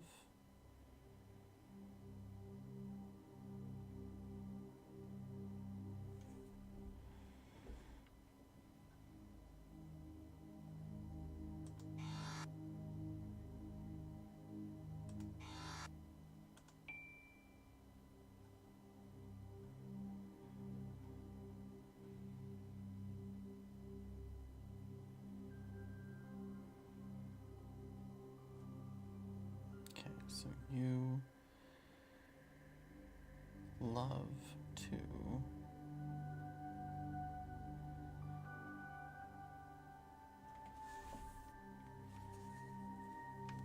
Alright, so that first symbol is 2. So to enter to enter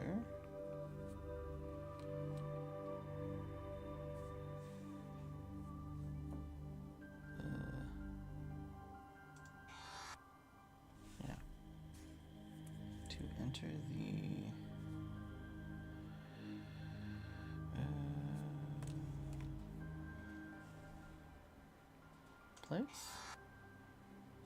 Yeah, to enter the place.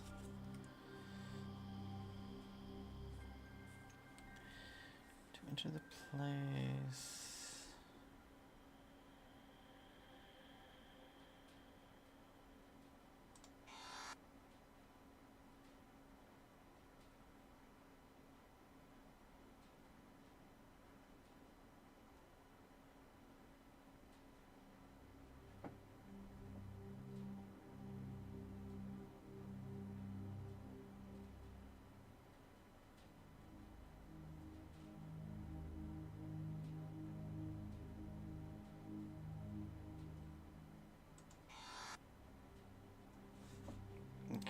to the place of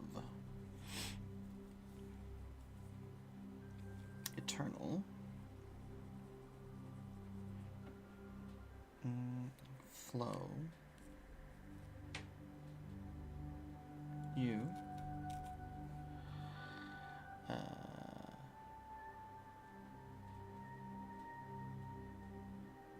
have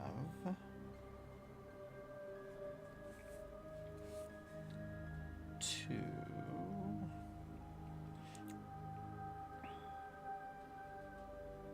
meet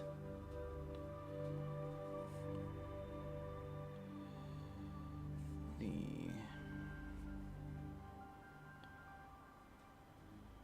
following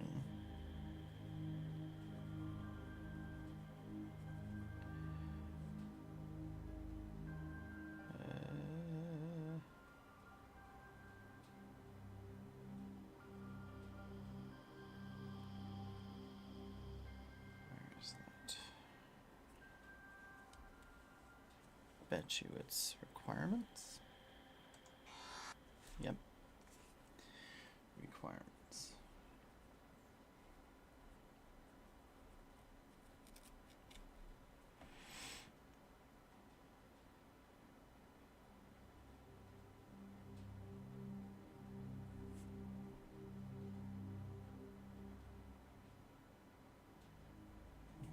Blank, humble.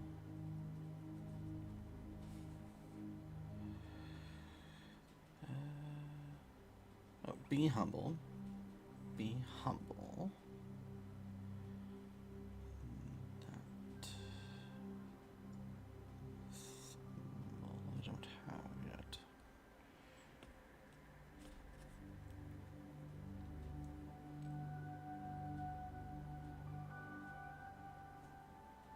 Humble something and knowledgeable.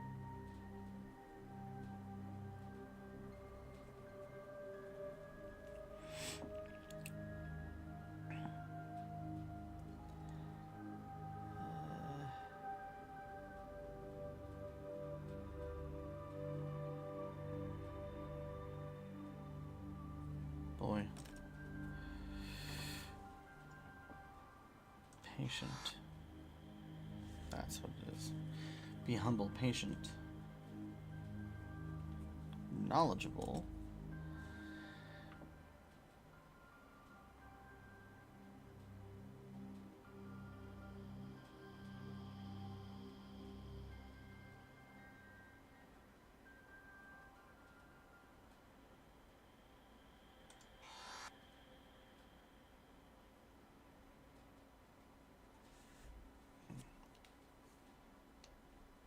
Something then.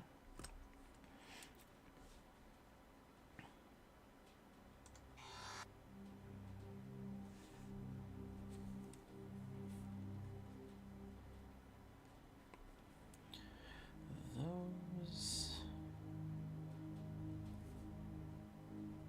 who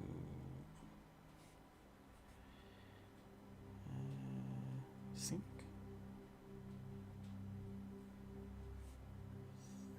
the eternal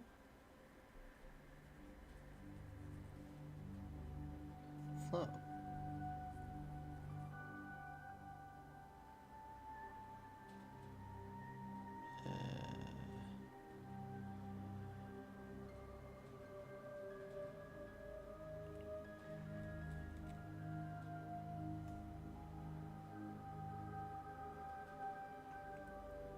Boy, this is really complicated.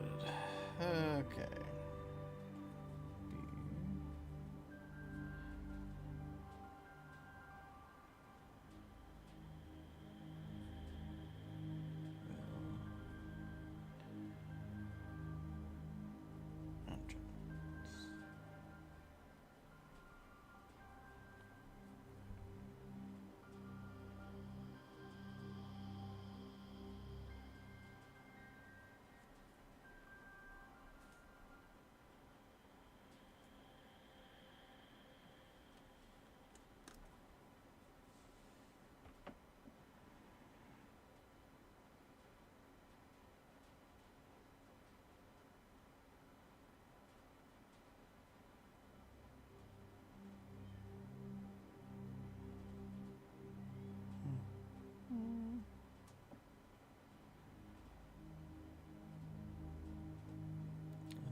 symbol.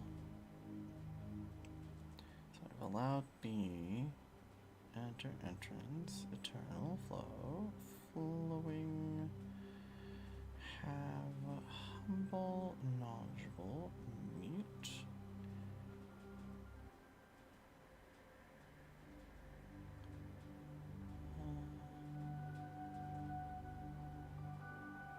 Only. Yeah.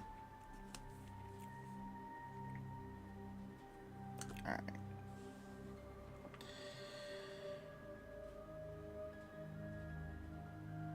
So, I wonder if to enter the place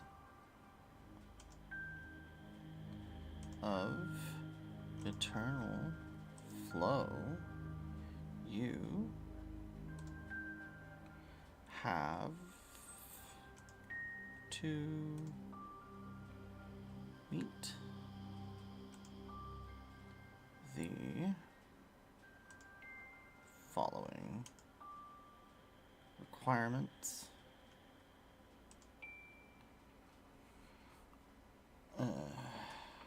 Be humble, patient, knowledgeable. Only then the entrance will be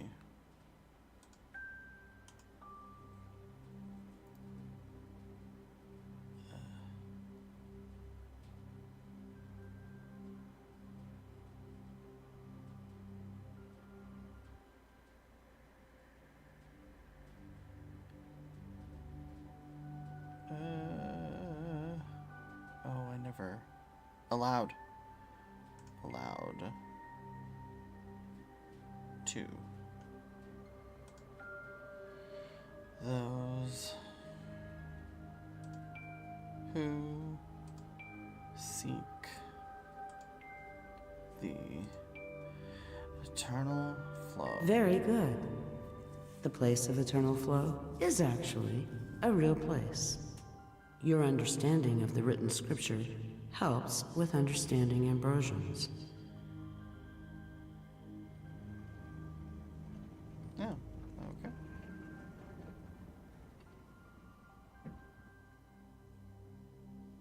Well, I guess we go back. Let's just do this one. Push the button. This display depicts the 3 punishments of the Ambrosians. A long time ago, the Ambrosians lived in a thriving community. Their technology was so remarkable that they were even capable of space travel.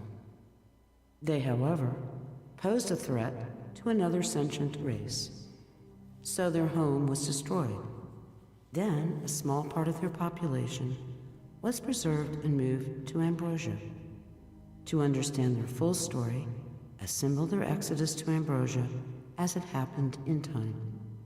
I see now. That must be the real reason for Xenophone's insane radiation. Xenophone must have been their original home. Indeed it was. Wait, you can hear me? No answer.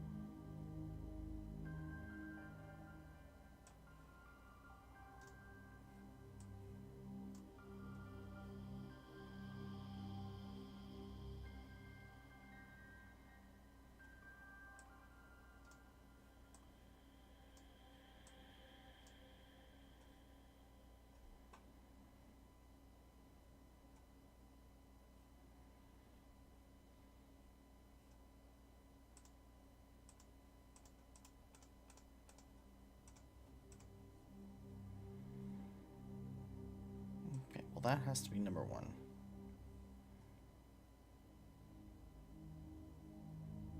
The ancients destroyed their planet with a huge explosion.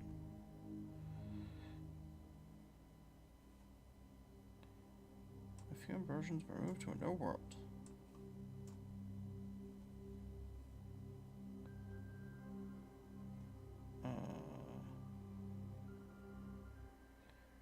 The ancients poisoned the lake.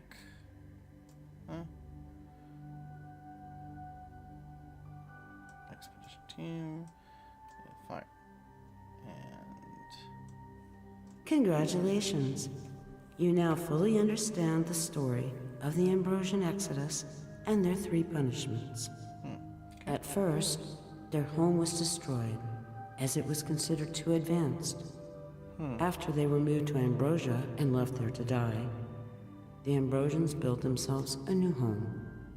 After some time, their advancement once again posed a threat, so their life essence was infected by a vile liquid, turning it into poison.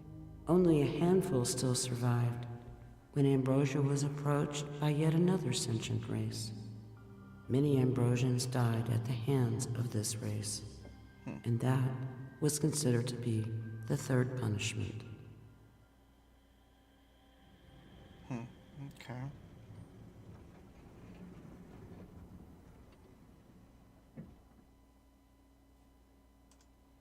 So are we responsible for this punishment? It's a different kind of chair. This is a chair. In other words, please stop messing with my brain, okay? I mean, something tells me they're definitely going to be If messing with your brain. was the iconic hero of Ambrosia. Few knew he was not a volunteer in his quest. He was simply taken away. Okay. However, his story is vital to the history of the entire solar system. Can you recreate it by selecting the correct sequence of events? Okay. So what was this? It escaped in a spaceship of the ancients. It erects the obelisks on Ambrosia. It was slain by the Ambrosians. It returned to Ambrosia. It was brought to the place in the mist. On Ambrosia, a ritual to summon the ancients was performed. It heard the enraged Zer. It was abducted by the ancients.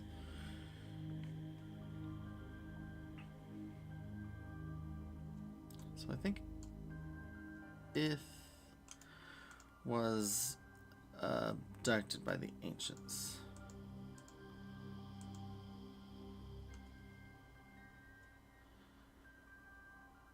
Then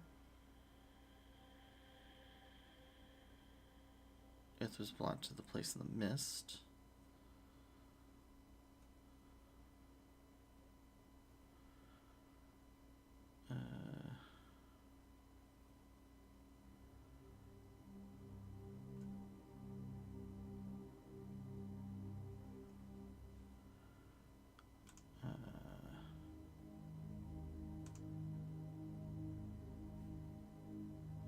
It escaped from the spaceship by the ancients. I think it attacked the Zer. It hurt the enraged Zer.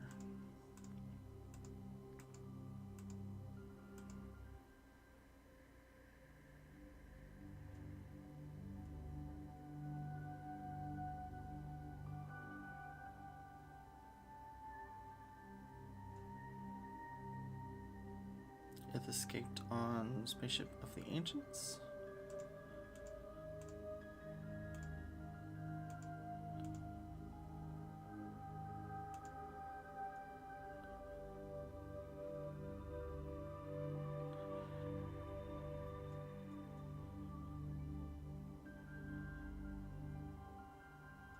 Okay, so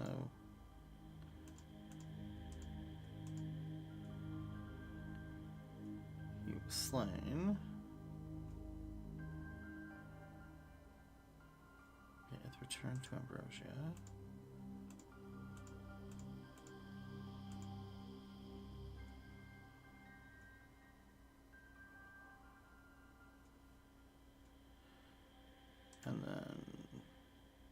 monoliths?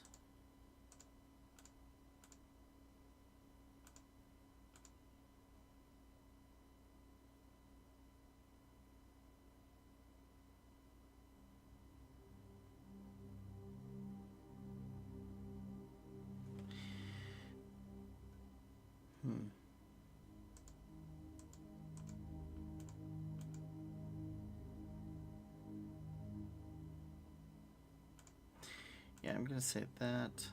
Then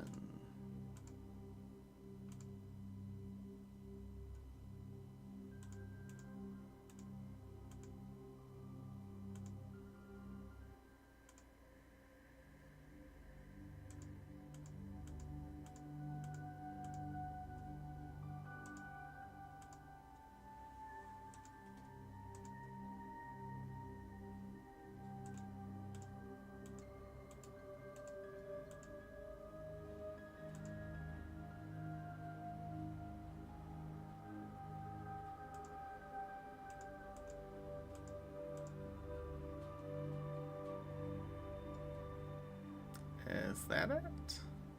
I don't remember. Let's see.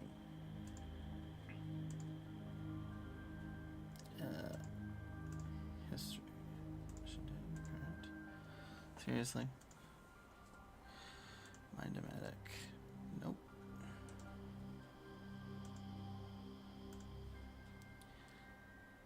So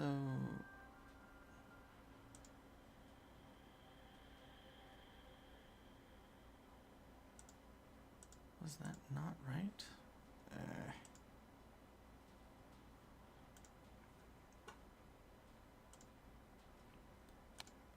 I mean, the story of If. How do I know that I did this right? So,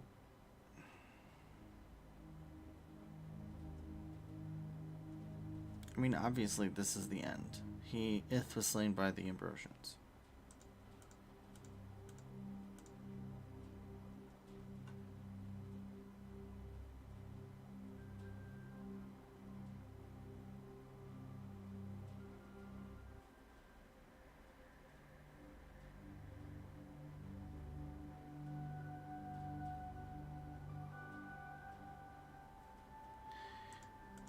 This has to be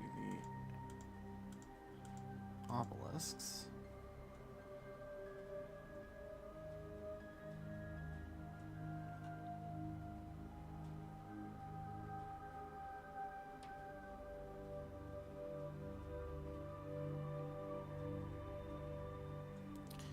Yeah, on Ambrosia, a ritual to summon the ancients was performed.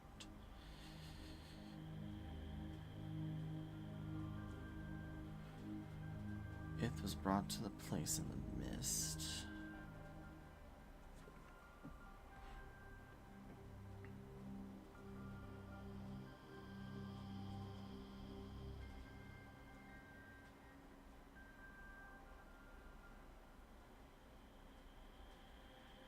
It was after that he obviously. So.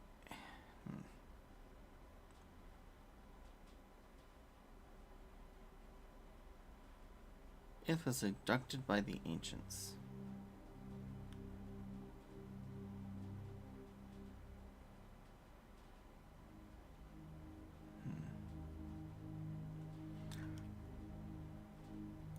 So Ith returned to Ambrosia.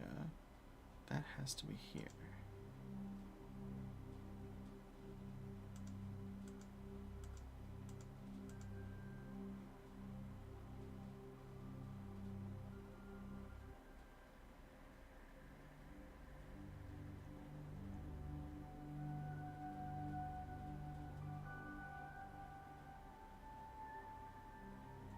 Escaped.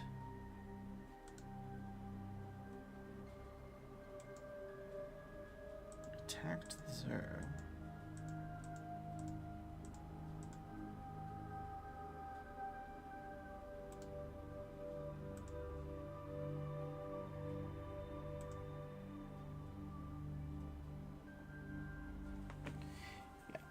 Yeah. Ith was attacked by Zur. It escaped on a spaceship of the ancients. It hurt and enraged Zur.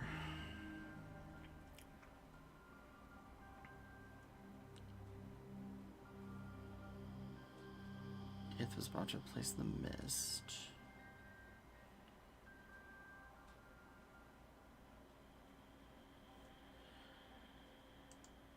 So how is this not correct? They summoned the ancients. The ancients kidnapped Zur. Or, Ith. Went to the mists. Did that. How is that not correct?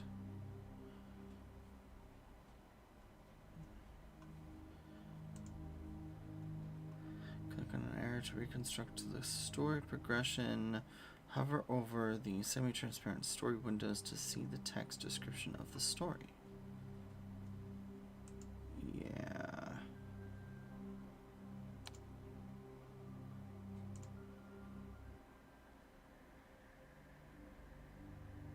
Ugh, that's really annoying.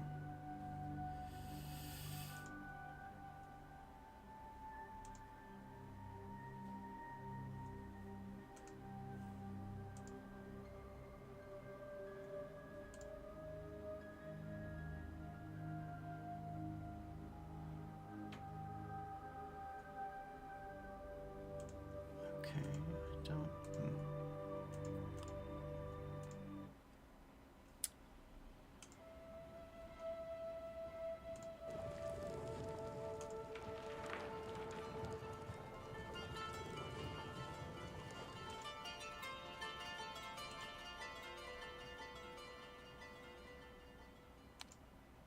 There is nothing special about this platform. I know. Just pillars. Another pillar. I'm slowly getting...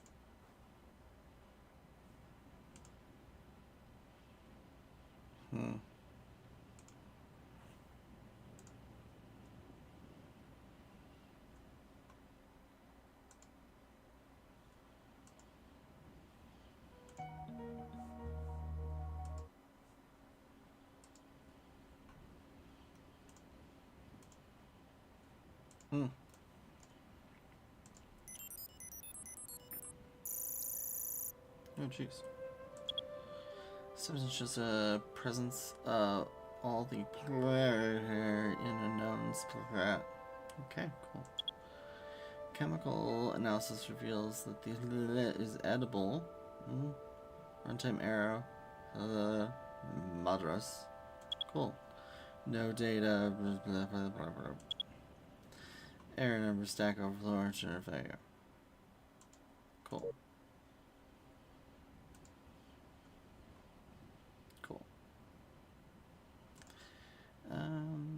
I just...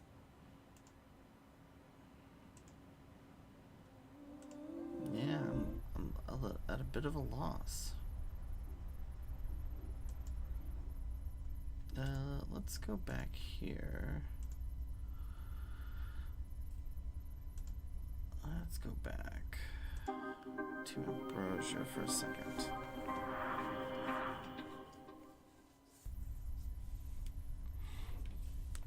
And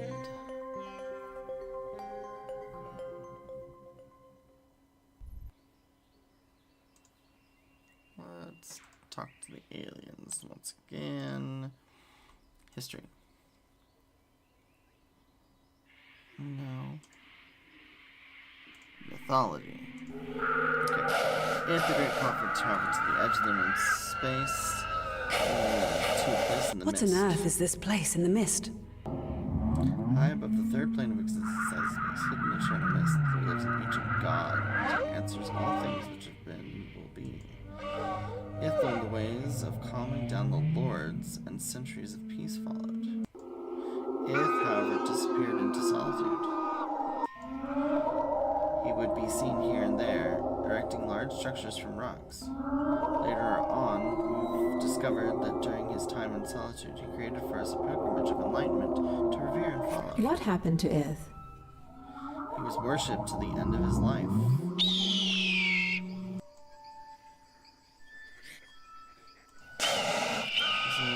So, the essence of life will change to punishment.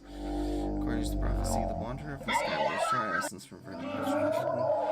Somewhere in the Blood lies a place where the essence can be discovered and understood in its intact. Observation. He drew a solitary symbol for this so-called essence. We should copy the symbol. You never know. Maybe we can help them. When Ith returned from his solitude, he gave us 4 empty parchments. These are very common. Do you still have the items? Of course. We handed the parchment to our leader and told them to pilgrimage. He refused to tell us any more, and we let the parchments sleep. Much time passed after Ith's death, and we forgot about the parchments. The whole story became nothing more than a fable. When we were punished, we sought to change our ways, and that's when the fable of Ith's journey became a rite of passage for young ones unto grow. One must take the journey of Ith. Again, the parchment spent some days alone, and they must travel to each place the Ith visited and meditate over their meaning, and then return to pilgrimage to be our next leader. So what if we wanted to make that? It's just a waste of... We can make the time. You are too. And you are just a paranoid computer. He seems pleased with us. Okay, go and seek this. Okay, return with the answers from a sacred pilgrimage.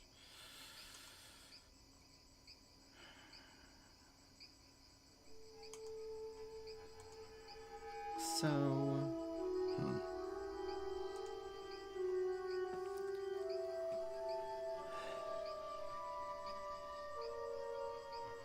we did the obelisks. We got the things. We did the whole pilgrimage thing, which led us to the mists.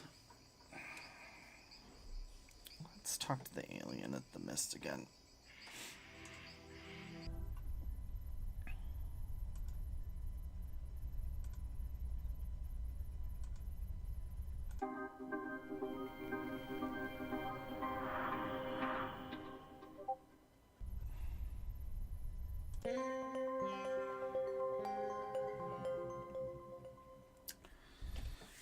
Brain is maybe frazzling out, so the being, hiding place, history. We observe and record. I'm interested to know. Before I answer, I am detecting... we can see you have reached for understanding. Closely observe the monument behind me. Go there and learn. I will tell you more when you are knowledgeable. Did you meet If? Indeed, he was brought to me by the self-proclaimed lords. They did their own. So it was just for show. As they departed, they told him that we ordered this ritual. It was, of course, their last lie. What happened next? It was able to trick them, and Seer killed his captors instead. Then I helped it to return here and told him the truth. What did you tell him? Unlike you, he was ready to understand. However, he heard and did not listen.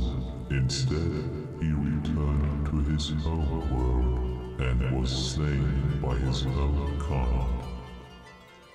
Why didn't you save him? We do not interfere with internal conflicts. They are also important steps in evolution, even though it may seem cruel to you. It is the way races truly evolve. Okay, so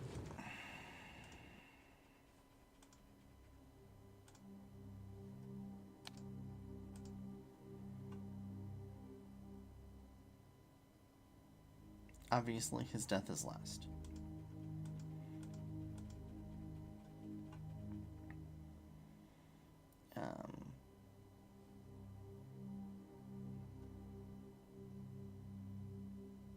But during his journey, he raised the obelisks.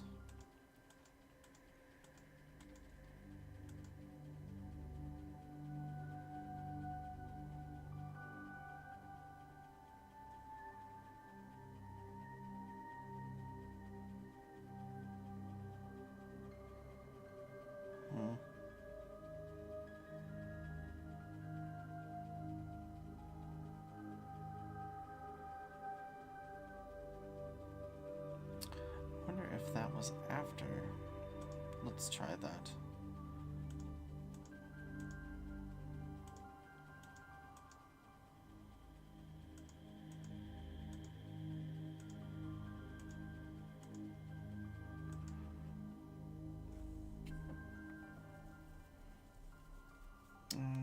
Let's see. So, he was obviously its return to Ambrosia over here.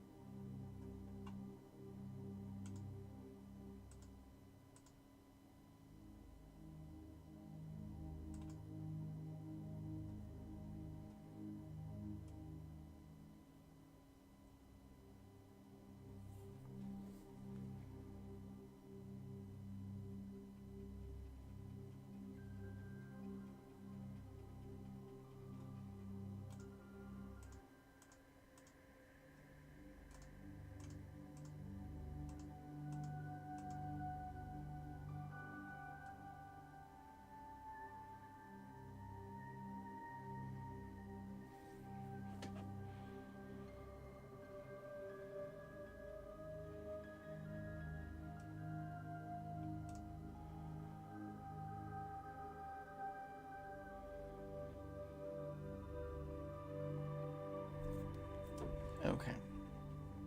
Now I'm confused. So, Ith was abducted by the ancients. Ith was brought to the place in the mist, where he was attacked by Zur. Ith hurt and enraged Zur, and Ith escaped in a spaceship of the ancients. Ith returned to Ambrosia.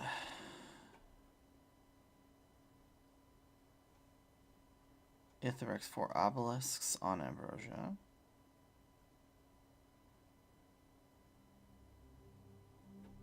Ith was slain by the Ambrosians. But where does this one come in? On Ambrosia, a ritual to summon the ancients was performed. Was that first?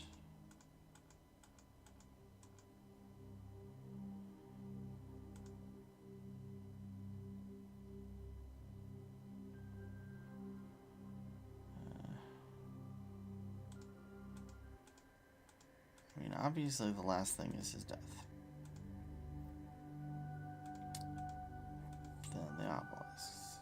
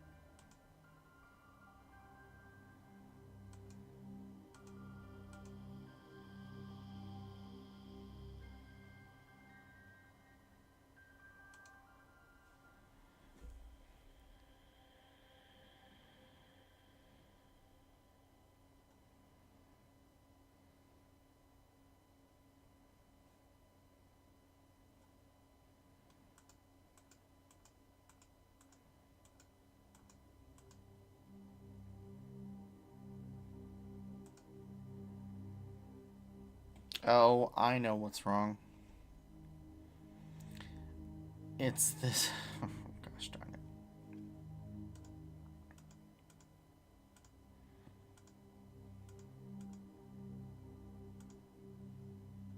Great work. Rachel Manners. She knows my name. Don't panic.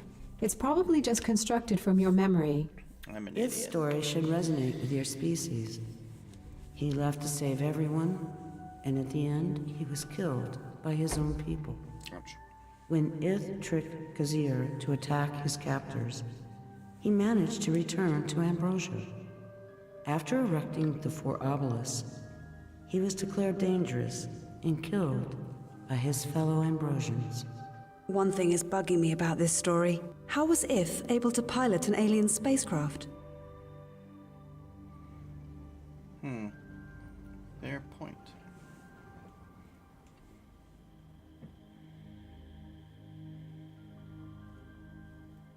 Now you understand the history well. But wait, there is more to be discovered. Allow me to open a special room for you. Inside, you can understand the final piece of this puzzle. Goodbye, Rachel Manners. Yeah, whatever. Yeah, whatever. Okay. That's not creepy.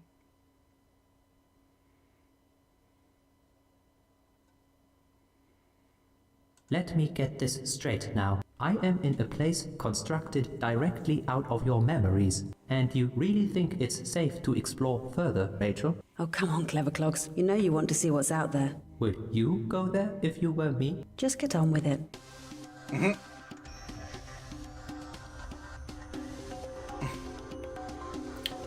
Snarky computers.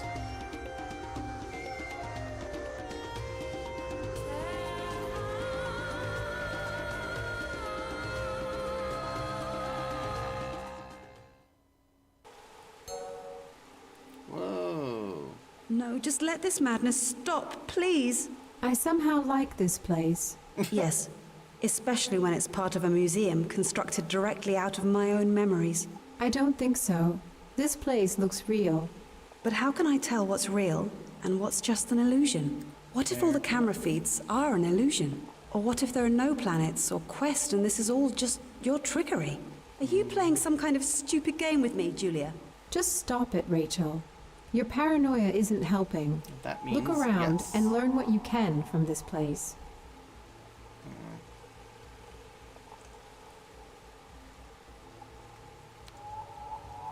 There's liquid rapidly flowing through the pipe. Oh, really? Who would have guessed that? It appears that it's the same liquid that is pouring from the statues. All these statues, they're shaped like Ambrosians. It's obvious we are meant to see the connection. Exactly, just like the panels in that weird museum. It's as if we are meant to discover what that mysterious essence is.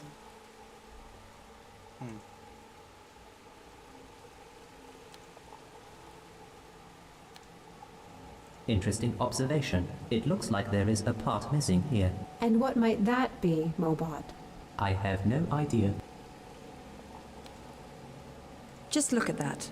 I've seen that symbol already. Indeed. We've found the place our Ambrosian talked about. So this is the Temple of Eternal Flow. Observation. Can the fluid be the essence sought by Ambrosians? Let's get a sample. Well, yeah, but how do you get a sample?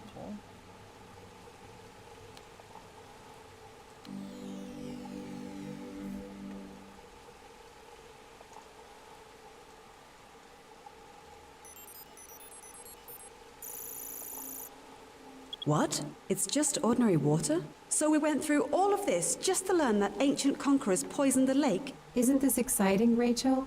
You humans went to such extremes to find extraterrestrial life, and here it is. And you discovered they need water for survival, just like you. But what?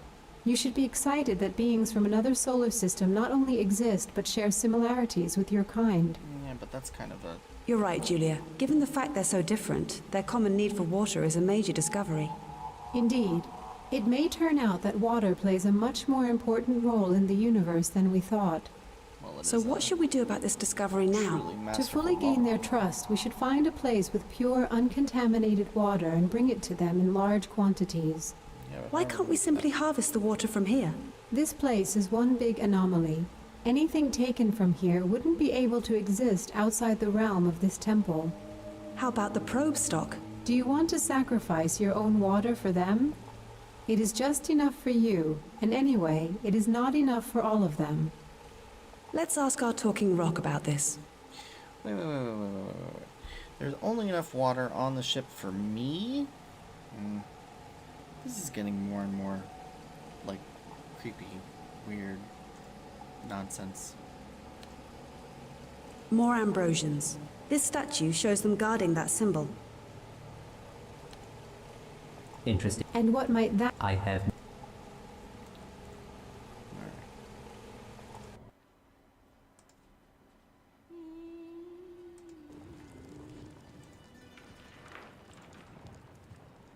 Not many visitors have found the place you call Ambrosia.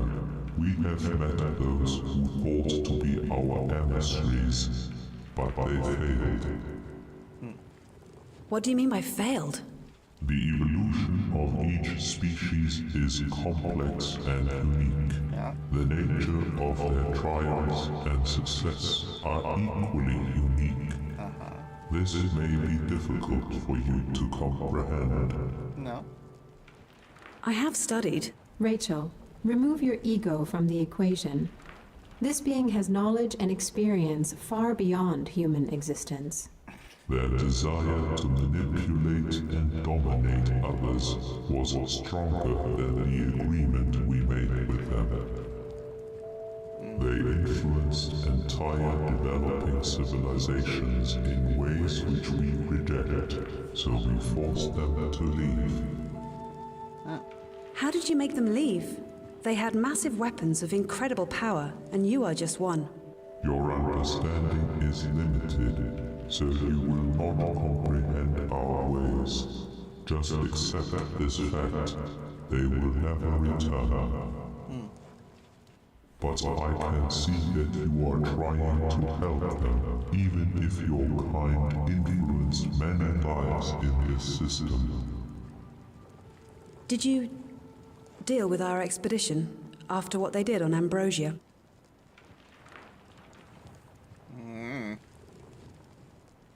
I see you still don't understand yourself or your own kind enough. I will not reveal any information about that. It might be an unhealthy influence which could hinder your own evolution. I have nothing more to say, but no, we did nothing to your expedition. Yeah, we just shot ourselves in the foot. The essence. We've found out what the essence is. It's ordinary water. So you really want to help the Ambrosians? I mean... Yes. We need to find a way to get their water back. If that is true, you must complete the ritual of Seer. Okay. And what is the ritual of I see from your memories that you have learned of a trial, the ritual of Seer. Yes, but what does it mean? It was an unfair test designed only to exploit the inhabitants. Despite impossible odds, one of them was able to defeat this trial. Was it If? Yes, and if you want to really help the Ambrosians, you must follow in his footsteps. So what is the ritual? You must go to the place of endless sands and slay Seer. If you survive, return to me.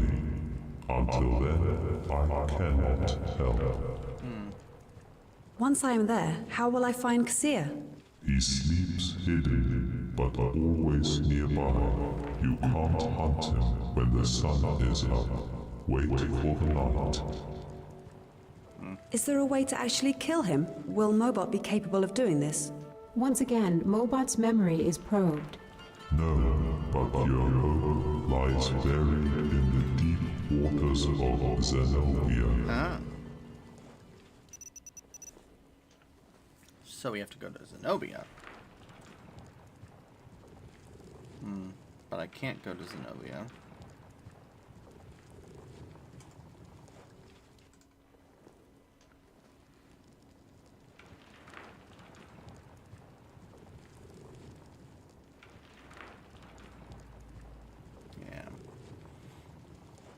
because that's not going to work. So we have to go back to the solar system. So, in order to defeat the thing here, we need a weapon here, but we can't do that because he's not equipped with what we need. So let's try going to Elpis again. And we will try going to this moon and see if this reveals anything.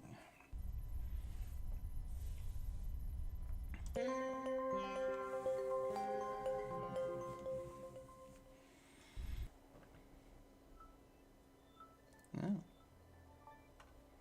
Well, It's snowing. I remember snow. Back on Earth, but that was ages ago. I wonder if it's still snowing there. Are you all right, Rachel?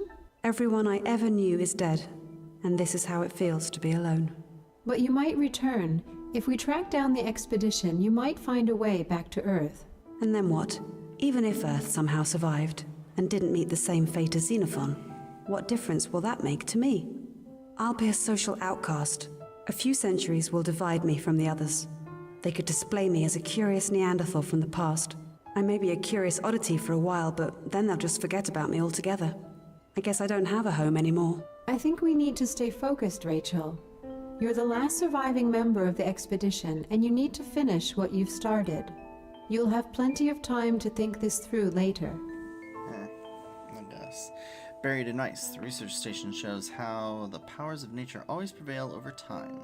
It must be strange to see this station first appear in this pristine place.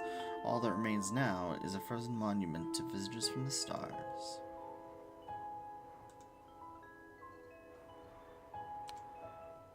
Observation. A part of this glacier probably fell down on the station, causing this destruction. That impact probably caused the ground to crack and revealed this enormous crevice.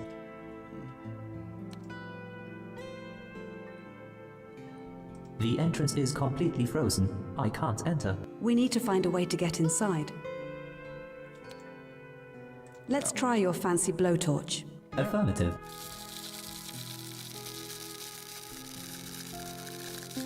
Success! We are in. Awesome. Let's check this one. Pieces of frozen salted meat. What? It was, as you call it, a joke. Only some station spare parts are inside. Let's see what's in there. Those are just some red laser beacons. Nothing interesting. Just a second, Mobot. We need those beacons. They might prove useful. As you wish. There are 4 of them. Okay. Laser beacons. A cistern. This huge container was surely used to transport liquids to and from the probe.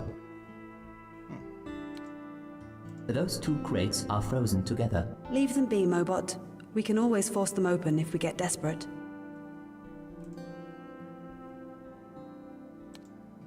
What about that crate? I can't open it. Should I cut through it? Don't even bother. It's not worth the effort. Nothing in here. Let's check this one. The contents are regrettably frozen solid.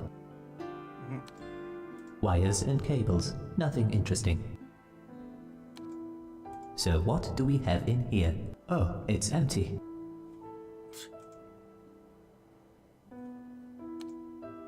Allow me to inform you, this ladder won't get you anywhere. Really? This huge container was surely used to transport liquids to and from the probe. Okay. Was that it?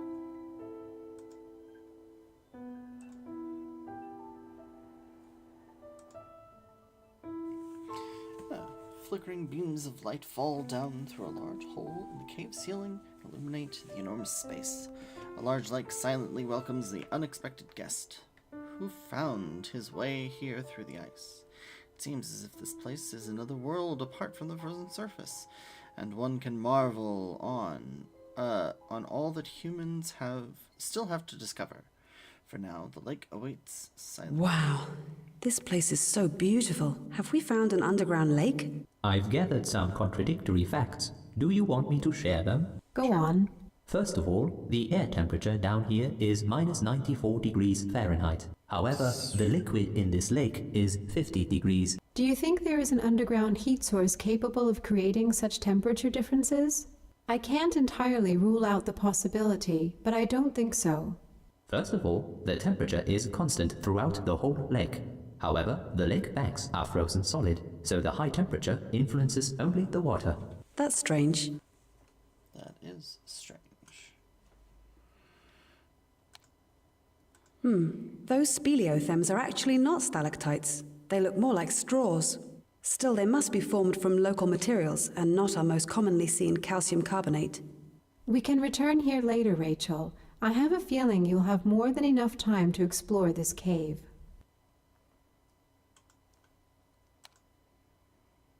Mobot, is this water? I don't think so. Do you want me to take a sample? Of course. I want to know what this is. Why the sudden interest? I'm an astrobiologist and... You don't have to tell me this, but you've skipped much more interesting samples for analysis, in my opinion. Then call it an intuition. We should analyze it anyway. Yeah. Analyze liquid. What do we got? What a strange and complex liquid. This goes beyond my understanding. Well, that was fast.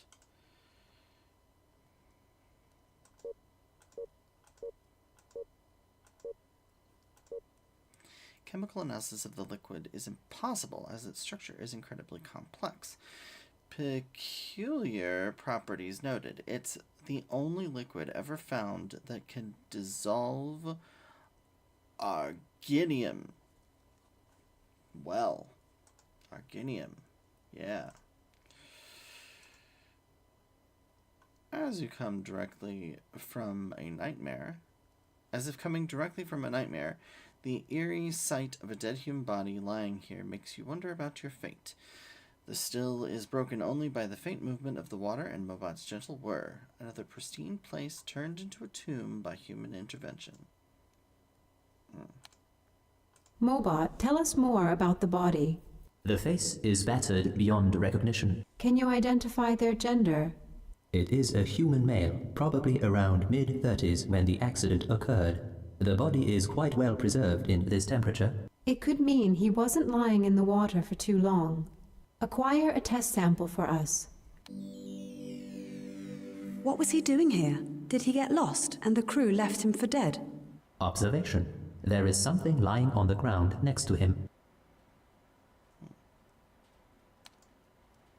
Watertight case. There's a data pad in his case. Do you think it will still work? The case is intact. Let me try.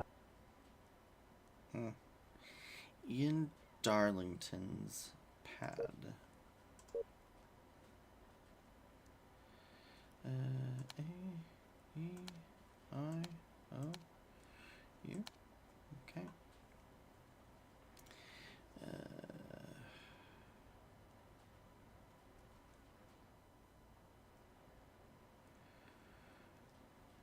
S-T-R.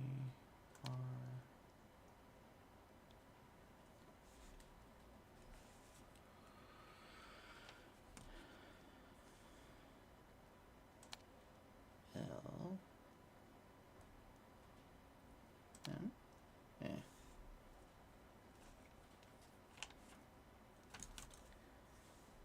And of course I wasn't paying too much attention.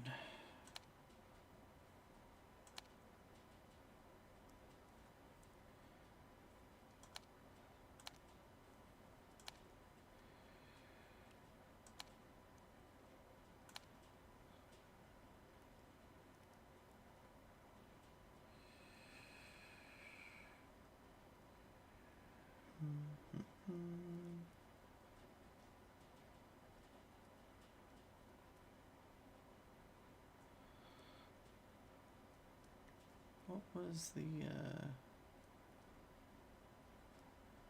shoot, I forget what his name was.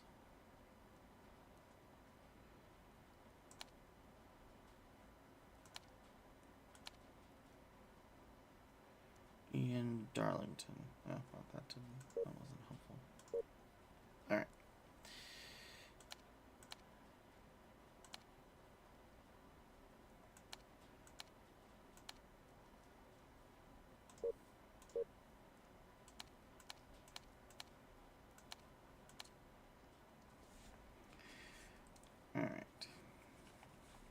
we know EIPL.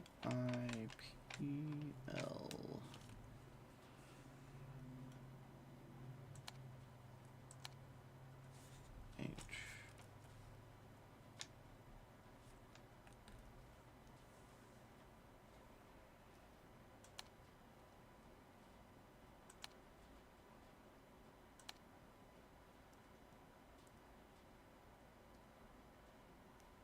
Elpis Alpha 1.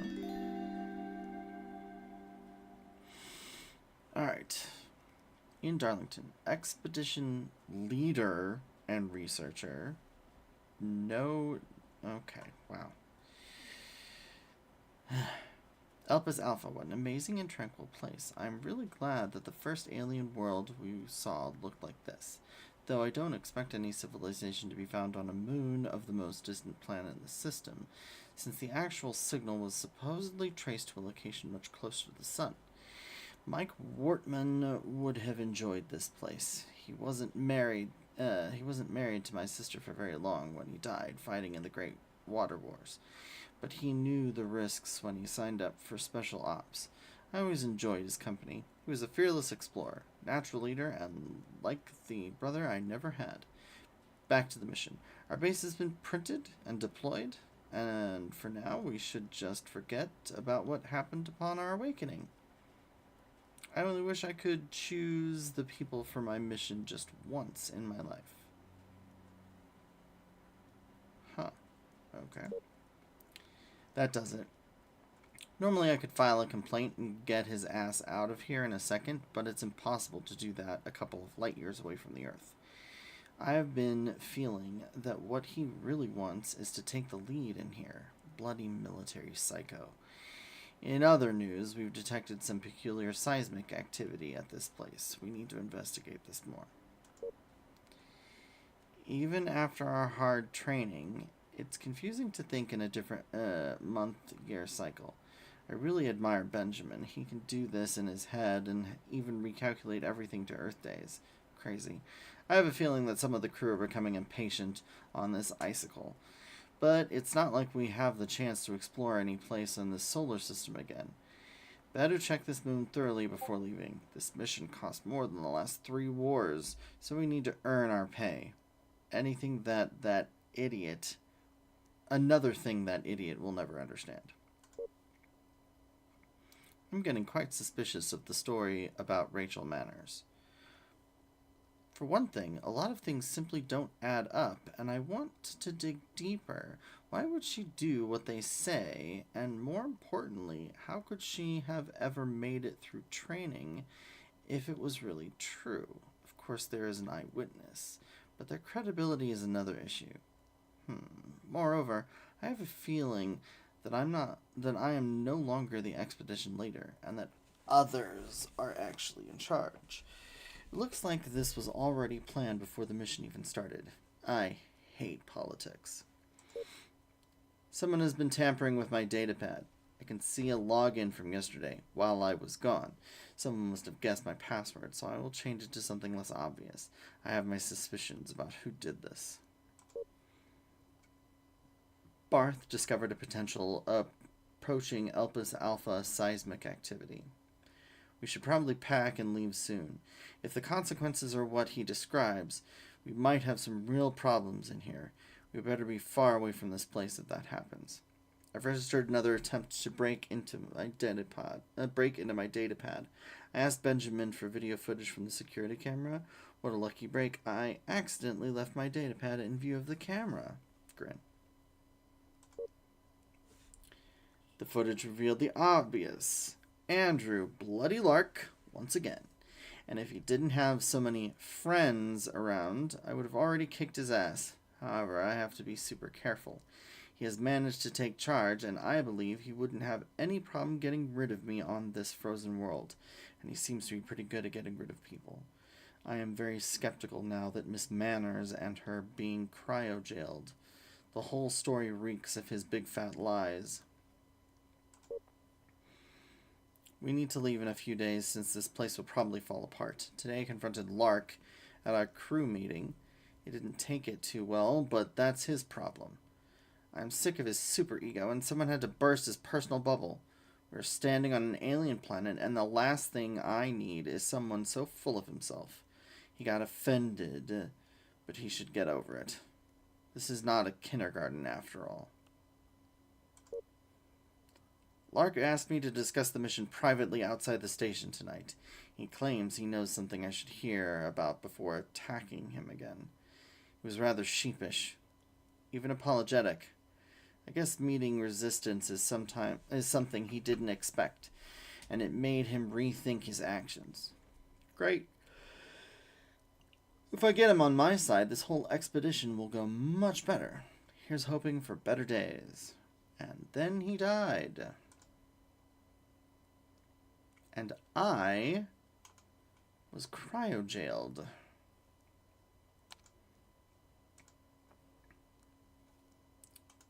Why was that? There's nothing here. Cool.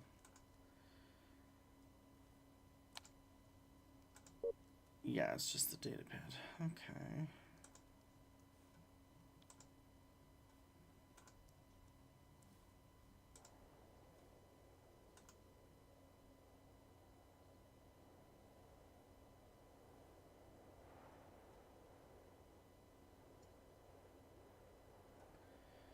Alright, I think at this point, we're going to leave here.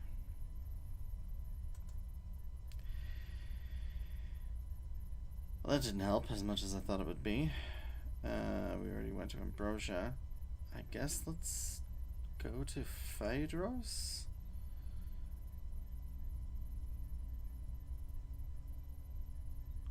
Land? Maybe.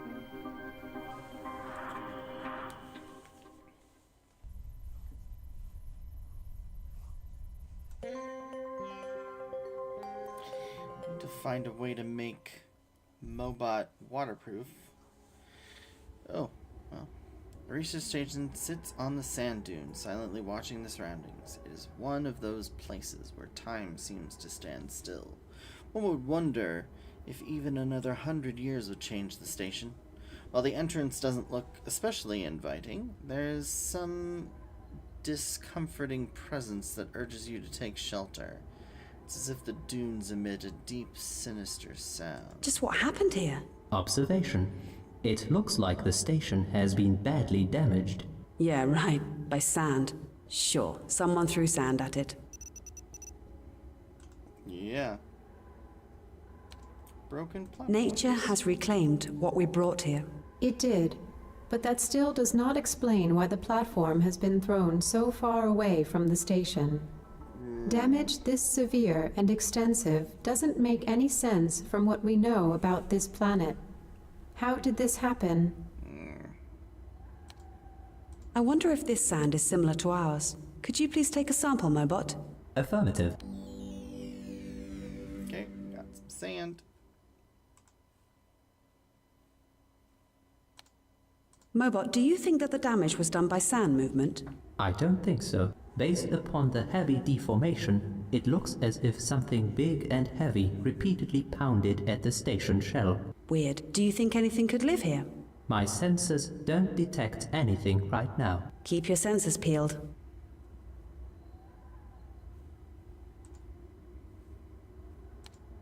The station looks pretty battered. How could that happen in this desert? I can see that the damage was done by repeated physical impacts into the station shield. Cause unknown. We should definitely find out the cause. While I respect your opinion, I personally hope we won't find out the cause. I don't want to end up in such condition myself. You're not even on the planet. Let's hope the panels are still in operation. Observation. The panels are correctly positioned. If they still work, there's no need to calibrate them. Oh, well, that's good. And nothing. What are we missing?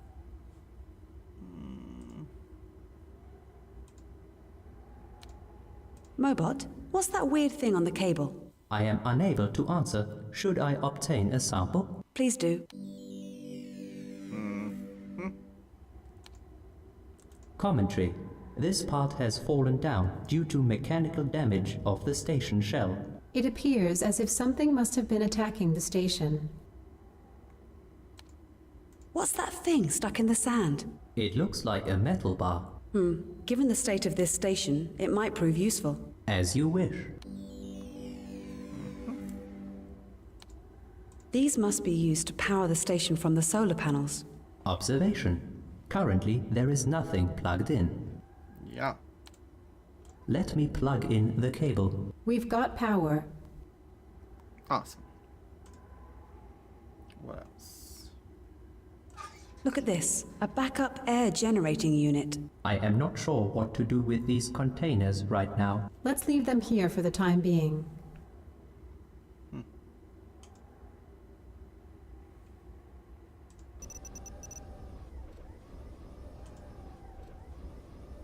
I am not going to get my circuit squished by this door. How about that metal bar we found behind the station? This should do the trick. No. Let's analyze the body. He's our captain, I'm pretty sure. The well-preserved remains of a human male, probably in his 30s. Cause of death, fall from an extremely high place resulting in injuries not compatible with life. The DNA analysis matches Ian Darlington. Sand.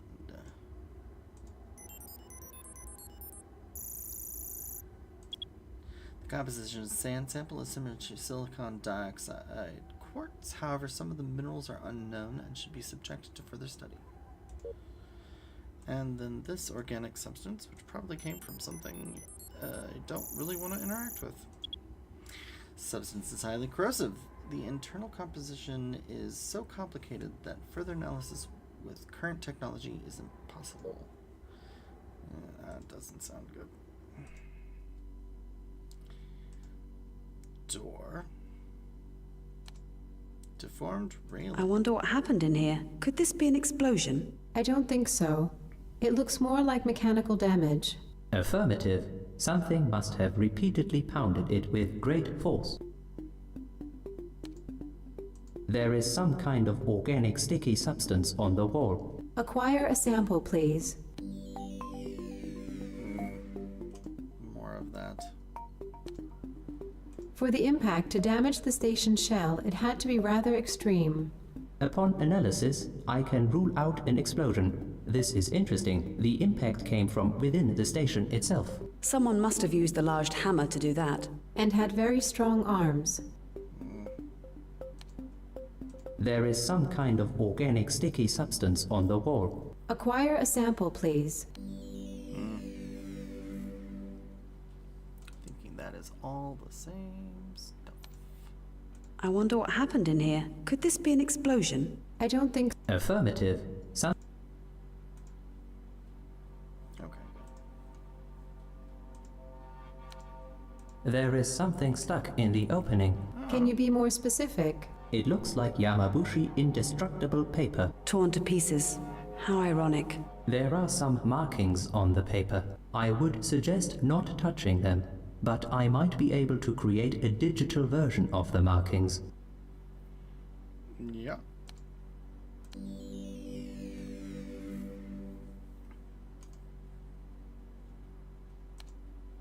This is a multi-tool.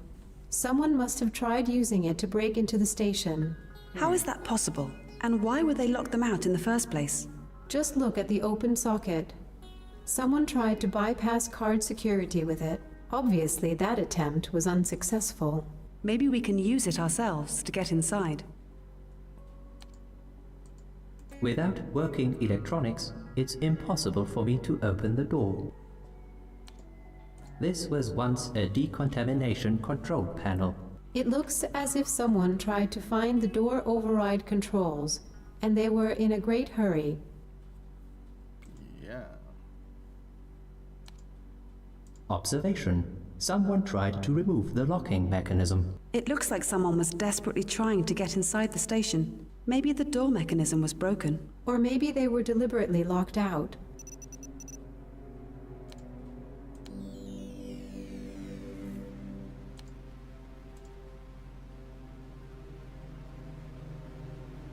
Okay. Click and drag the connect top and bottom nodes. Click on the connection to remove it. Okay.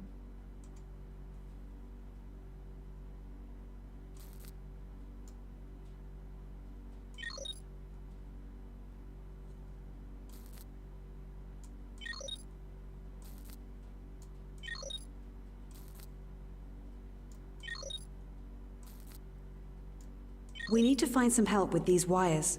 There are too many combinations. Yeah.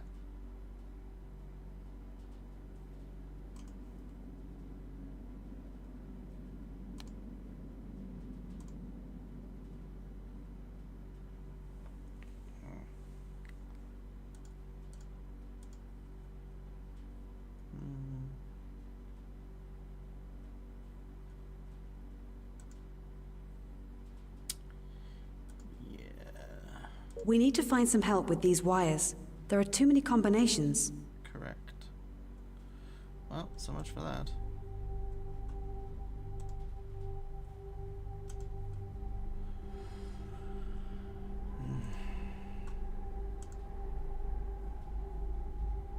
I am not sure what to do with these containers right now. Let's leave them here for the time being. Yeah. I don't know either. Oh, but the paper. You know what? Let's head back to the entrance and go back inside where it's a little safer. And then we'll analyze. Same organic compound that we... Biological structure of the substance is extremely complex and forms a perfectly organized biological structure and precise capacity is impossible to determine due to memory limitation of the analytical station. Substance doesn't resemble any known material. Okay.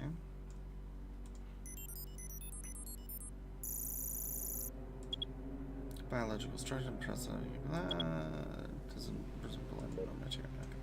Scanned papers.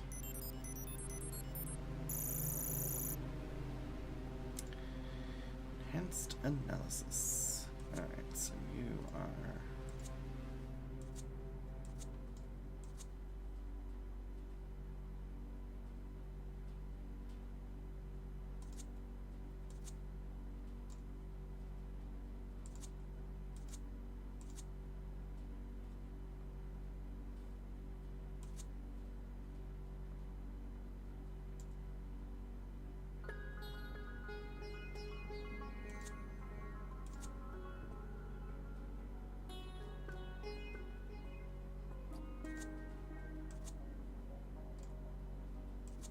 Okay, how do I rotate these?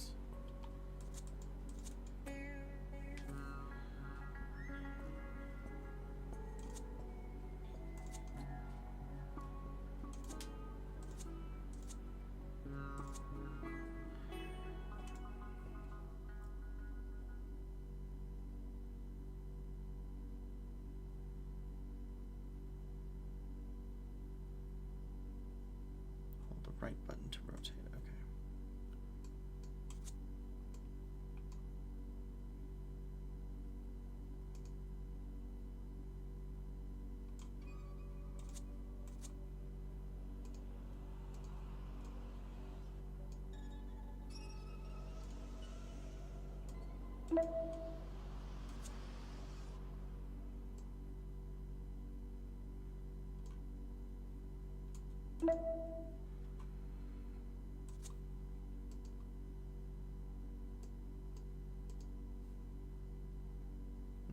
Nope.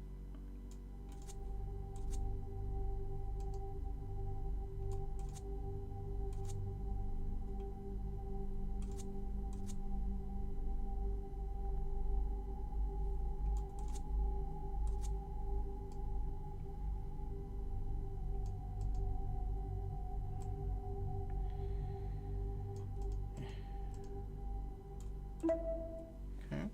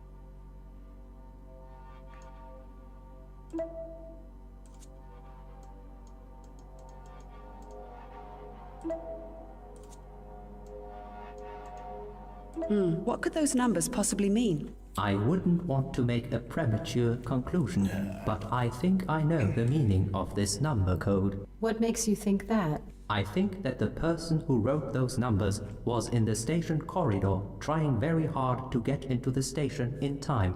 And for some reason, he didn't make it. The bloodstains all over the place would support your claim. So now we can use the multi-tool.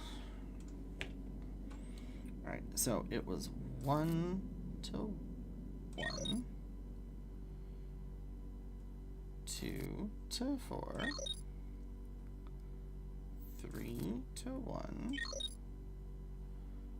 4 to 4, 5 to 2.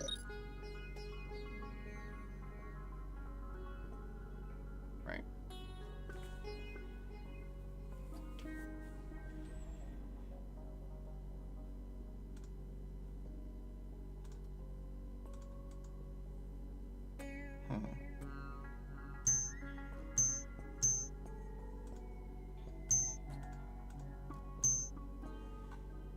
Okay, 1.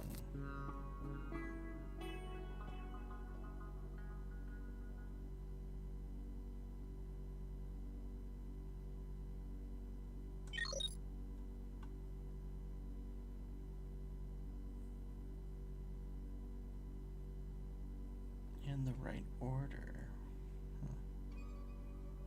I wonder if it's like this. So 2 to 4, 3 to 1, 5 to 2, 4 to 4. Nope. That's not it. 3.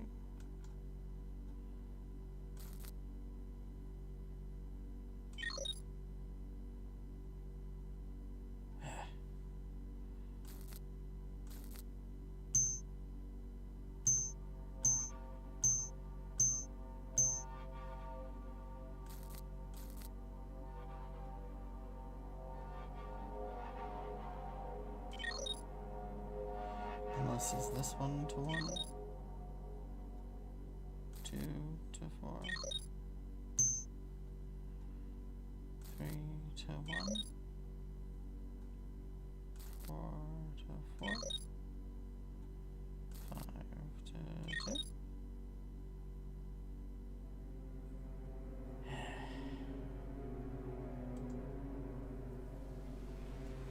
So we have the picture, but we don't know how to connect it.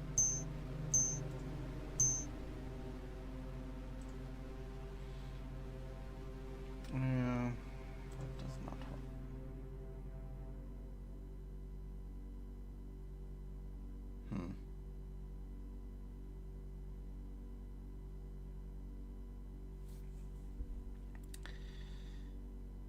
I mean, obviously, that's 1 to 1.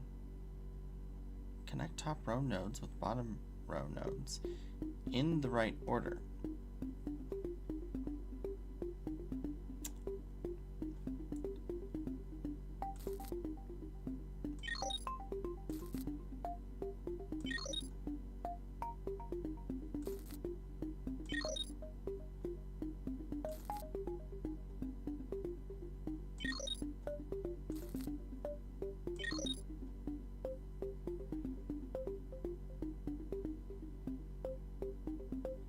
This 3 is throwing me off. What is that supposed to do?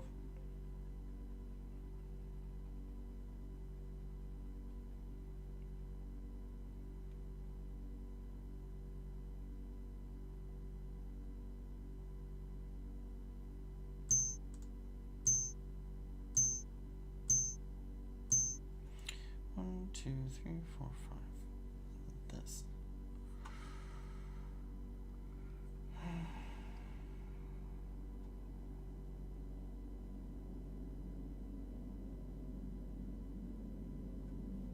I just don't even know where to begin. I would assume this is 1, 2, 3, 4, 5. So 1 to 1. 3.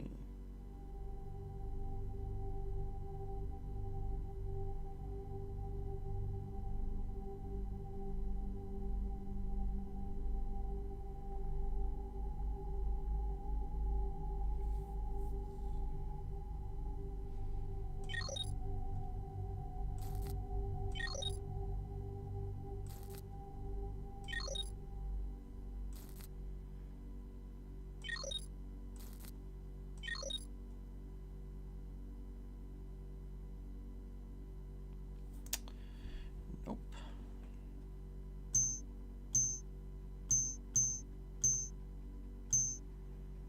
The right order.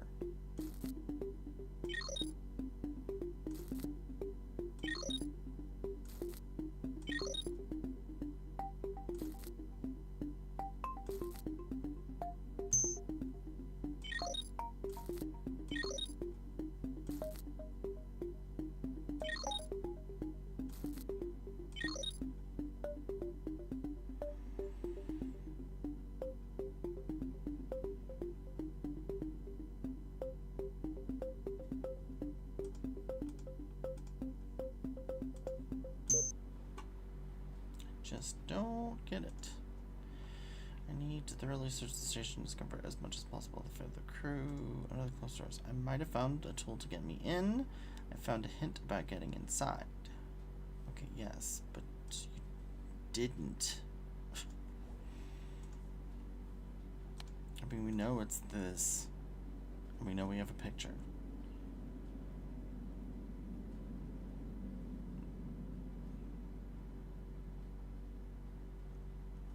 Do we do 1 to 1, then 3, 2 to 4,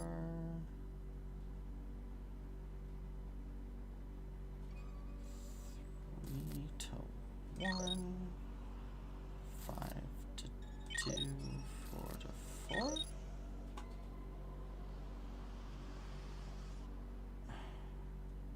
Again, it looks like he wrote this like this.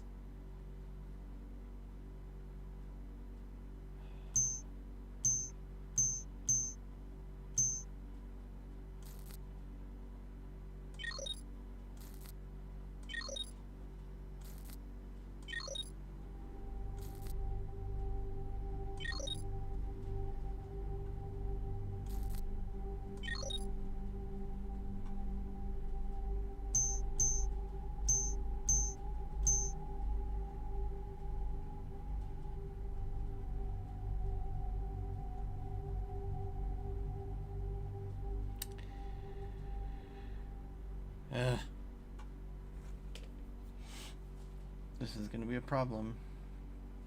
I don't want to look it up, but I'm going to have to. Yeah, I think I am going to have to. See if I can't find it.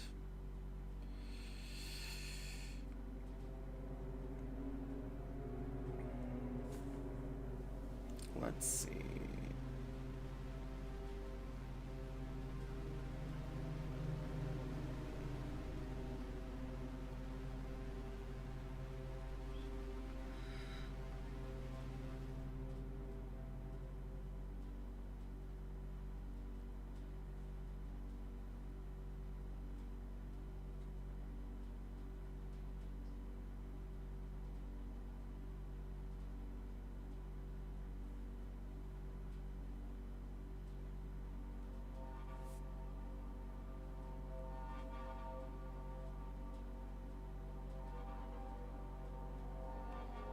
Okay, kind of.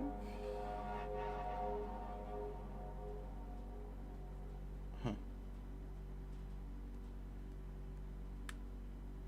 Here we go. Maybe.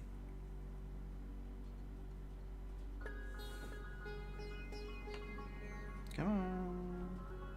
Okay, that didn't go to the right spot, which is cool.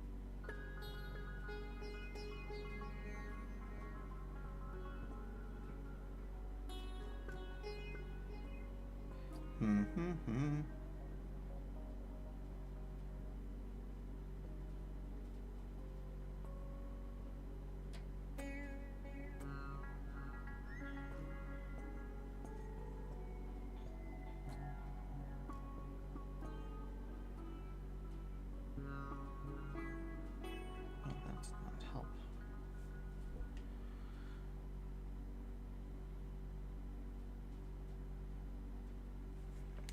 Okay. I think I figured it out. Somebody put up a cryptic thing. So 1 to 1, 1 to 3,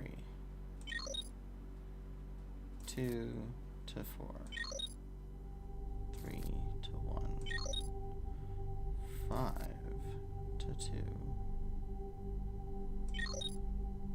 4 to 4. Perfect, we're in. There we go. Warning, there's something wrong with the air here. Analyze it for us, please. We need to be extra cautious because there is a high concentration of nitrogen, which makes this place highly explosive. Oh, Deactivate your fuel engines and switch to the solar energy backup. great. That's cool. Okay, so let me go back to that. Oh, I guess I can't. So the idea was the colon versus a semicolon. It should have been 1 to 1. You know, then there's just colon 3 semicolon to that separates it out. So it needs to be 1 to 1, 1 to 3, 1. Yeah, of course. All right, spacesuits. Observation. Every single breathing unit has been removed from the spacesuits. I wonder if it's somehow connected to the bad air in here. Yeah. If Someone has removed the visor, but why? don't know. This looks like a container used for a backup air generating unit. Affirmative. Further analysis is needed, though. Why would they have to use a backup air generator? Since they already had one. Also got a laser gun. Not again. Is this Xenophon all over again? I don't think so. What we have found here does not support that theory. You're right. It looks as though they were defending the station.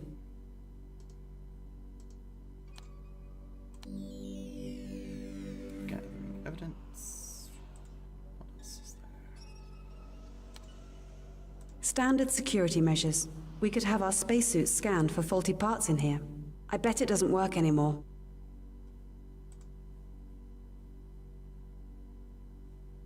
Did I miss anything? I am not sure what to do with that container right now. Leave it there for the time being. Fine. Ignore my thing. Okay, so that's a door. That's a door. Estimation. There is nothing else worth your attention. Cool. And air. Someone took a lot of trouble to take out the flooring to get that pipe. But why? Did they need more air in here?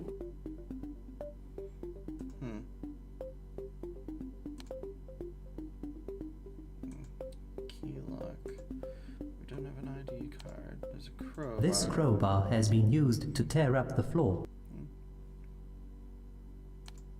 I haven't seen one of these for ages. My father had one and taught me how to solve it pretty quickly.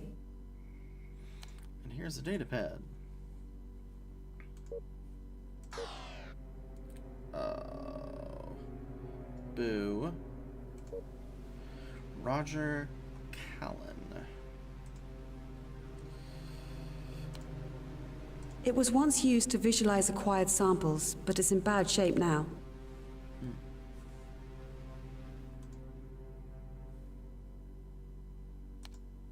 Judging from here, it looks like sketches for a big antenna. Confirmation. It looks like a simplified construction plan to build one. Why would they do that? Okay. Need some ID cards, eh? Empty. The door is locked.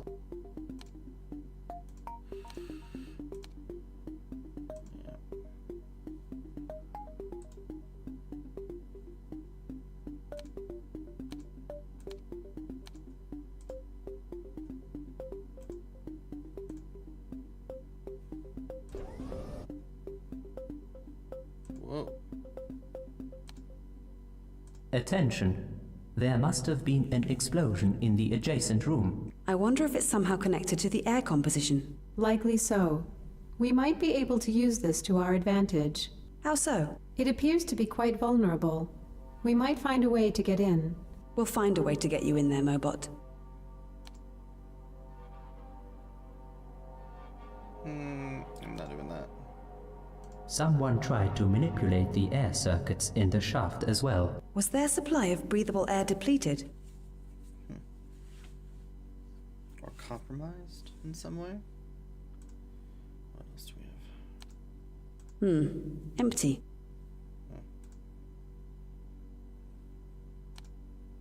Observation. The presumed explosion in the adjacent room has shaken the whole station. This piece probably fell down because of that explosion.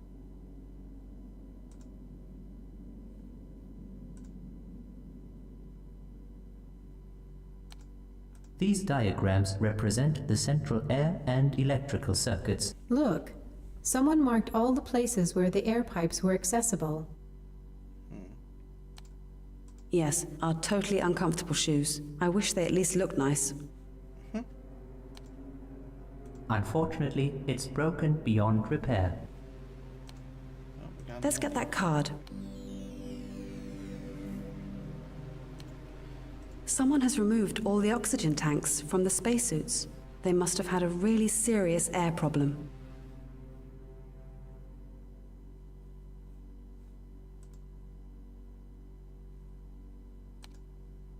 Aha! Someone was studying how to remove the oxygen tanks from the spacesuits. And I guess they succeeded? This fallen cover supports my theory. There was a small explosion somewhere in the station. It's sad to see how quickly personal belongings can turn to junk without their owners.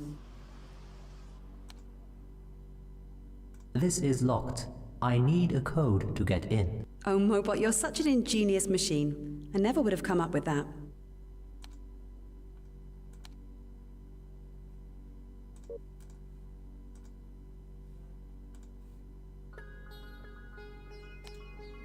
No hidden cameras. The level of trust here was significantly higher than on Xenophone. That doesn't exactly hold so much information. Cosmetics. Wow, it's Clive Christian. Special reserve. I couldn't even afford one bottle. Do you want me to recover those bottles for you? Not really. It wouldn't feel right. And besides, there's no one to share it with. Why would you share makeup? Anyway. What else is in here? Nothing. But now we should be able to... Okay. Robinson, Marita, civilian, medical, messages, media, sand, dunes, gross, more sand, rocks, messages, Stefan Prinz. I have a theory, but I don't want to alert anyone yet. Drop by anytime. I still think it's just your nerves. Yeah, it might be possible. Have you seen it? Not really. It was too dark. It's going to eat us alive. Calm down. If anything happens to me, I've made some observations and they're in my locker. Code 987654. 987654. Roger Callan. Mags, can I visit you, please? Sure, what's up? I'm feeling very odd. Do you think someone's body can react to infrasound by having visions? You know what? Just get in here and tell me what's wrong, face to face. Benjamin Walters. Benjamin, don't forget to come here for your vaccine. Oh, sorry about that. We'll be there in a second. Now that's a good boy. That's creepy. Alright, oh, good. So we have a ladder. The ladder once led to the space shuttle. Is it still accessible? Unfortunately not. The entrance has been blocked by the explosion. Of course. another. That looks like a container for a backup air generator. Obviously, someone has been trying to interrupt the station power supply.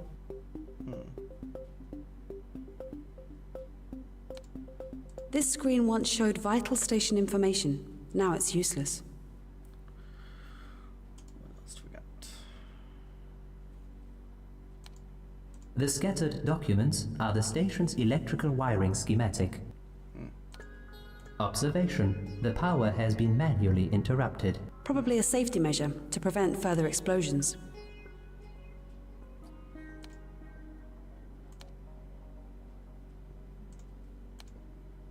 I am unable to proceed.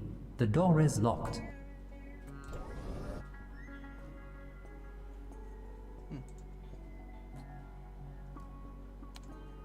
Rubbish. Commentary. The outside view is pretty boring. Only tons of sand blown by the wind. Oh, Mobot. You almost seem romantic. Clarification. Unlike you, my unit isn't equipped with emotional AI. I don't know what it is, but I've got a bad feeling about this place. Are you superstitious, Rachel? Not a bit. Just something feels so wrong.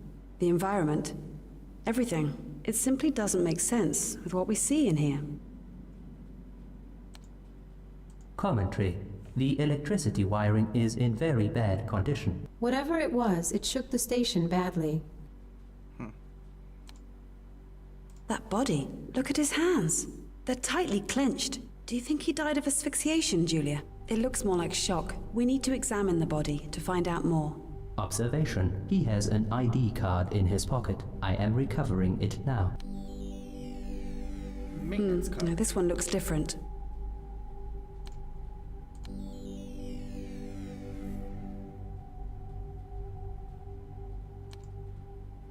Rotten junk food leftovers. Benjamin Walters. Ugh, password protected.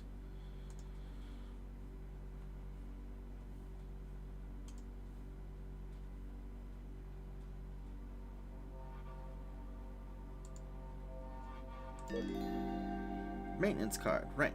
Engineering. Media. Air tank. Now look at this. It looks like another upgrade. Let me analyze the schematics. I think that this upgrade enhances Mobot's audio capabilities. Really? What will he be able to do now? One part is obviously a much more sensitive microphone, while the rest deals with signal processing. Useful. Yeah.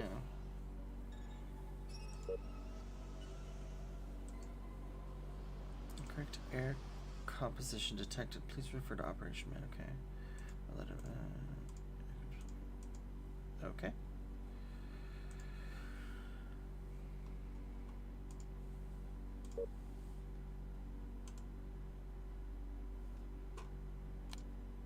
This window has been broken from the outside. That is interesting considering the extreme strength of the material. Right, just a few grains of sand and bam, the window is broken.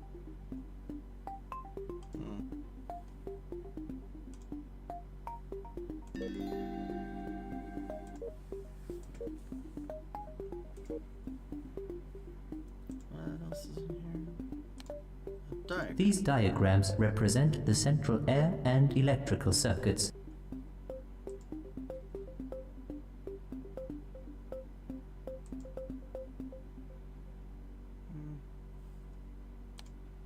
More of this stuff. My kingdom for a steak. Food porn. Okay, so we can't log in here.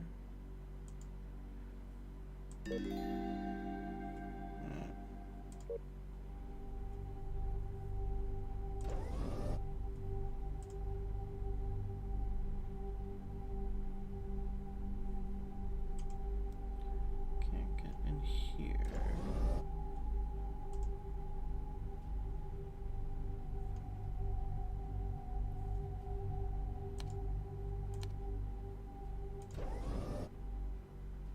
Oh. Mutilated. You didn't expect to find anyone alive in here, did you? No, it's just all of them were once alive. There's nothing you can do about them now, Rachel. I know. Have you found anything interesting? Not really. This corpse is already way beyond recognition.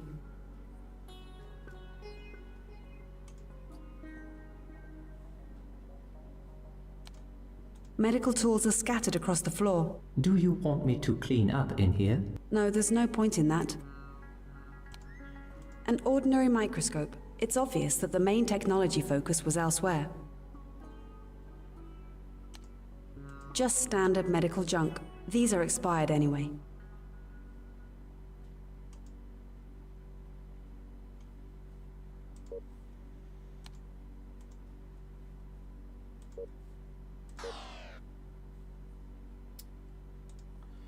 All of these.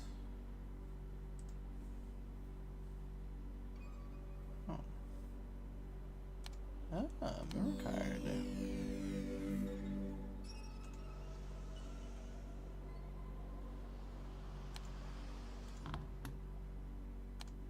Another container.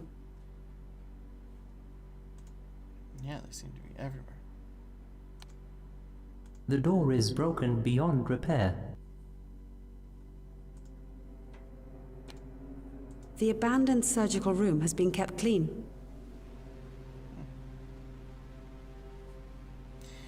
Alright, let's analyze some stuff.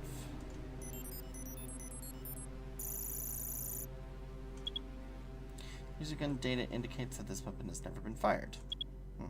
Laser gun grip is covered with fingerprints. Correlation of these fingerprints is internal database reveals prevailing match for Stephen Prinz.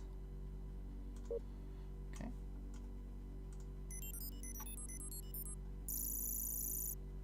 What the hell did he see out there?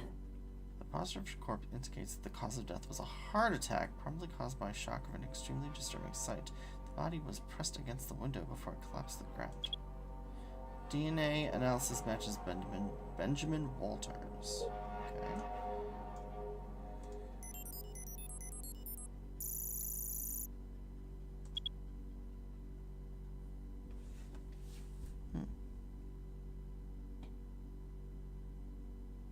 Oh boy. Memory card contains one video file. Further analysis is impossible. That was a big old monster. Alright. Where else? Oh, here we go. X-ray. Just look at this, Julia. The damage to the bones is quite peculiar. Parts are actually missing. What is your take on it? If it wasn't utter nonsense, I would think the leg was chewed on. May I suggest a possible act of cannibalism? I don't think so. Let's look around some more. It would be nice if we could get into some of these. So this is dormitory, corridor, sick bay. Actually, I want to go to the dormitory because one of these 9, 8, 7, 6, 5, 4.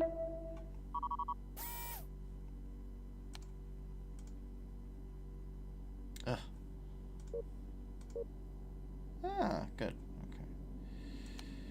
A, E, I, O, U.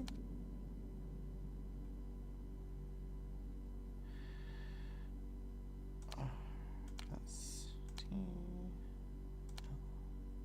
Okay.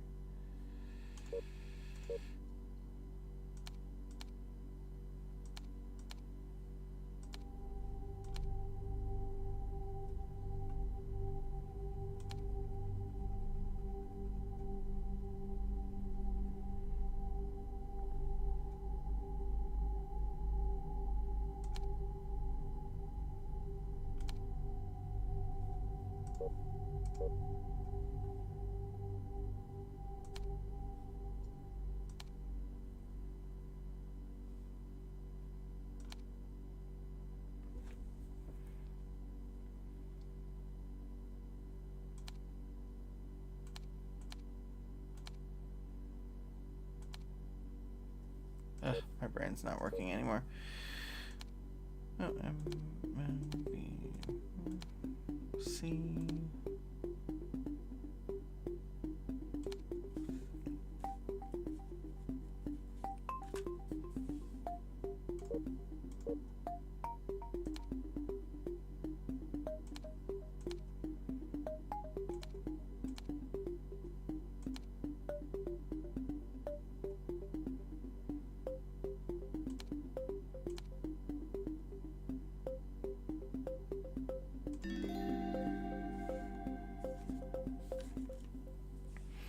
Alright, this will be quite a nightmare calming down this sorry bunch. I'm afraid I'm going to run out of tranquilizers soon. On the other hand, Padros sounds like a place where nothing can go wrong. We really need it after our visits to Ambrosia and Zenobia. I have a feeling that we're in a perfect place. Nothing to do, no unusual activities, just a view of an endless calm desert. I bet this will do marvels for their sanity. I am bored, though. This place has something to it.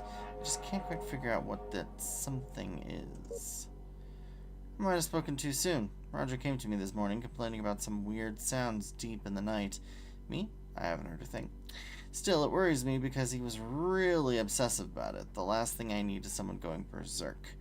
Thank goodness for Cassie. Even though she is so quiet, almost withdrawn, she doesn't even write in her datapad, but she is always so stable and calm. Sometimes personality is overrated.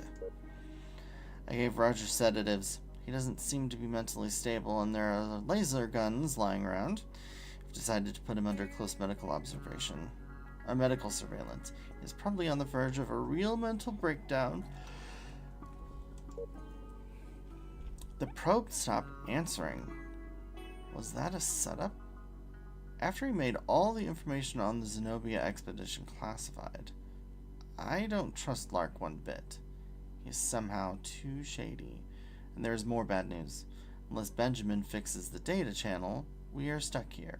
I hope the probe didn't take off without us, but Lark is capable of anything. They showed me the green jelly. I fear we are dealing with something really nasty.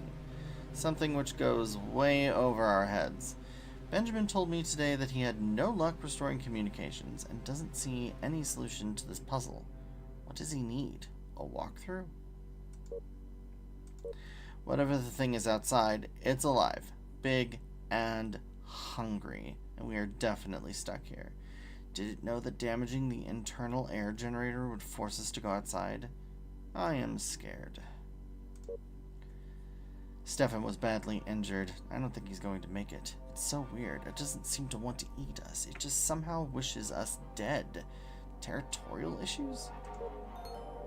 We have suffered another massive attack on our station. I don't think we or the station will survive much longer. Stefan gave me the code to his datapad in case we could find something useful there. It's Freed 91023. I don't think we will need it. Though we mentioned some plans for the external air unit.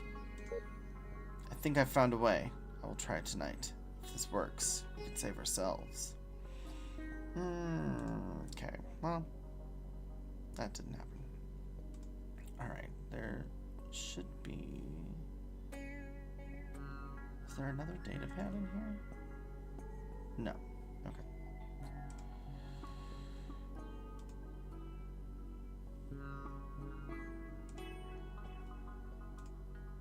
There were datapads here, though. That's Rogers. I need Stevens. Which I don't remember where that is. It's Benjamin's. Right, that's... yeah. Caution, I am detecting a strange phenomenon. Just what the hell is that? I am not sure I want to know. My scanners don't show anything, though. That's not good.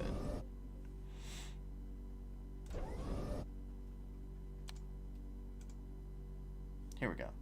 Stephen Prince. Shoot, what was it? I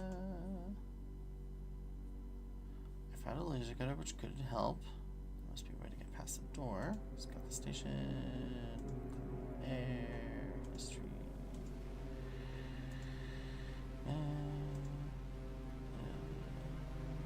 Okay, here we go. Freed 91023.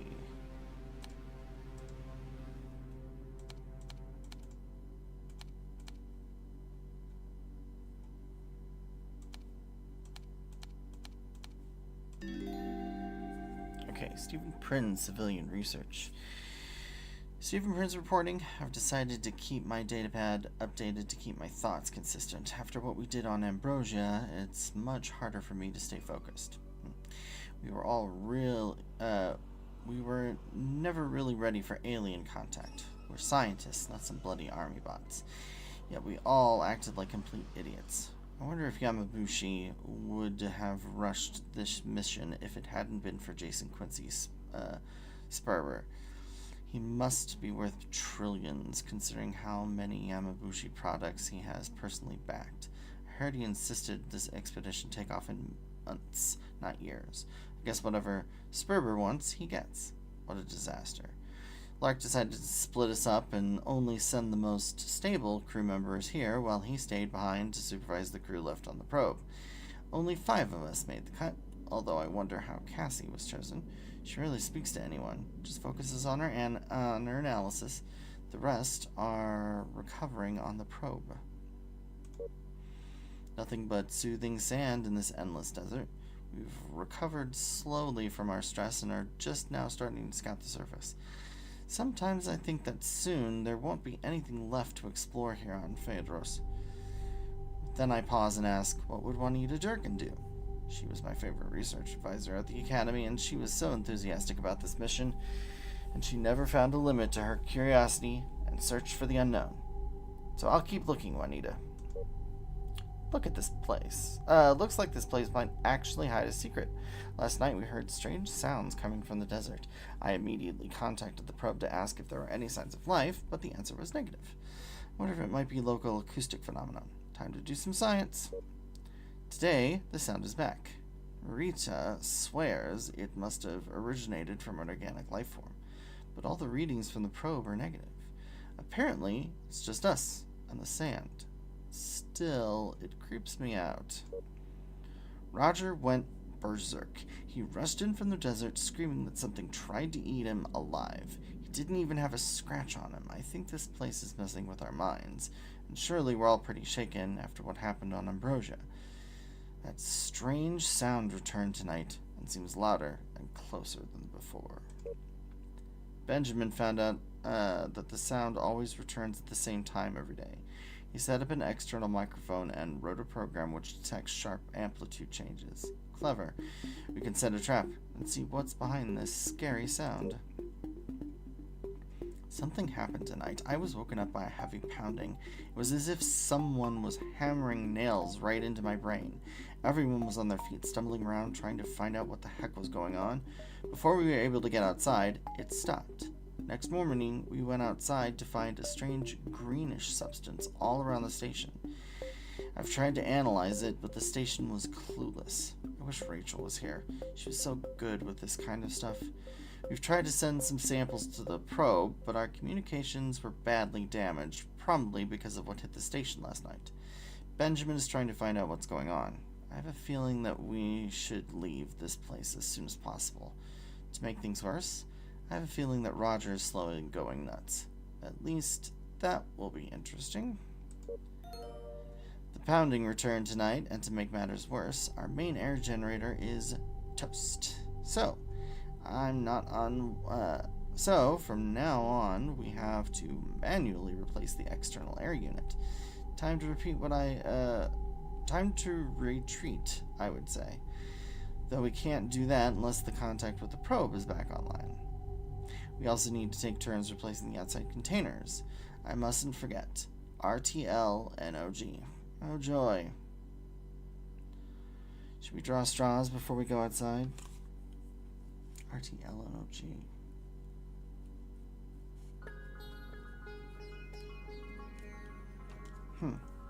RTLNOG. Maybe that's a password? This might actually be useful. Let's try creating normal air conditions in here. Okay. I got her. Cassie was walking just outside the window with the containers when this thing emerged from the sand and bit her in two. God help it. Oh, it got her. I got her. God help us. I can still hear screams. We are all going to die here. I was ordered to set the correct levels for the air generator. Tricky business, but I figured it out eventually. Important numbers to remember are 20.9% and 1.1%. Of course. It is only air after all. Also, I had to crank up the fans to maximum, and then lower them immediately to right at the midpoint to expel the bad air inside. Today is my container day. Wish me luck.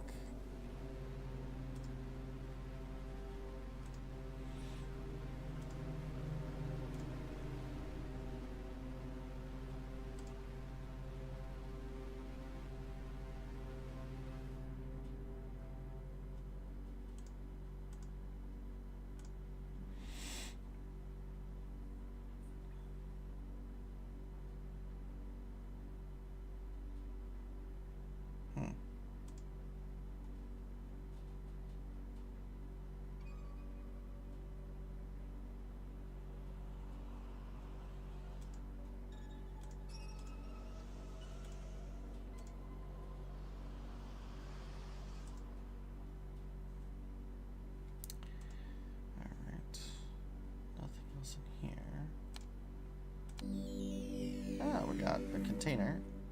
So now we can start looking for containers, I guess. Oh, you know what? Nope.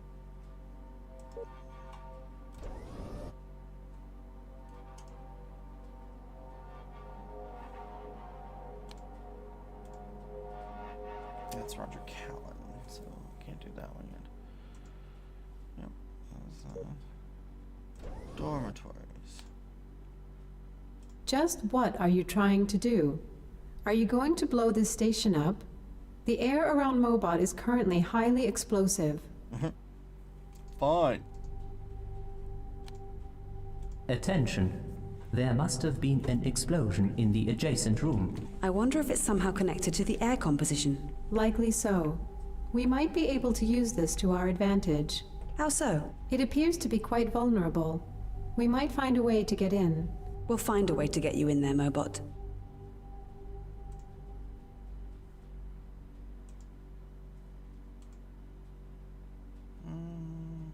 Nothing in here.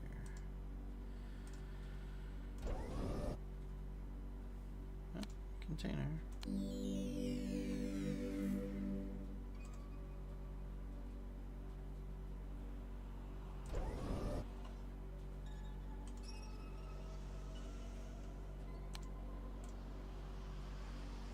Benjamin Walters.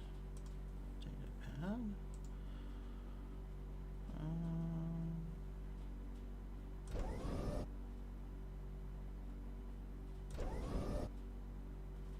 think I need another.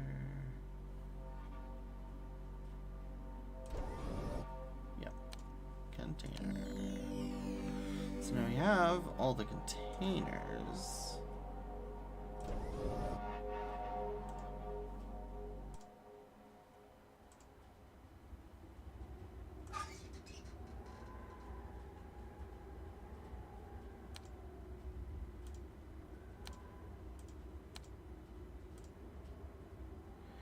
Alright. RTLNOG.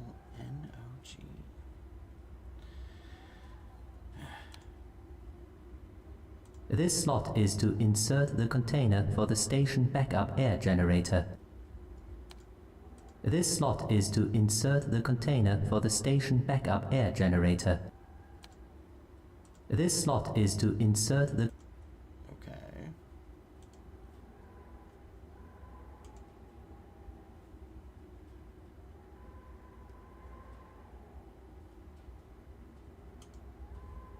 No.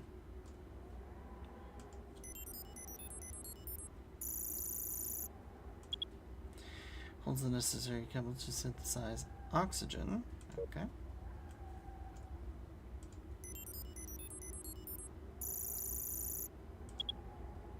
This container holds the necessary chemicals to a mixture of lesser gases in breather air. Okay.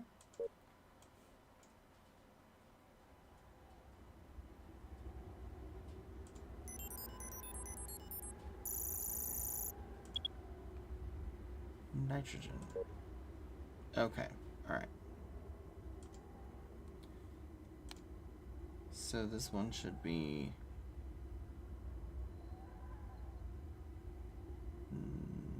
nitrogen, oxygen, gas.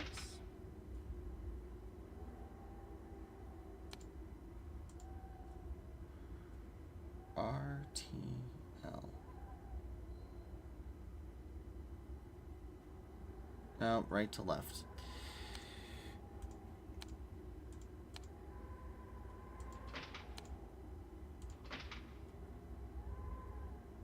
Okay. Right to left. Nitrogen, oxygen, gas.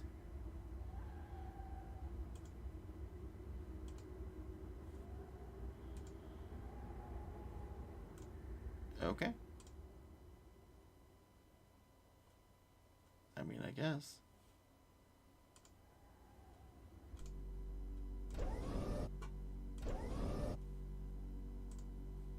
Air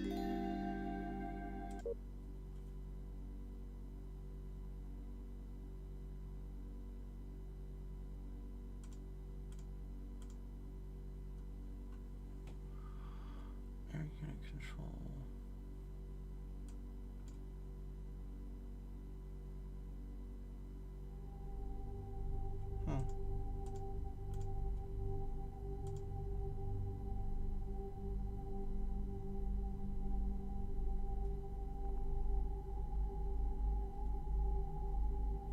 It says the link was lost.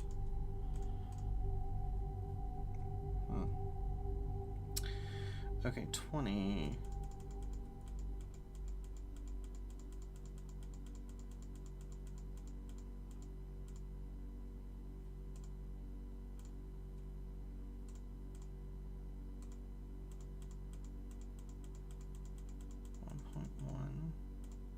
Right?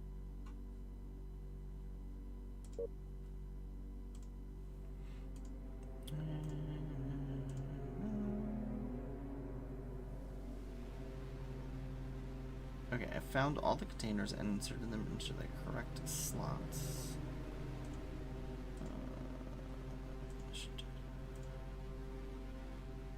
20.9 and 1.1.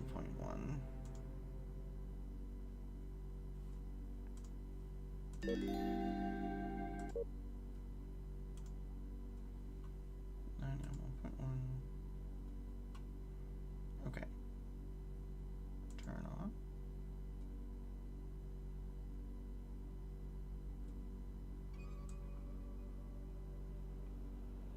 It looks like you've nailed it. I'm locking the gas ratio controls. Now let's wait a little bit for the air to be replaced. That should be enough. Now we need to lower the airflow to exactly 1/2. Success. We've been able to restore the air in here. All right.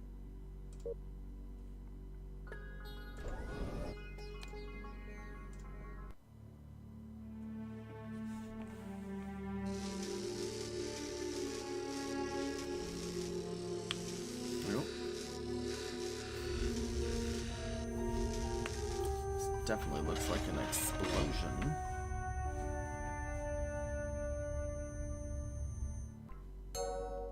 We've just found the epicenter of the explosion. Yep, another corpse. Allow me to inform you that nobody... Oh, shut up, Mobot. You'd never understand. Look what I've found. Okay.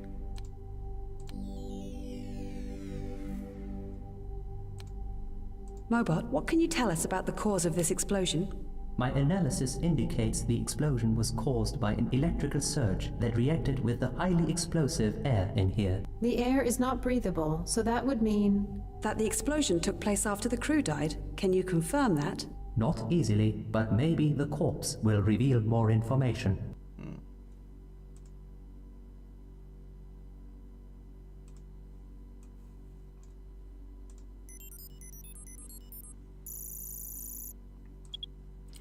The analysis reveals numerous fractures of skull and bones caused by the high-velocity impact of heavy objects. It is probably the result of an explosion. The DNA analysis matches Roger Callan. Okay.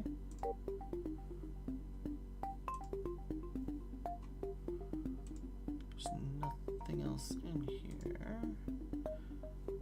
But we do have Callan's card now. Roger Callan, media.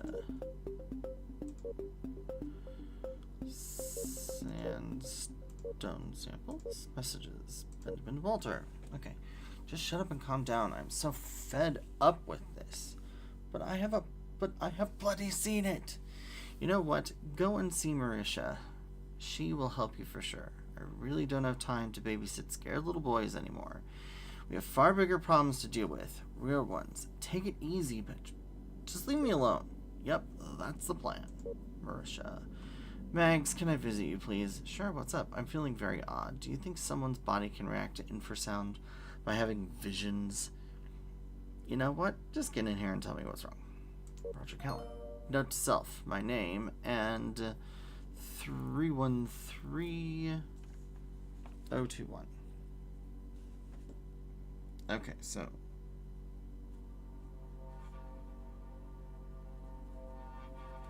Roger Callan 313012. Do you have a theory about the green stuff? Not really, looks organic. Sweet, are you able to analyze it? Nope, we would need much better equipment to even scrape the surface. I'll catch you later today. Okay, so Roger Callan, perfect. ROGERCALLAN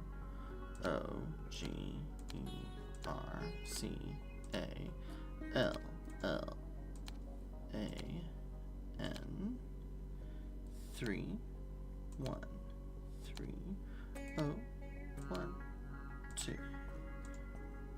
Access denied. Cool. R O G E R C A L L A N 313012. Oh my god, really? Current.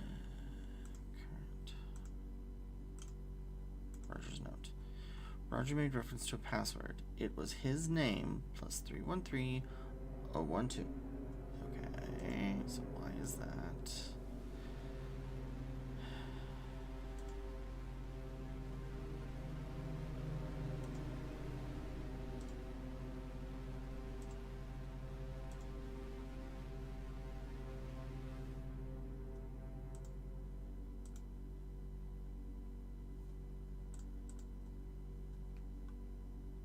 Is there another data pad that I'm missing?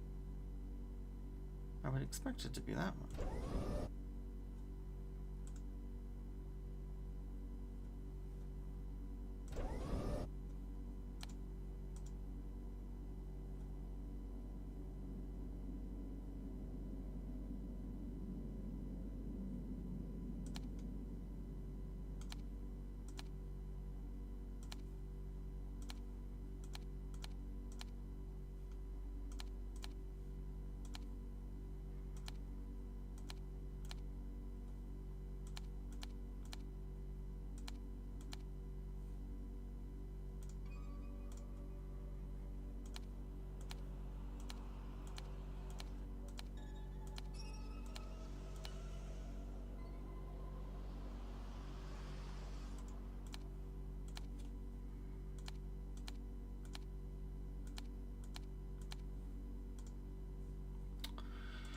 Alright. I don't even know what to do with that.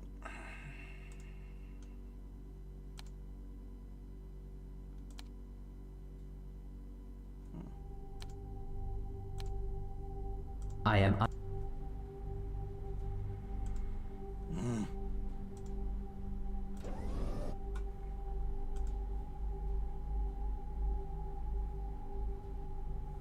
What am I missing? Nope. Okay, so that's correct.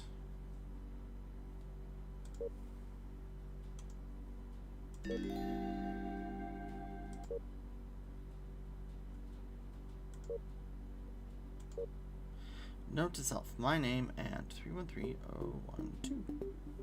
I don't understand how that could be anything else.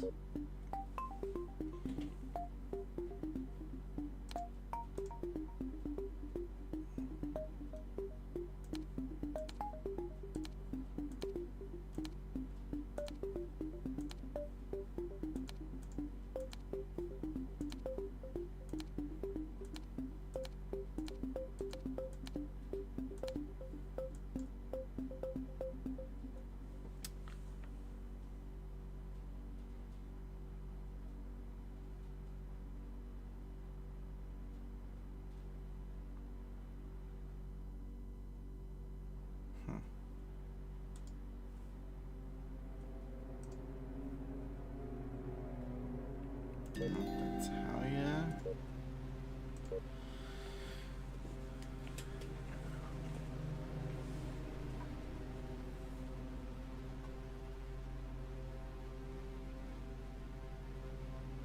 I don't think we can do periods.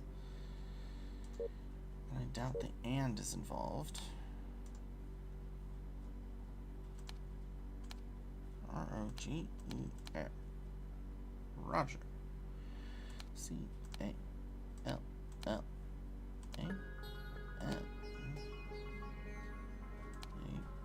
A-N-D. 3, 1, 3. Nope. O, 1, 2. Yep, nope.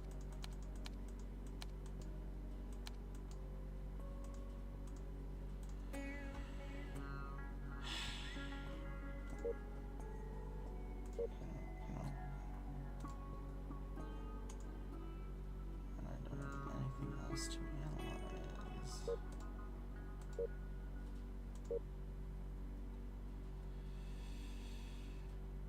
DNA images Roger Callan.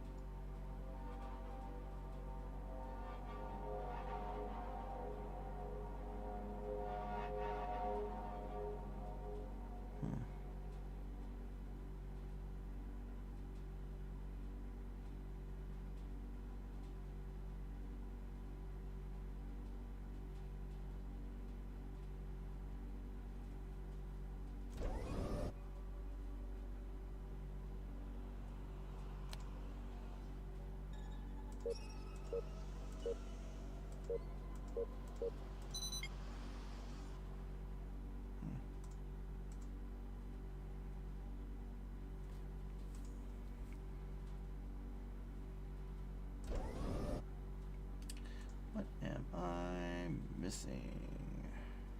Alright, let's just start here. Nothing new. Nothing new. Datapad that I, for some reason, can't get into. Okay, to the sick bay.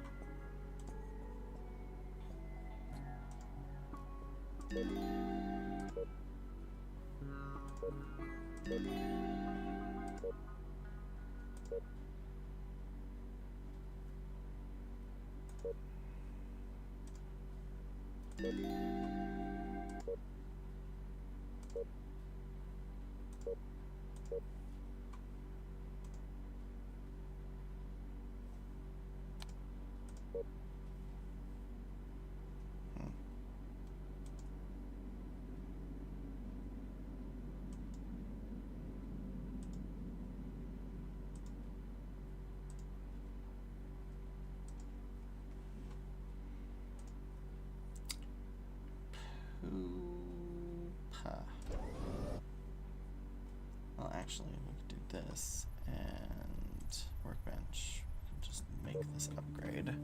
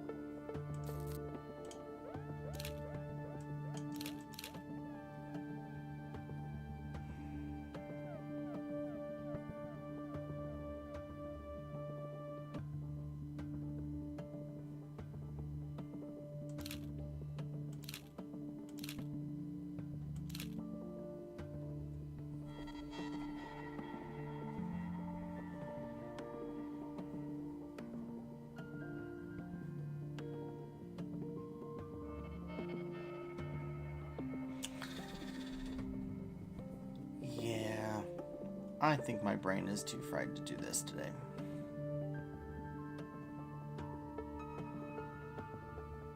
Yep, I think we're gonna call it here, because this is just not happening for me today. Alright, well, I will go ahead and work on that tomorrow, or whenever we get to streaming again. So yes, thank you all for watching, and we started off the new year. Yay! Alright, have fun. See y'all later. Bye-bye.